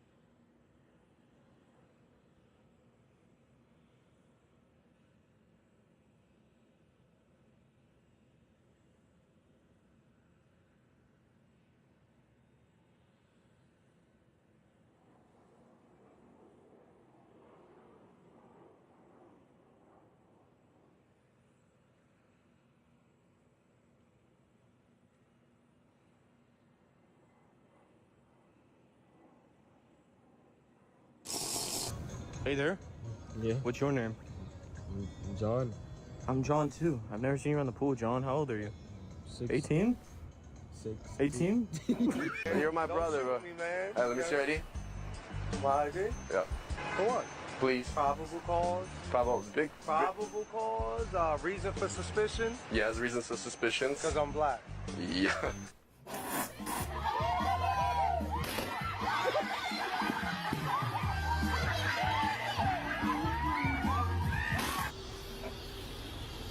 That looks so beautiful.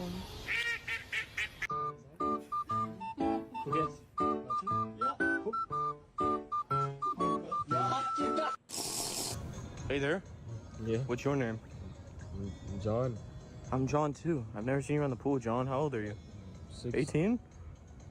18?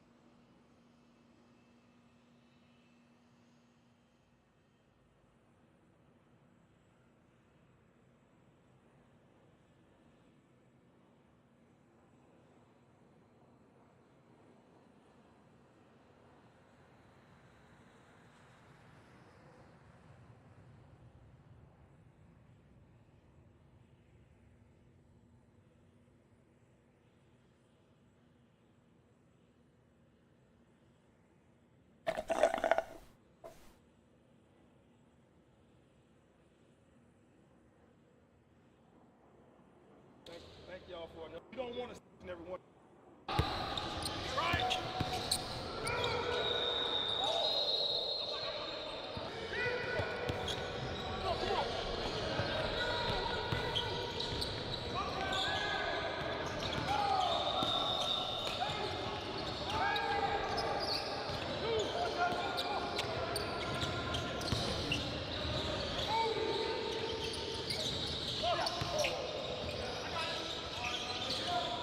Oh.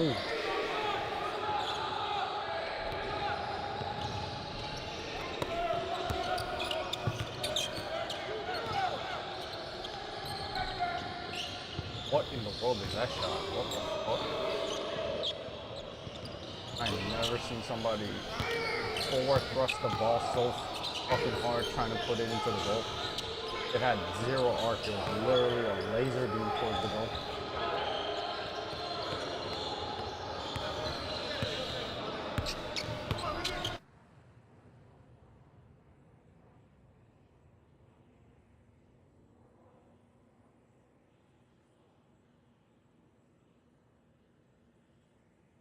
Yo, what's going on, gamers? Today I'm going to be doing a Mirage jumps video. This is a highly requested video on my channel, and I thought that I'd go over all the jumps that I find are pretty necessary to learning Mirage to its fullest. Before I get into the jumps, I just want to thank the sponsor of this video, F-Skins, a CS.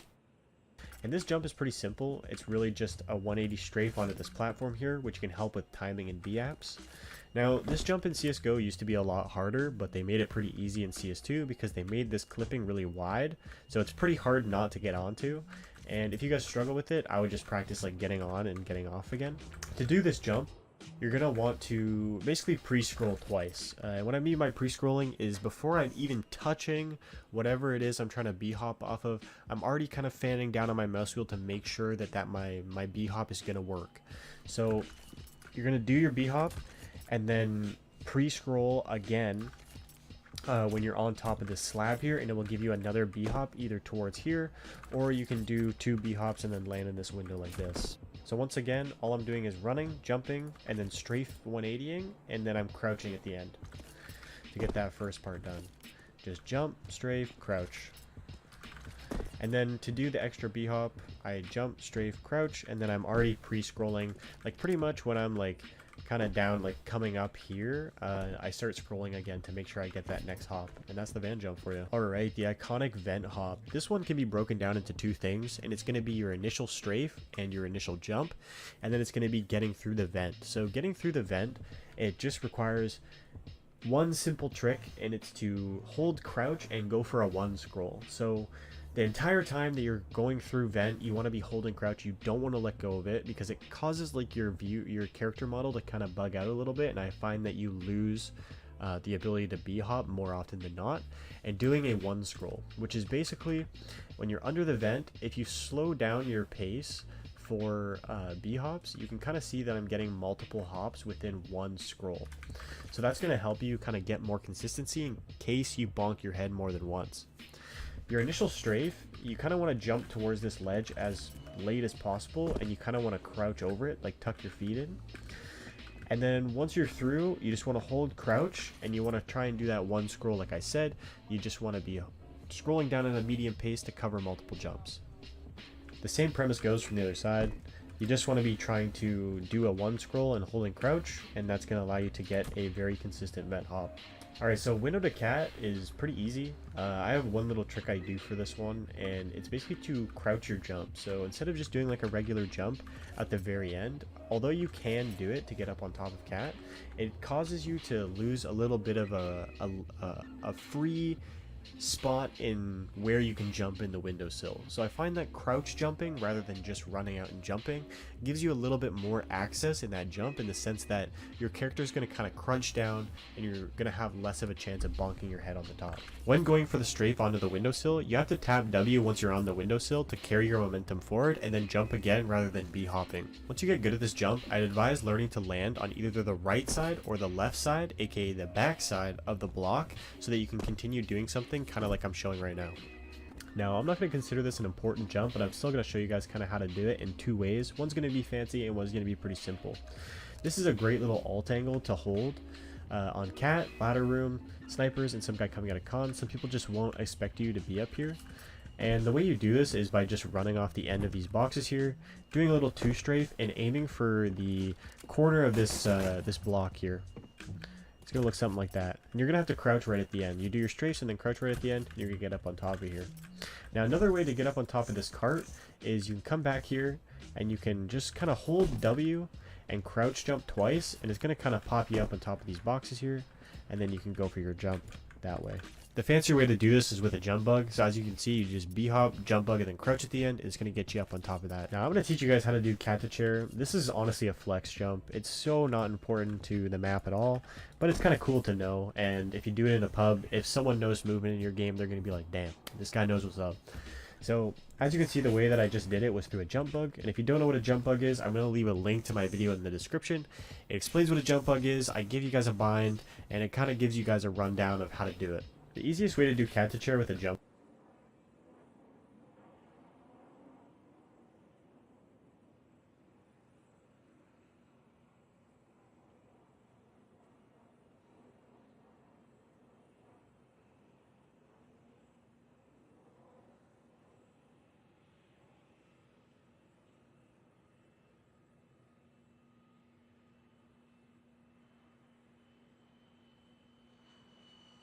여름이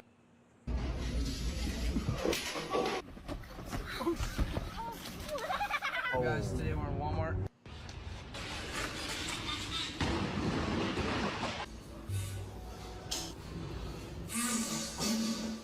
Make sure it's on low.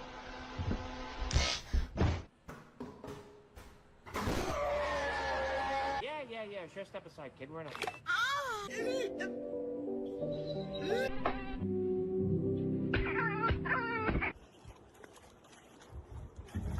The newest Tesla feature is that the seat will take a high-resolution scan of your balls. You can then use your ball print to biometrically unlock and start the car. We call the tech particular testicular detection.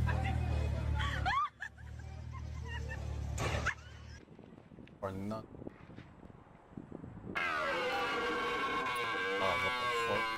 Look, I'm dead.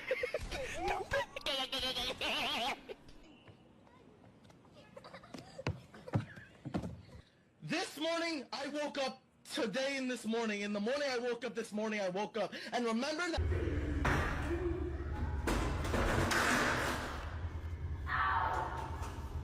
Jimmy, do you know where I could find some marijuana? The weed. Oh. Just Gen Z's falling for conspiracy theories. Why?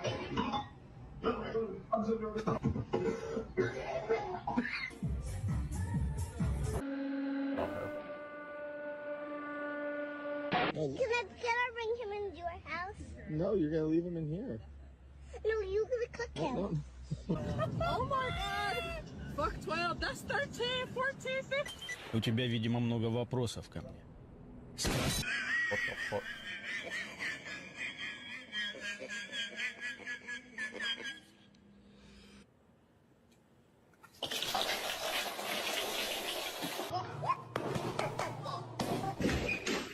Oh, hell no.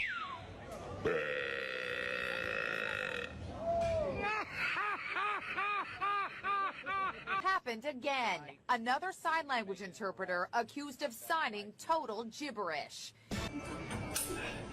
Hey guys, welcome back to a new video. Today we're in a Walmart and we're gonna be robbing the store. You got that? Oh my god, that's scary as fuck.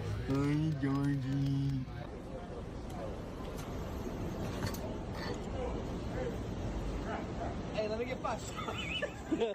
Oh. Look at that one almost. Your mama? Because your mama's dead. Shit.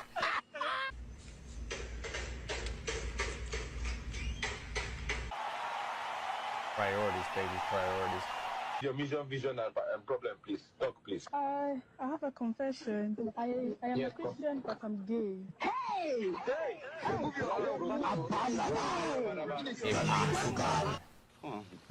Let me process this. Somebody explain to me how to change oil. Well, going off the tone of your voice, that means you're gonna take the frying pan off the stove and you're gonna rinse it off. And then after that, what you're gonna do is you're gonna put new oil in the pan. I have to talk to Princess Fiona! Wow, it almost looks like someone slipped and fell in the mud. What an idiot. My God.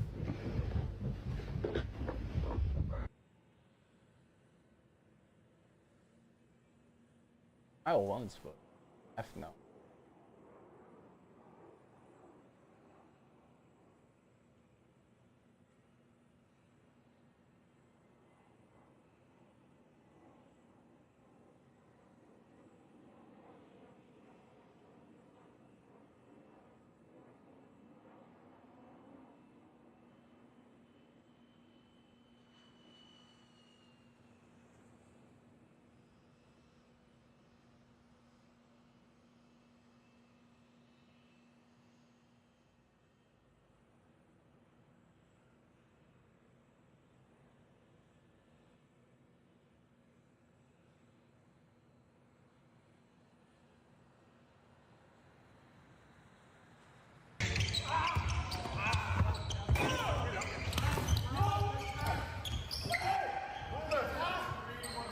So as you see, Team USA was practicing today in Paris. And Kevin Durant also participated fully in those workouts. And even though a lot of fans thought that Team USA will blow out teams by 40 points, that's not exactly what's happening right now. Team USA was struggling pretty bad in those last preparation games. But it's still pretty fun to watch those scrimmages with all the best players in the world.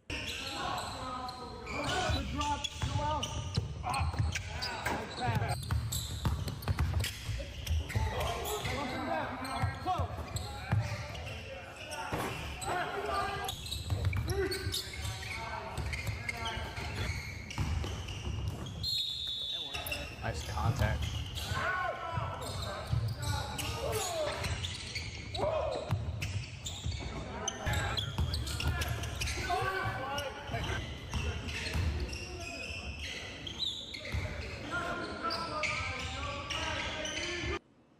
Speaking of basketball.